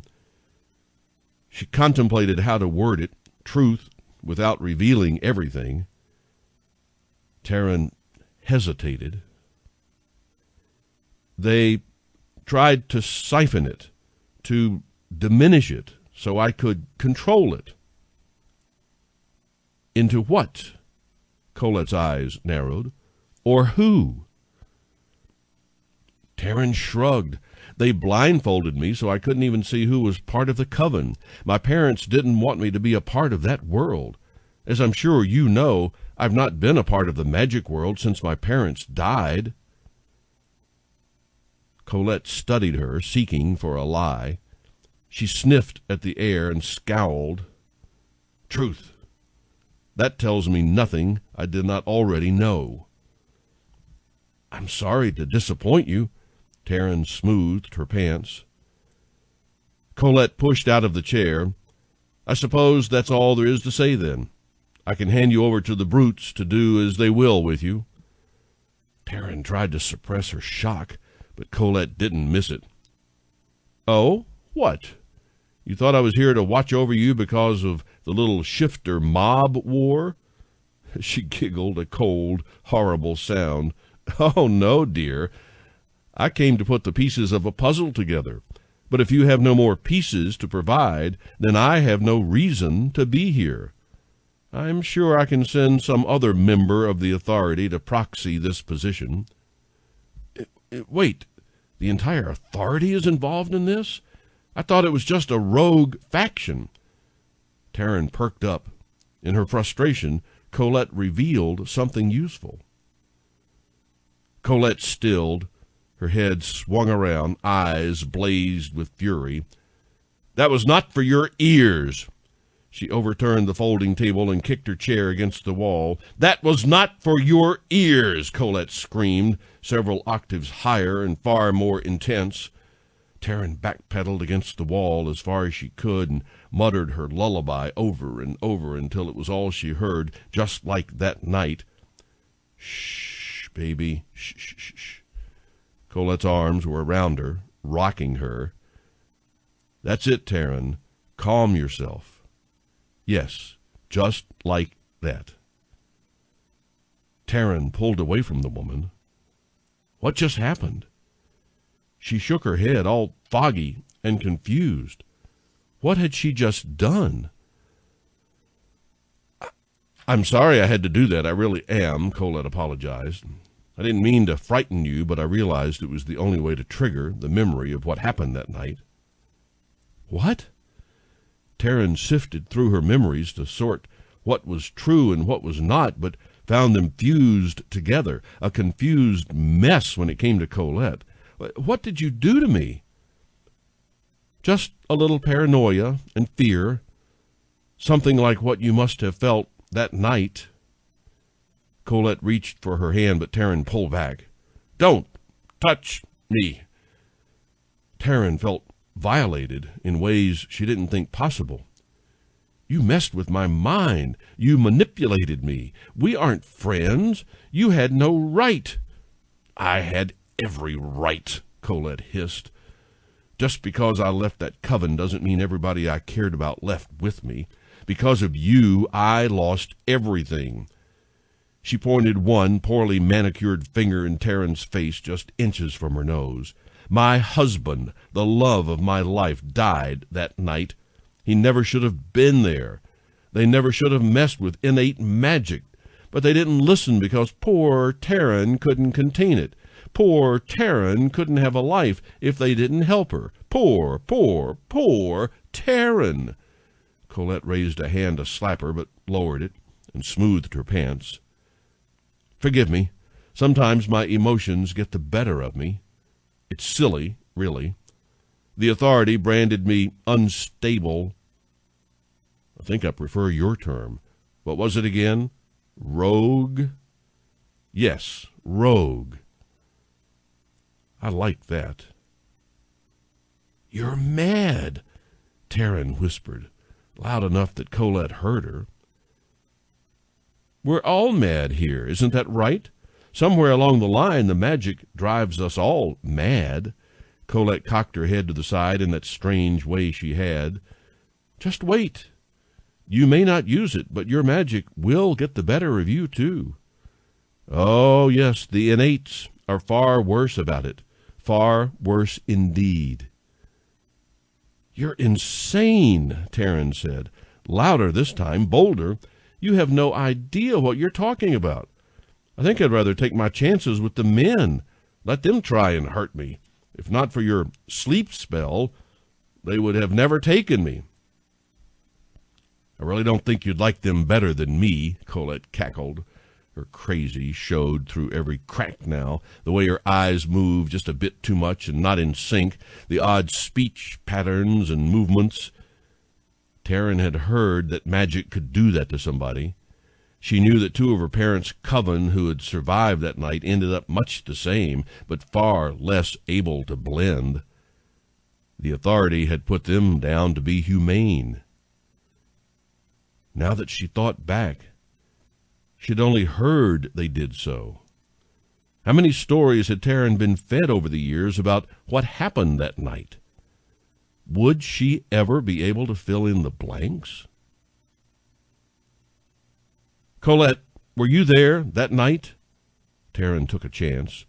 The woman stilled again, sat on the cot, and began tugging at the cap of jet black hair. "Can't talk about that." Colette pursed her lips together. "You won't trick me. It's time for me to go anyway." Colette popped off the cot, made a beeline for the door. She knocked twice and waited. Taryn inched toward the door, hopeful that she could sneak out behind this crazy woman. The door opened and Colette stepped through. Taryn tried to follow, but bounced off an invisible barrier. She tried again and was thrown a second time even further. Her ass hurt from landing on a broken chair leg. Taryn didn't dare risk harming the baby, so she gave up and retreated to her cot. She tucked her knees up and wrapped her arms around them. She contemplated drawing on magic, but quickly discounted that as an option. There was no way of knowing how they warded the room or what impact it could have on her magic or, worse, her baby. Taryn waited for one of the men to enter, for somebody to torture her for their purposes, for the guy she'd keyed to return and pay her back. She curled on her side on the cot, facing the door so she could see them coming. Taryn waited. Chapter 16. Paxton paced his living room. "This is bullshit. How can we have an entire coven at our disposal, yet nobody can locate Taryn? She didn't just disappear off the face of the earth." "They're working on it," Mike assured him for the umpteenth time. Still, they had no news. "It's been 4 hours since we found her car. How far could they have gotten? Doesn't that narrow it down?" Paxton wanted to tear something apart. He'd already destroyed the pile from his room, half his plates, an end table, and a few sculptures. If they have help from the authority, who knows? Mike's sole job was to keep him from breaking anything else until the coven figured something out. Vivian is working with her contacts and the FBI. They'll find her. In time? What if they do something to her? What if... Paxton trailed off. He couldn't even put into words the thoughts that were going through his head. There has to be something I can do. What are you going to do? They took her as bait to trap you. You know that, Mike reminded him. You know there's more to this whole thing than an alpha battle. Come on, boss, you got to be smart about this. I can't be anything if I lose her, Mike. You know how this imprint shit works? Paxton could already feel his skin crawling. It had gotten exponentially worse since he'd found out about the baby, like knowing that tidbit awoke a whole different aspect of the bond. Wait, can't they do something with the bond? Can't they use me to find her? I don't know. I can ask. Mike flipped out his phone and punched out a text. How are you doing with the other news? What, the baby? I don't fucking know. Paxton returned to pacing. I don't know what the fuck to think. There's a shit ton to process, and all I can think about right now is getting Taryn back safely. Like, honestly, it's all I can fucking think about. I went from mind-blowing make-up sex with my lover to a press conference about my return to the Grizzlies to pacing my living room while witches search for my now kidnapped lover. How the fuck did this happen? How did they even know about her? We've been so careful, haven't we? We don't know who's been watching you or for how long. Taryn's been around a lot. Mike glanced at his phone. She's also been writing exclusive stories on me. That should explain away her presence, Paxton reasoned. No, there has to be more. There has to be something we missed entirely. Mike brushed at his pants. Listen, I don't know how much Taryn has told you about her past, but I think you need to consider that her being taken may have had nothing at all to do with you. So it's just a coincidence? Paxton shook his head. No, I don't buy it. That's ridiculous. Okay, then, it's ridiculous. Mike shifted uncomfortably in his chair. Has she told you anything about it? Paxton thought back. She had not said much about herself, but then they hadn't exactly spent their time together talking. She said her parents died and she took care of her sister. Taryn told me she's a witch, but that she doesn't practice anymore. Man, I don't like being in the middle of this shit. Mike pushed out of his chair. He made for the wet bar and poured a drink, downed it, then had another. That woman has some serious mojo, boss. When we were at the cabin and thought holy hell was about to descend on us, she conjured up shadows without breaking a sweat. If she's not practicing magic, then I'm Dwayne Wade. Paxton frowned. He thought he had hallucinated that. He vaguely remembered Taryn and Mike arriving and believed he just imagined what he needed in order to stay sane. Are you sure that's what you saw? Yeah, boss, that's exactly what I saw. She wanted to keep it quiet, too. Mike sipped at his drink. I talked to Star about it. She had no idea her sister could do that.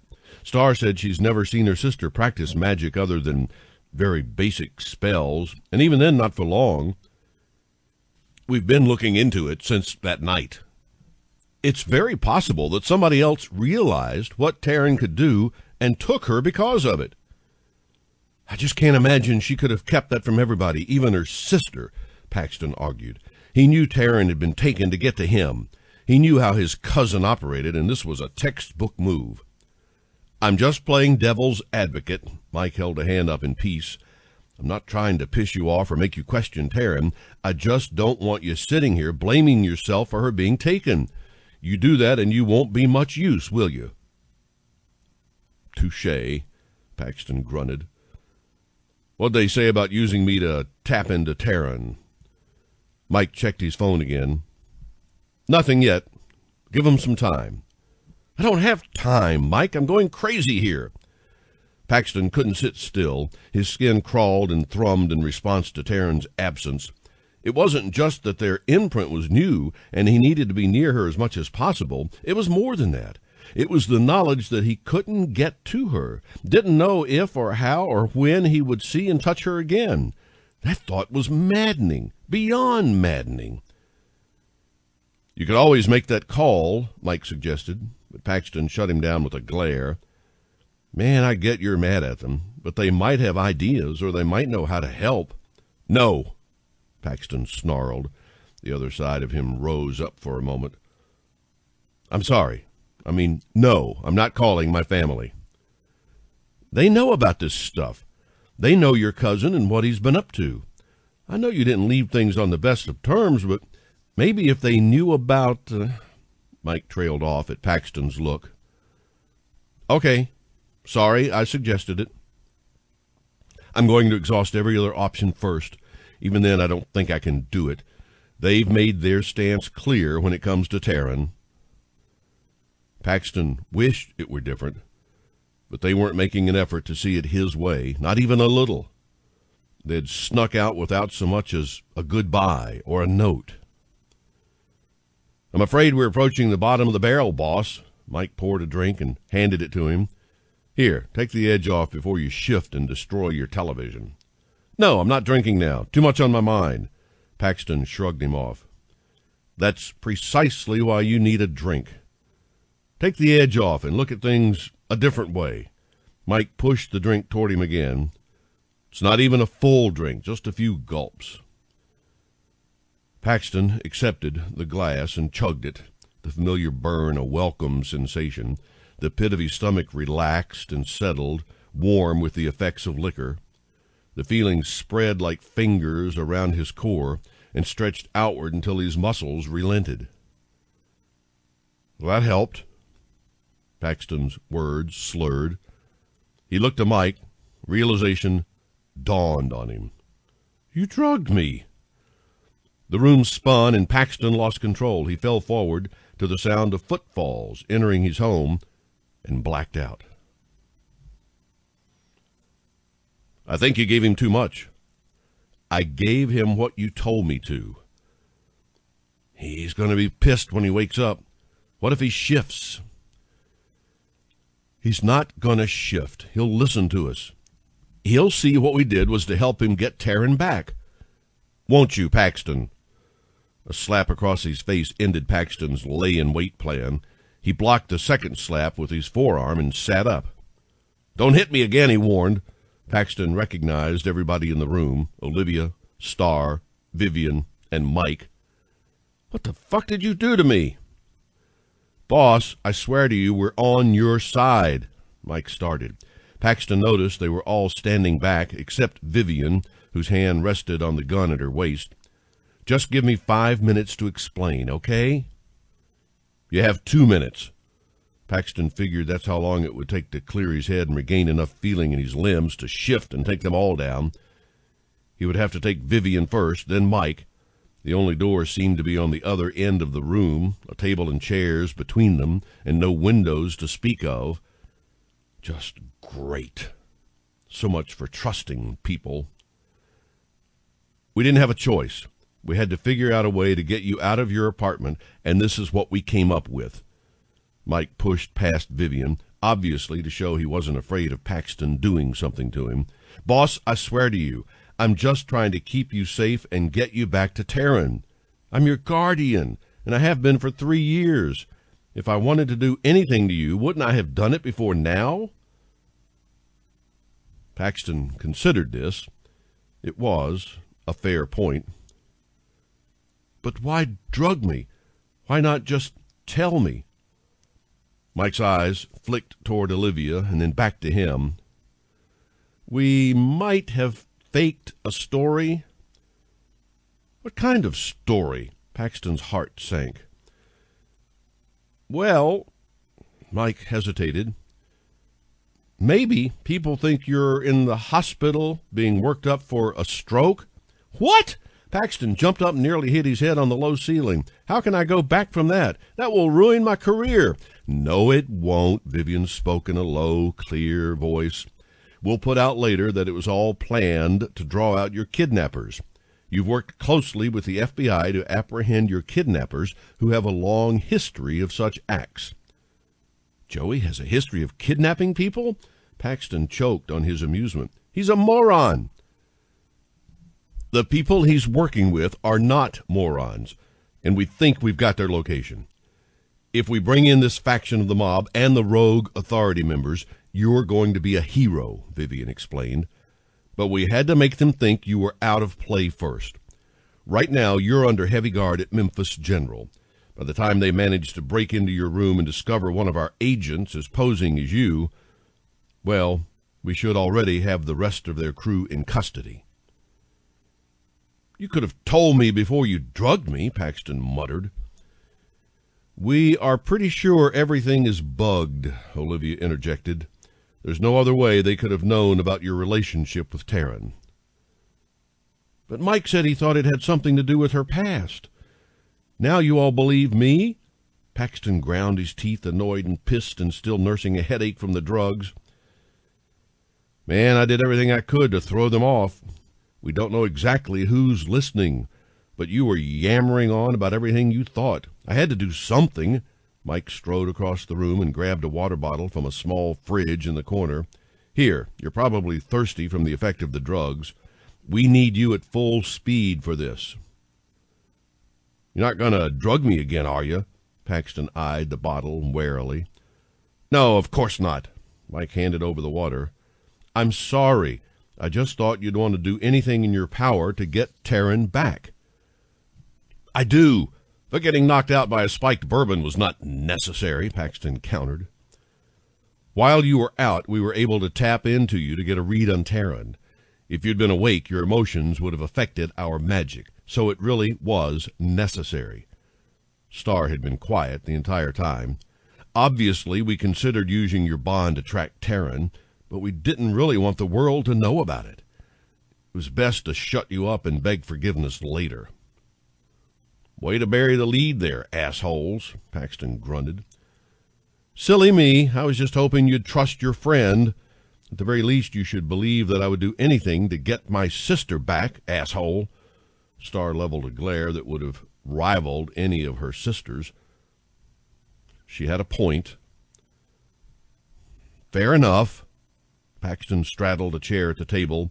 It reminded him of a military tactical table from the movies with maps and notes and small pawns set up strategically.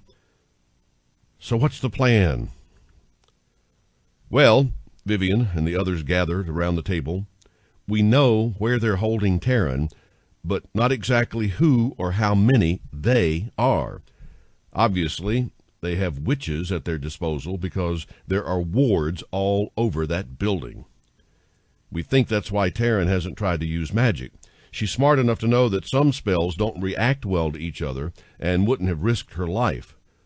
Star didn't add, or the babies, but Paxton could tell she was thinking it. She really did care about Taryn and, like him, would stop at nothing to get her back. That was good. Common ground. So you will all be useless unless we figure out what spells they're using?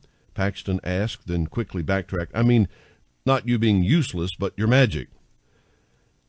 Our magic will not serve us until we are close enough to take down their protection spells. Vivian spoke in her usual controlled tone, but Paxton could tell she didn't care for him or anything about him. However, we would assume that Taryn is being held in a spelled room or cell or something. It will probably take more than one of us to break it. You know what they say about assuming, Paxton mumbled under his breath. Vivian glared at him, a look he didn't care to ever receive again. He sipped at his water and returned to reviewing the tactical information on the table. Is that the old Wonder Bread factory? Really? That's where they set up? Yeah, it is. Why? It used to be a club. Back when I first came to Memphis. Remember, Mike? Paxton thought back to that space. It's massive inside, hollowed out with stages set up at both ends, but the VIP rooms were underground, like a bunker. It was cool. Paxton spun the map around and pointed to a place on the blueprint. See, this is wrong. There's an access point here. That's where Mike used to pick me up. Mike rounded the table and looked over his shoulder. Shit, he's right. There was an access door on that end of the building, and they had a road that veered off the main drag to loop around. Are you sure? Vivian leaned over and ran her fingers over the area of the blueprint. They may not know about it, or at the very least, not realize we would know about it. I'm positive. It was a great way to avoid the press or the cops. Let's just say that club was not very upstanding. There's a reason it got shut down. Paxton downed the rest of his water. See, I'm helping already. Don't let it go to your head, Vivian warned. We've got a lot to do, and we know that they've probably got us outnumbered. Don't you work for the FBI? Can't you get a full tactical squad in there? Paxton figured they'd have some help, more than just the 5 of them. I can't take just any members of the FBI into this fight, not with supernaturals involved. Vivian talked down to him, and he hated that. Besides, how do I explain how we figured out they're holding her there? Tell them we did a tracer using her baby daddy? Paxton's eyes narrowed, and he crunched the empty water bottle. The other roared in his head. That wild fury that pushed on him to shift. He choked it back, though. Paxton didn't have to like Vivian, but he clearly had to work with her to get Taryn back. Watch it, witch. Get over yourself. Vivian held her ground. Okay, kids, you don't like each other. We get it. Star stepped between them and attempted to defuse the situation. You don't have to like each other, and the minute this is all over, you can go your separate ways and never talk again for the rest of your lives. But we are going to get my sister back, and to do that, I need both of you. The final chapter. Taryn lost track of time. She might have dozed off, but she couldn't be certain. Her body ached. Every muscle twitched from holding as still as possible. People walked past her door, but not one looked in. The door remained open, taunting her. They were trying to wear her down, whomever they were. Taryn hardened at the thought. They didn't know her, or what she was capable of. A man appeared in her doorway, tall and slender, with fine features, almost effeminate. His suit was cut to accentuate his form, crisp and topped off with shiny leather shoes that probably cost more than her car. He studied her for a moment before stepping into the room. "Hello, Ms. Jameson." His gravelly voice did not fit with his appearance at all. "I am Princeton Caldwell." He took a step forward, but kept a healthy distance between them. Taryn blinked, but remained silent. His hair, a wave of blonde that fell over his shoulders, looked fake, like a cheap Halloween wig. Still, Princeton Caldwell brushed it away from his face and flipped it over his shoulder with pride. Taryn almost snickered, but managed to keep her eyes forward, focused on the door.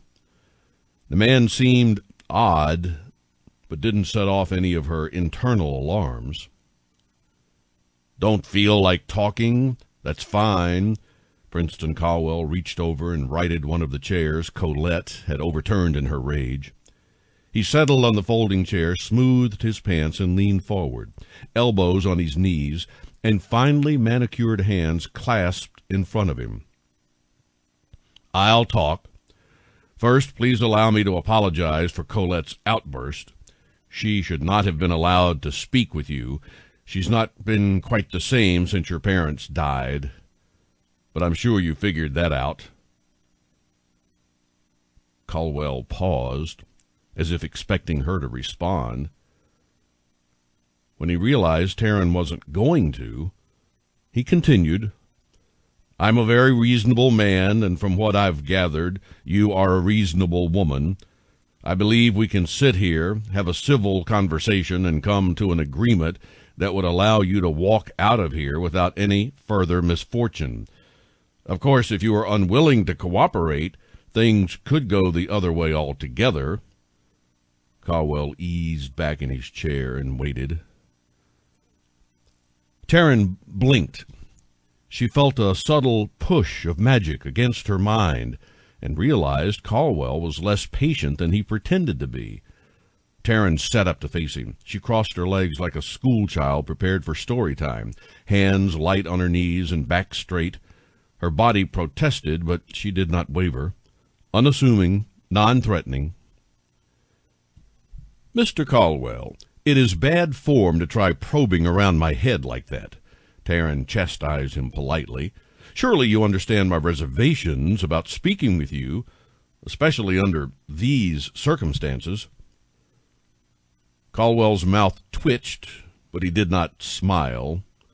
"Apologies, Ms. Jameson. I feared you had retreated so far into yourself that you were not capable of hearing me." "Now, we both know that's not true." Taryn held the man's gaze. "If what Colette said is true, you know enough about me to know what I am capable of, yet you took me anyway." "If you were going to do something, Ms. Jameson, I believe you would have done so already," Caldwell pointed out. "No, I suspect that poor Colette piqued your interest despite her obviously frail mental state. You do have missing pieces of that night, do you not?" and you know that we can help put pieces back together. Taryn shrugged. Maybe. Maybe not. Let's say that Colette's mad ramblings left me wondering what the authority could possibly want with me. She realized that they didn't know about the baby. That was something. If they did, it would be a bargaining chip to be played, and Taryn could not abide that. In the meantime, she had let them believe that they had interested her enough to try not to escape. It was the best chance for her unborn child. She hadn't even told Paxton yet. Would Starr tell him? Would he come for her? Caldwell's lips curled into a smile. Poor Colette, still believing that she fights the good fight. No, my dear, we are not here on behalf of the authority. Sadly, they released Colette from their service after her mental break. Caldwell frowned. It was unfortunate, really. She's a brilliant witch, even if she is a bit mad. I'm sure you can vouch for her sleep spell. Quite effective, wouldn't you say? Taryn gave a wry smile and gestured for Caldwell to continue. Her stomach rolled. Though she did not feel the slightest remorse if she vomited on Caldwell's perfect ensemble, Taryn didn't particularly want to show weakness or give them any reason to suspect she wasn't alone in her body. I don't know where to begin, really. It's more a comedy of errors and unbelievable coincidences that led us to you. Some in our world do not believe in coincidence, while others rely heavily on fate and destiny.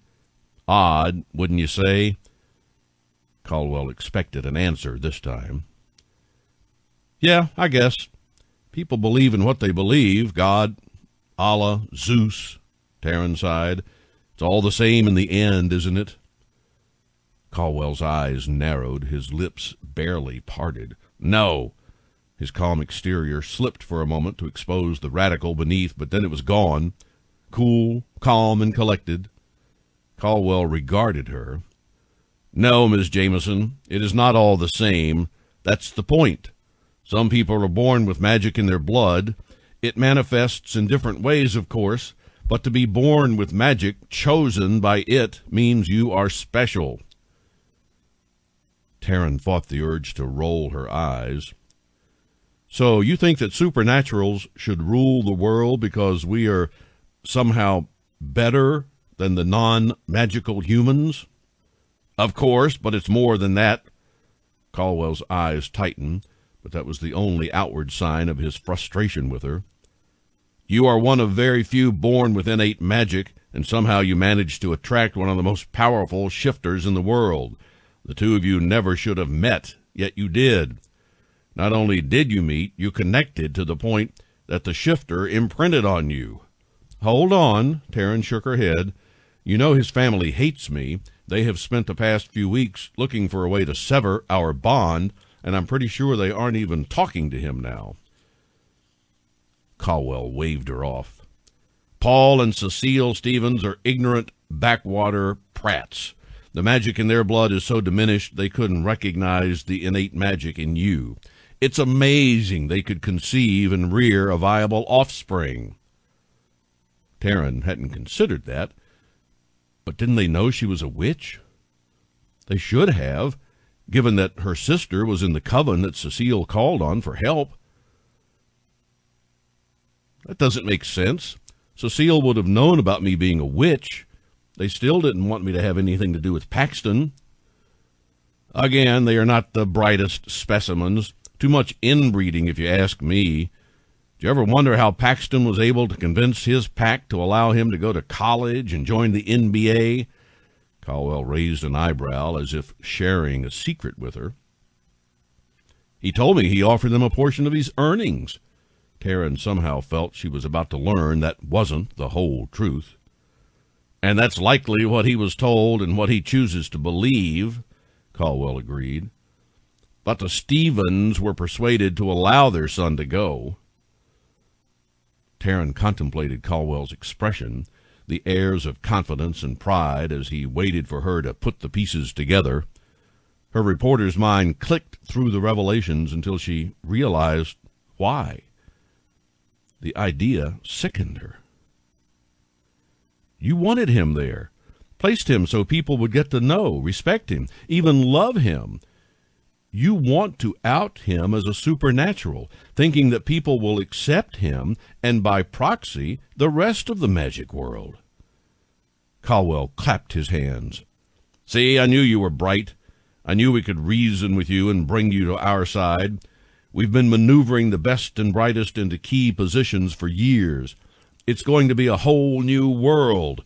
Paxton Stevens is just the first of many, and with you by his side, whispering guidance in his ear. Caldwell trailed off as he imagined their plots and plans coming to fruition. Why would you help Joey, then? What did that accomplish other than Paxton being beaten within an inch of his life? Taryn struggled to keep her voice, even though she wanted to scream and rip out Caldwell's throat. And what happens if people don't react the way you want them to? What if he actually hurts somebody else, like what happened in the locker room already? How do you deal with those deaths? Paxton's dim-witted cousin was not a part of my plan. Caldwell's porcelain face fell just a little. It is regrettable that the boy was brought into the fold at all. My colleagues gravely overestimated his abilities. Lesson learned. It is best to do things yourself if you want them done correctly. I have already dealt with the disappointment personally. Joey, Caldwell looked like he had swallowed a lemon, such a distasteful name for a young man, was enlightened on the way our world works and what happens to those who don't do as they are told. Taryn didn't want to know what that meant. Not that she'd missed the asshole who kidnapped and beat Paxton, but she suspected Caldwell could be Jack the Ripper cruel when he wanted to be. And the locker room incident? That was regrettable, of course. We are not animals, Miss Jameson. There is value in human life, and I do feel, Caldwell fumbled for the word, remorse for what happened. However unfortunate the incident, it enlightened us to the bond between the two of you. If not for Mr. Stevens' imprint on you, he would not have attacked his teammates. The drug was just meant to lower his inhibitions enough to push him over the edge to shift into his other form where humans would see him. We had no way of knowing that he imprinted on you or that his team would be so foolish as to discuss you in front of him. Taryn fought the urge to attack Princeton Caldwell on principle. The elitist bastard may have good fashion sense, but he sorely lacked in the common decency department. This all sounded like one big clusterfuck that Taryn didn't want to have any part of. Mr. Caldwell, I fully appreciate your perspective and the incredible amount of work you have done in the name of magic. I'm wondering what it is you want from me and what I need to do in order to walk out of here alive.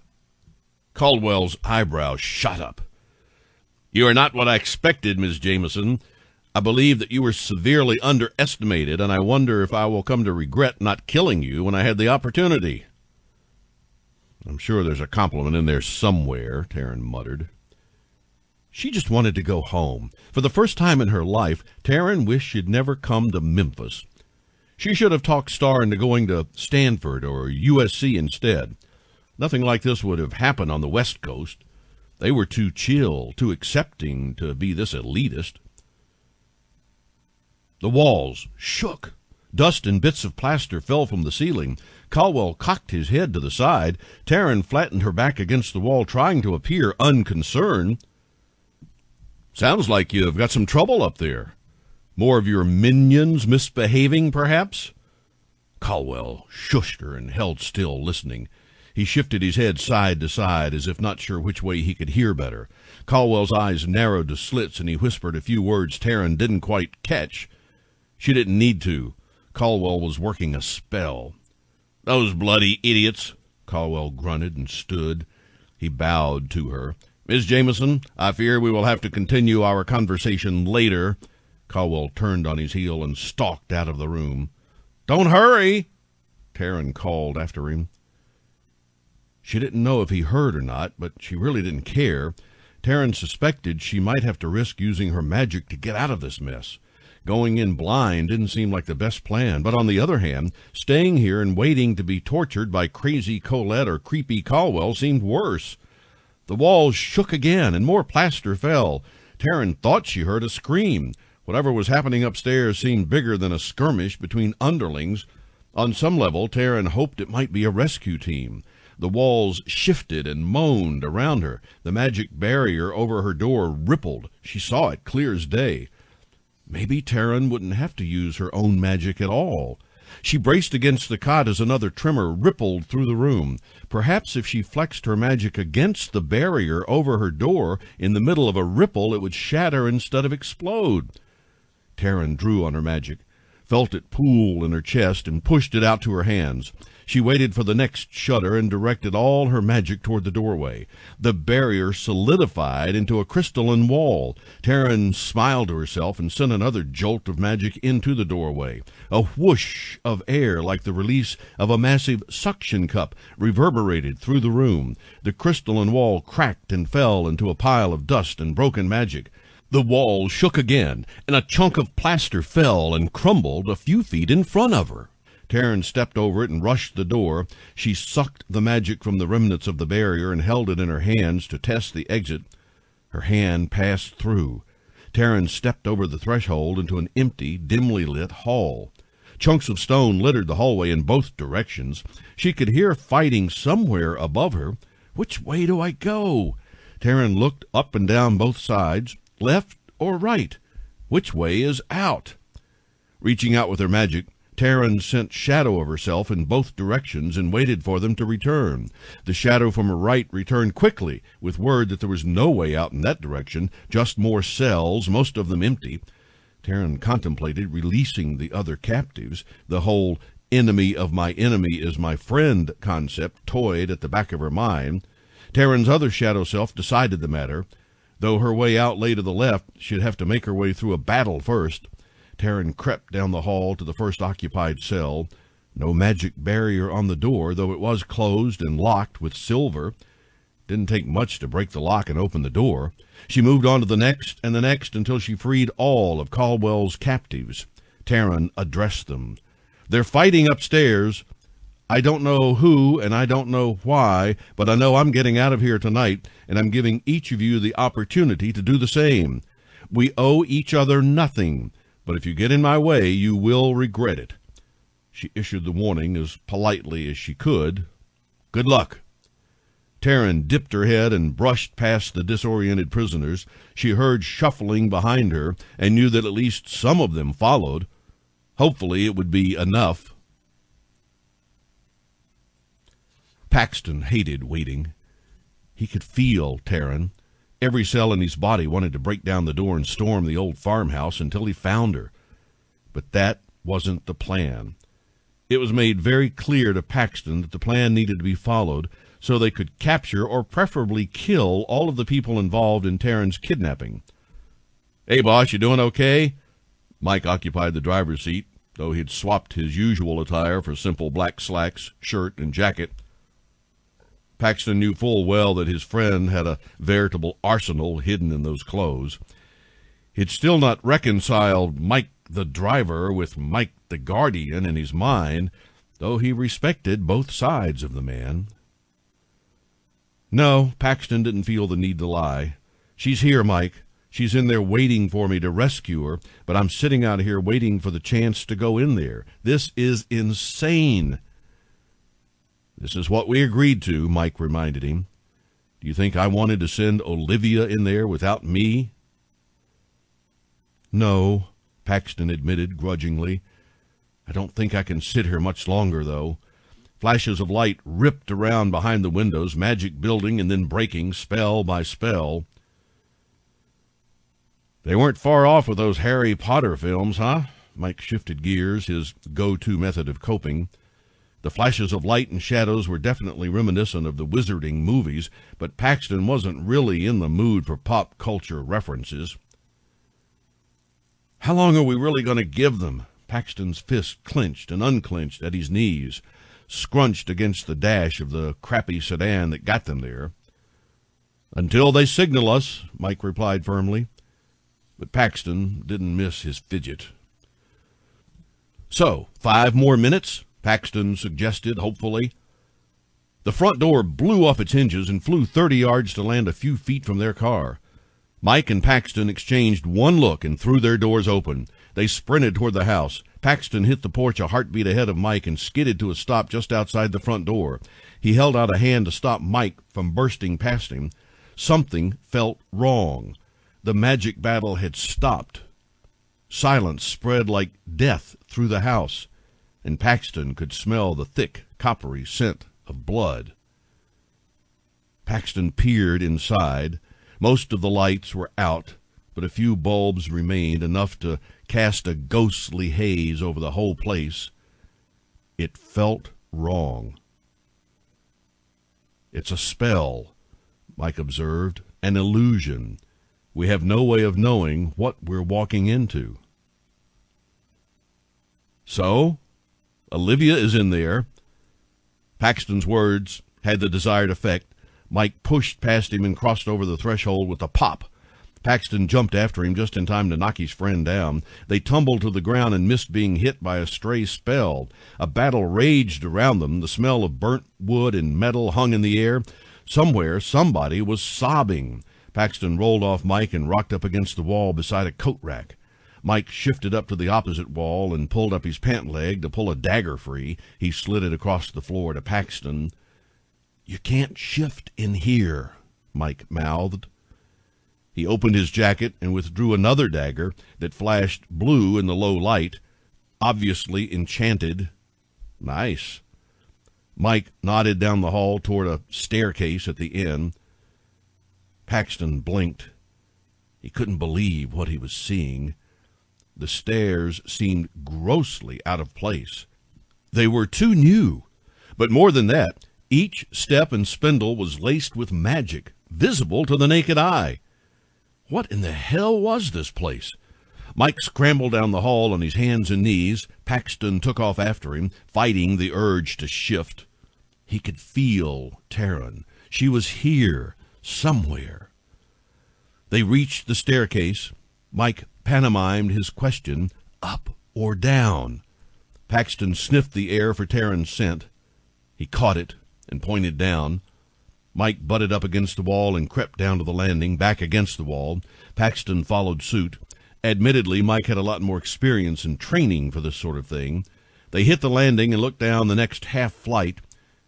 It was clear, but they could hear the shouts of battle echoing up from somewhere below. Paxton wondered how far down it went, how many people he'd have to kill to get to Taryn. She felt closer, much closer. The other roared inside him, clawed at his mind, begging to be freed, and furious that Paxton wouldn't let him out. Mike was right, though. He couldn't shift here and risk losing control. "Is she on this floor?" Mike whispered. Paxton sniffed the air and shook his head. They had brought her this way, but no, she was further down. A wolf jumped out of the shadows straight for Mike, who ducked at the last minute so the creature hit the wall, and Mike whirled to drive a dagger in the beast's side. With a whimper, the wolf fell to the tile floor and shifted back to human form, an older man with silvery hair the same color as the beast's fur. He clawed at Mike's leg, but the driver spat on him and kicked him in the face. The shifter's head lolled to the side, blood spurted out of his nose, and his eyes closed. "Let's go." Mike hit the next flight of stairs like nothing happened. They took these two at a time, backs to the wall. This floor opened to an expansive room overrun by the battle. Magic shot from every direction as supernaturals hid behind thick marble pillars to avoid being hit. A shadow swooped across the room and descended on a young warlock. The shadow took form and caused the other in Paxton's mind to shriek and push to be freed. Paxton reared against the bear. He motioned to Mike to keep moving. Getting into a tussle with a vampire was definitely not a part of the plan. The bloodsucker was too busy with the young warlock to notice Paxton, thankfully. They rushed down the next flight of stairs. Paxton's body buzzed with electricity. He almost ran into her. "Paxton?" Taryn blinked up at him. She looked too pale. The dark circles under her eyes were evident even in the dim light. Paxton wrapped her up in his arms, not truly believing it was her until he smelled her and felt her body stretched against his. Gods, how he wanted to take her now. His body came alive now that he held her again. Paxton pushed her hair away from her face and slanted his mouth over hers. The familiar taste of Taryn invaded his senses and soothed the other inside of him. Calm washed over Paxton as his hands roved over Taryn, just wanting to know she was whole and there with him. He felt her hands slide up beneath his shirt, fire licking across his skin. This woman could wake him from the dead. A throat cleared behind him. Boss, this probably isn't the time for that." Taryn pulled away from him, but didn't let go. She walked her hand down his arm and looped her fingers around his. Paxton gave her fingers a squeeze. Whatever had happened between them didn't seem to matter anymore, and that was perfectly fine by him. "How many floors are down there?" Mike asked Taryn. "At least 3. We didn't go down, so there may be more." Taryn turned all business. Her grip on Paxton's hand tightened. "There may be more prisoners. I freed the ones I found and told them to follow if they cared to. What's going on up there?" Mike opened his mouth to answer, but something struck him from behind before he could answer. His body propelled into the small crowd Taryn had freed and knocked down several beneath him. A wolf materialized on Mike's back. Claws dug into his shoulders as the beast turned on Paxton and Taryn. Yellow eyes narrowed, and Paxton swore the creature's mouth curled into a sneer. Paxton moved to shift. His other half could tear this thing limb from limb, but Taryn tugged him back beside her. She muttered a few words he didn't understand. The wolf tried to run. It springboarded off Mike's back, but Taryn flicked her hand toward the creature. It froze in midair. Literally. The wolf turned to ice, shrieking as the curse spread over its body until it reached the muzzle and brought silence. Taryn flicked her fingers downward, and the ice wolf fell to the stone floor where it shattered into millions of pieces. The remaining supernaturals took one look at Taryn and fled up the stairs, leaving Mike bleeding on the floor. Taryn fell to her knees beside Mike and probed at his wounds.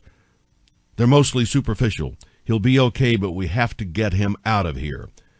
Paxton moved into autopilot. He lifted his friend with a grunt and slung him over his shoulder so he could still see where they were moving. "We came down a few flights from the main floor. They're still fighting up there." Taryn nodded and headed up the stairs. Paxton followed, looking over his shoulder as they went so they weren't taken by surprise again. Mike moaned over his shoulder, but Paxton kept moving. They reached the main floor to find half a wall blown away and a pair of witches facing off in the strip of hallway that stood between them and the front door of the house. Paxton recognized the one at the far end as Vivian, but the one closest to them was a stranger. "Vivian can't beat her," Taryn whispered. "She's powerful and insane." Paxton watched them exchange fire, ducking and weaving as they cast spells at each other, barely visible in the smoke and haze. He sniffed the air. Somebody started a fire. "We have to get out of here now." It dawned on him that they hadn't set a signal for the all-clear to alert the others when it was time to retreat. Paxton turned to tell Taryn to watch over Mike, but she was already in motion, a silvery shield wrapped around her body like a second skin. She walked straight at the crazy witch, who didn't notice Taryn at all until they were barely a few feet apart. "Colette?" Taryn's voice echoed all around them. "Stop, Colette!" The woman turned to Taryn. A dreamy look fell over the witch's face as she took in the shimmering figure. She reached out for Taryn. "Colette," Taryn said again, "you have failed our kind. You have broken your vows with magic and with your coven." The woman fell to her knees, cowering in front of Taryn. Tears rolled over her cheeks and fell to the floor. She reached inside the folds of her dress. Paxton opened his mouth to warn Taryn, but it was too late. Taryn reached out, a ghostly hand extended from her own, and wrapped around the woman's neck like a snake. The woman raised her own hand. A knife sparked in the darkness. Her eyes bulged in their sockets as the ghostly hand squeezed tighter and tighter until the knife clattered to the ground and the woman's head lolled to the side. Taryn dropped her arm and the ghost hand disappeared. The woman's body fell to the ground in a heap, lifeless eyes staring into the unknown. Taryn turned toward him, the silvery web around her pulsed brighter and then vanished. "Come on, we've got to get him out of here." Paxton carried Mike over his shoulder down the hall toward Vivian. Taryn crept silently beside him, tense and aware of every movement around them. Paxton and Taryn stepped over broken furniture and under a fallen beam to where Vivian stood at the front door. She gestured to a break in the wall, where Star lay slumped, unconscious but breathing. "She took a wicked sleeping spell from that psychopath." Vivian thumbed toward the woman Taryn had just taken down. "She's okay, though," Vivian assured Taryn. "It's good to see you alive." "You too," Taryn nodded, her mouth a tight line. "But could we possibly continue with the reunion once we're all out of here?" "I'll get Mike out to the car and come back for Star." Paxton tried to walk out of the house but found the way blocked. An invisible barrier had replaced the front door that had been blown off. "Yeah, about that." Vivian frowned. "Star and I were trying to leave when she got hit by the sleep spell. They put up some sort of barrier to keep us in." "What about the people that came up here before us? Taryn freed some of the other prisoners and they took off when Mike was attacked." Paxton looked around. They were sitting ducks in the middle of the main hall. "Some of them made it out before the barrier went up. The rest fled up the stairs. I guess they were hoping to get out another way. None of them have come back down, so maybe they made it." Vivian clutched at her shoulder. Paxton smelt the blood on her. "Bit or cut?" Paxton nodded toward her wound. "What?" "Oh, cut. I got grazed by a fireplace poker. I'll be all right." Vivian nodded to Mike. "And him?" "Wolf attack. Not bitten," Paxton assured her. "Where's Olivia?" "Upstairs, I think. I lost her in the fight." Vivian's eyes widened. "Duck!" They all hit the deck, and Vivian spun out of the way of a dagger that struck the frame of the front door and wavered there. "We can't stay here," Paxton shouted. "Any chance of breaking the barrier?" "Not safely, not without knowing who cast it," Taryn called out from beside her sleeping sister. "Ms. Jameson, it's poor form to kill your hostess," a gravelly voice called from the far end of the hall. Taryn paled even more, if that was possible. Paxton caught her eye and held it. Fear and anger warred behind her eyes. Something shifted in her in that moment, something primal, instinctive, something that Paxton had seen in himself when he shifted. She smiled at him, a soft, sad smile that felt like goodbye. The look on Paxton's face nearly broke her heart. She found him again only to lose him. Taryn knew exactly what she had to do to save everybody. It came to her when she fought Colette. In the end, the woman remembered her vows, remembered the Jamesons who were once her dearest friends. Taryn saw into her mind, saw the pieces of the night she'd been missing, saw the truth of everything that had happened since, as she squeezed the life out of Colette. Taryn brushed her lips across her sister's forehead. She stole one last glance at Paxton. The pain of what could have been squeezed her heart like a vice. Taryn stood to face Princeton Caldwell. "You want me? Let them go," Taryn commanded. Her voice boomed down the hallway with more confidence than she felt. The house stilled around them. "Let my people go. Let anybody who wants to leave go in peace from this house. You and I will sit down and finish our conversation like two civil people." Paxton protested behind her, but she held up a hand to silence him. Taryn would not take her eyes off Caldwell, could not give him even a second to act against her. Never again would this man take from her. She watched him, watched his eyes flicker with emotion as he considered her proposal. "Very well. They may leave so long as you stay." Princeton Caldwell lifted a gloved hand toward the front door and flicked his wrist as if shooing away a bug. Taryn felt the snap of the barrier behind her. "Vivian, take my sister. Get her out of here and tell her how much I love her." "Don't do this," Paxton pleaded with her. She could almost see him, see the conflict in his face. "I love you," Taryn murmured. "If you love me, please go, so I can do what I have to do. If I survive, I swear I will find you." "No, fuck that. You're not doing this without me," Paxton growled. She knew he was close to shifting, knew he'd been close the whole time. "This is my fight. He wants me. You saw what I did. That's just a part of what I'm able to do," Taryn admitted to her lover. "I'm sorry I didn't tell you before. I'm so sorry. Let me do this so I can make the world safe for you again." "No fucking way." "Last chance to leave, shifter," Caldwell warned from the end of the hall. Taryn saw something flicker across his face. Was that doubt? "Paxton, you should go," Taryn whispered. This was her fight. "No fucking way," Paxton repeated, louder this time. "I did not fight through all of this shit to get to you only to walk away from you. Fuck that, Taryn." "Very well." Caldwell clapped his hands together. "This could be better with the both of you." "No, he needs to go," Taryn insisted. "Too late. I've changed my mind," Caldwell shrugged. "I want you both in exchange for the rest of your people. Come with me and everybody else can leave of their own accord." Paxton slipped his hand in hers. "We're in this together.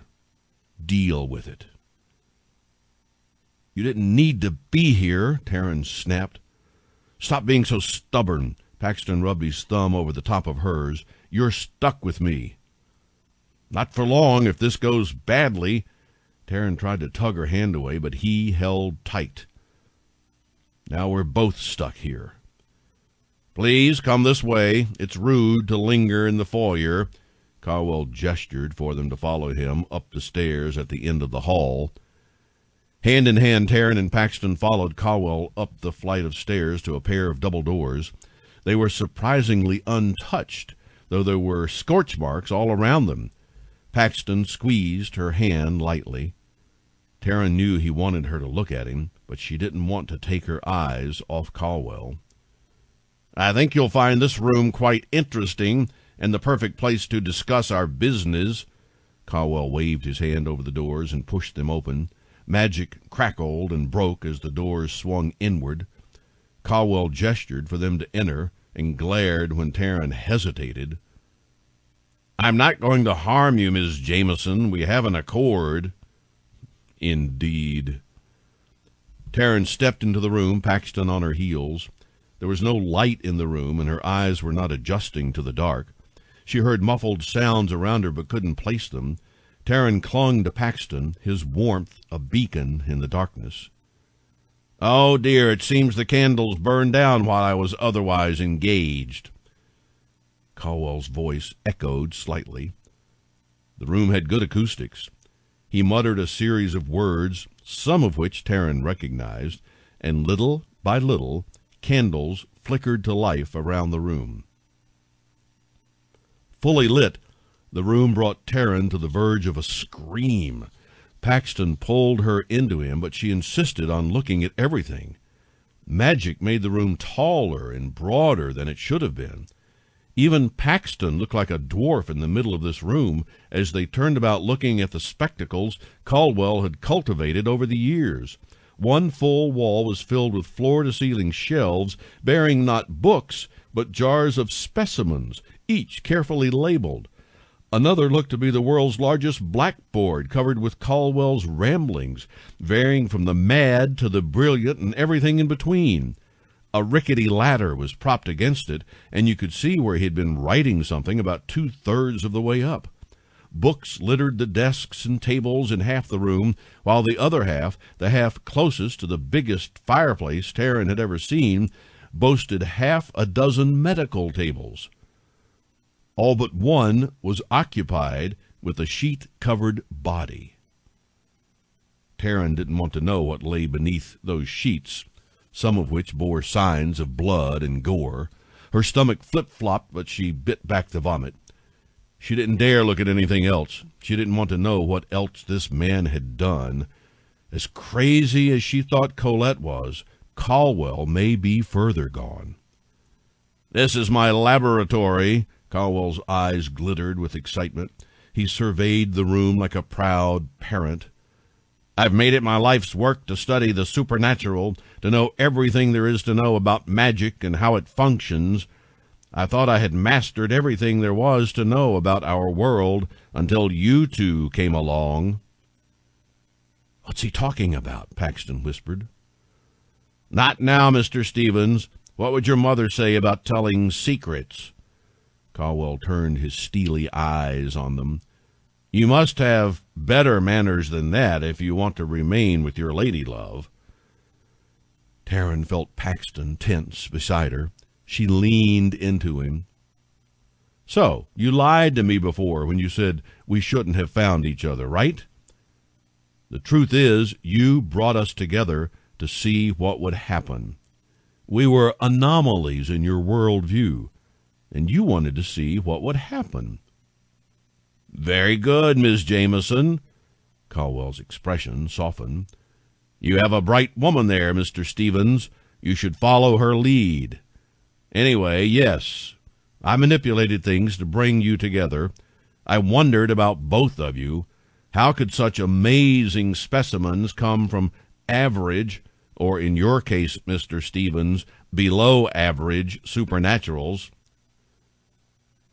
"Isn't it like that theory about two ugly people making beautiful children?" Paxton blurted. "Maybe that's all it was. Our parents were the ends of their lines, so they were destined to dump everything great about them into us."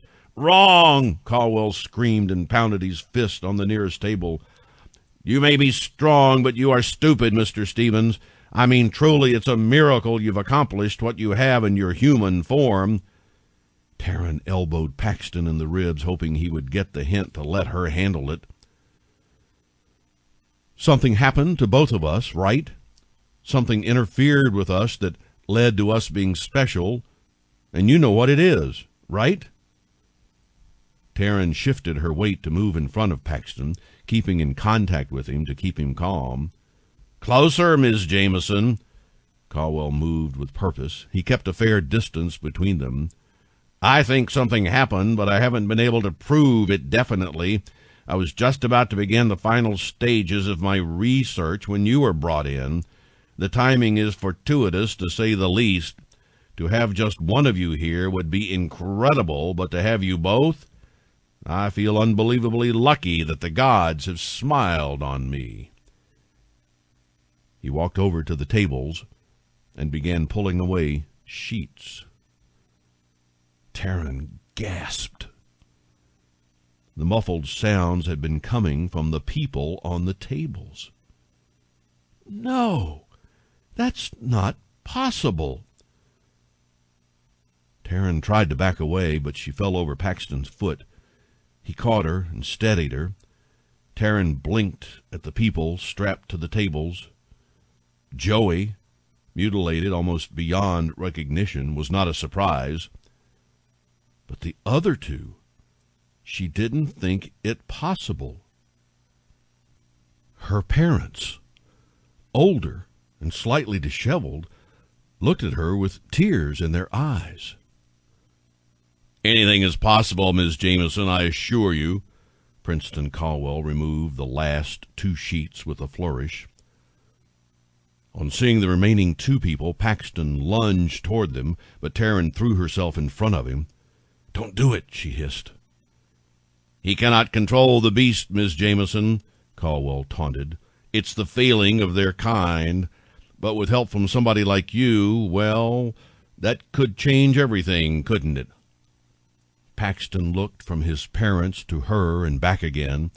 The pain in his eyes spoke volumes, but Taryn couldn't let him go over there, not yet.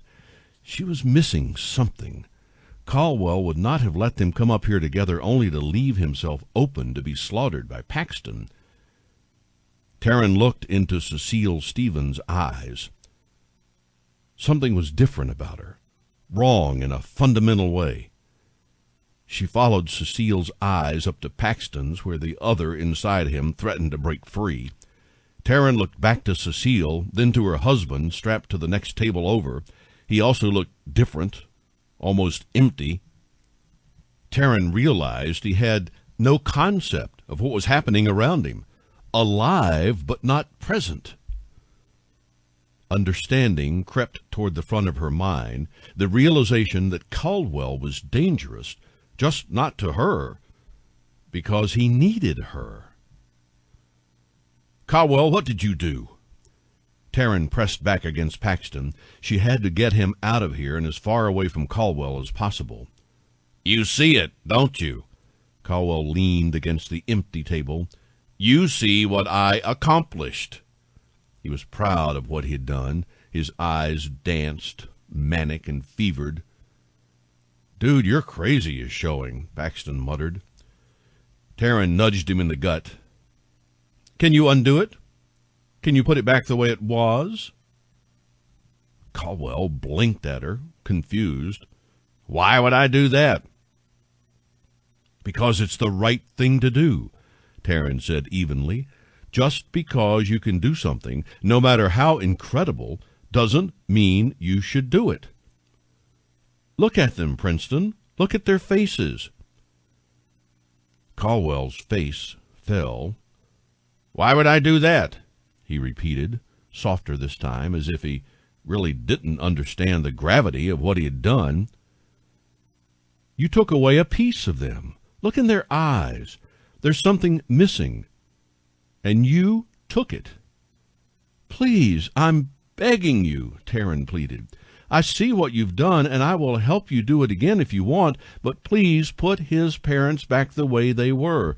Give them their magic back." Paxton sucked in his breath behind her. He finally realized what Caldwell had done. She felt the tension and fury rolling off him in waves.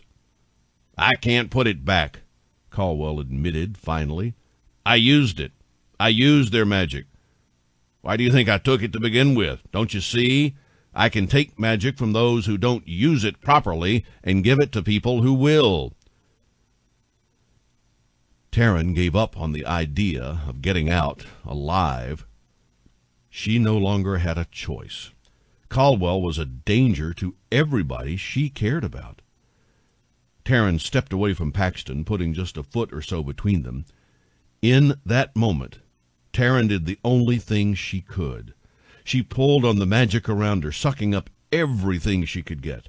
There would be no denying her abilities after this, but it didn't matter anymore.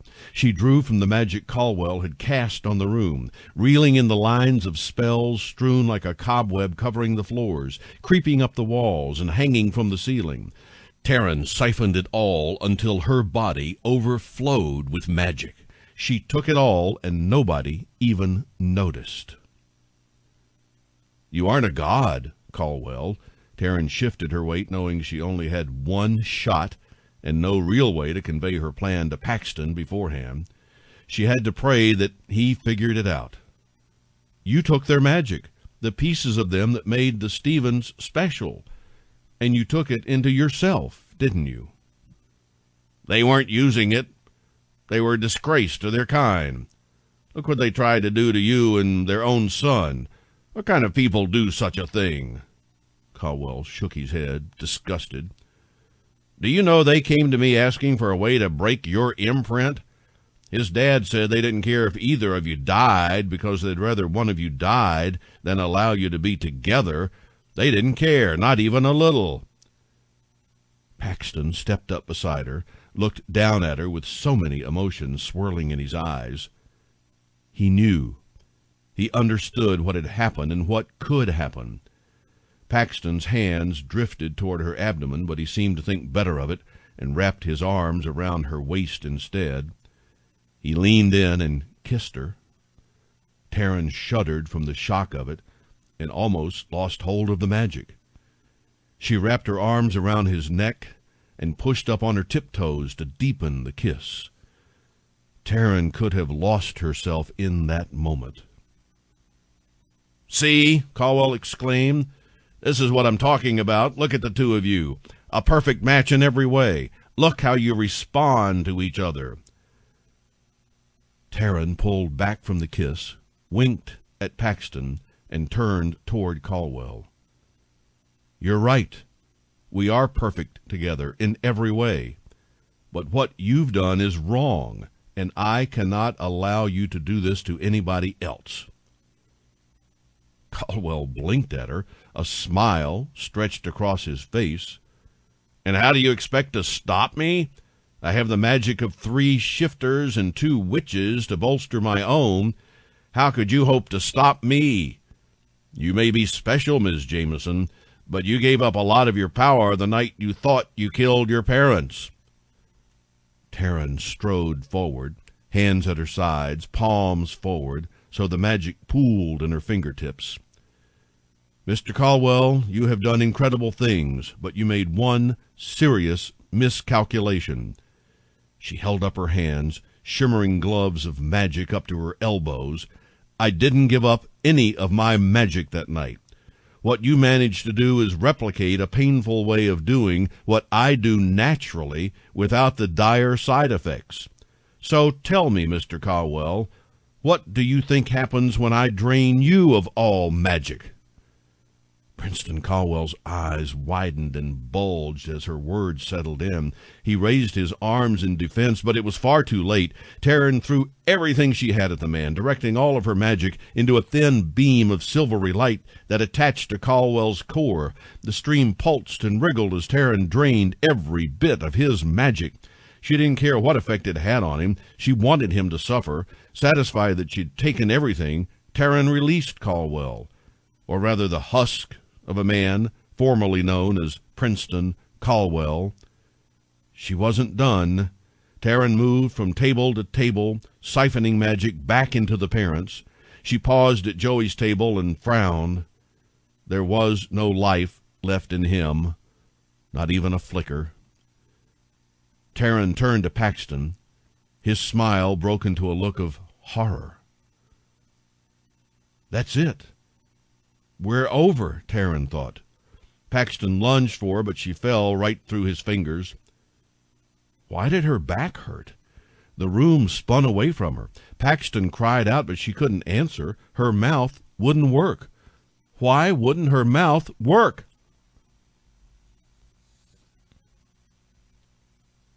Epilogue. "Taryn? Come on, honey. You've got to wake up.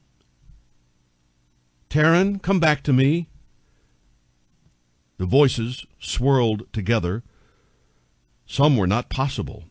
Her mom had been dead for years. Taryn felt light, but her head was heavy with sleep, like the worst hangover of her life. She'd been in a fight. Why couldn't she remember? "Taryn?" Paxton. That was definitely Paxton. A moan escaped her lips. She blinked. The lights burned her eyes. Too bright. Taryn blinked again. Less bright. A shadowy figure leaned over her. A warm hand squeezed her arm. "Taryn, come back to me." Paxton's face floated to the front of her mind. She blinked a few more times. The brightness diminished, and Taryn was finally able to open her eyes. It took a moment for the world to come into focus, but when it did, she saw Paxton first. He looked drawn, tired, and like he hadn't shaved in a week. "Paxton?" Taryn rasped, her throat burning. "Welcome back." Paxton smiled at her. He brushed his lips over her forehead, pecked her lightly on the tip of her nose, then trailed down to her lips. "You scared me there for a bit. Don't do that again." Taryn fought to remember exactly what happened, but her memory seemed spotty. More than spotty, there were huge, gaping holes. Why can't I remember what happened? Paxton shifted uncomfortably. The coven thought that might happen. You were pretty far gone, Taryn. It took a lot to bring you back. What happened? Paxton exhaled and traced a finger along the side of her face. You were brave. You pulled all of the magic from Caldwell and gave it back to our parents. You turned to me, and Caldwell stabbed you in the back with a knife. I tried to get to you, but I couldn't. Olivia burst in with Vivian and destroyed Caldwell, but you were bleeding so much. Paxton brushed his hand through his hair. There's a lot to tell you, and I'm not doing a very good job of it. You're doing fine, Taryn assured him. She liked seeing him this way. How are your parents? Wait, my parents? Memories tickled at the edge of her mind. Her mom's voice. Our moms are just fine. They have both been in to see you. Your dad is still recovering, but they think he will be okay, Paxton trailed off. And your dad? He didn't make it. Paxton crawled into bed beside her, wrapped his arms around her, and held her close. You should probably sleep some more. When your mom finds out you're awake, she's going to be all over you. And your sister. Star has been a wreck. Taryn tucked her head against his chest. I just want to be here with you, like this. Can we do that? Of course. Paxton kissed the crown of her head. I'll be here with you as long as you need. Taryn shifted to move closer to him. Is there anything else I absolutely have to know? The baby is just fine. Wait, what? Taryn tipped her head to look up to him. The baby is just fine. Everybody is surprised, but happy, I promise you. Paxton brushed his lips across her forehead. We are going to be just fine, Taryn. Get some sleep, and I will stay here as long as you need me. So, forever? You're staying forever, Taryn mumbled as she dozed off again. The end. This has been Basket Bear, a paranormal shapeshifter romance, written by Amy Starr, narrated by Charlie Boswell. Copyright 2017 by simplyshifters.com. Production copyright 2017 by simplyshifters.com.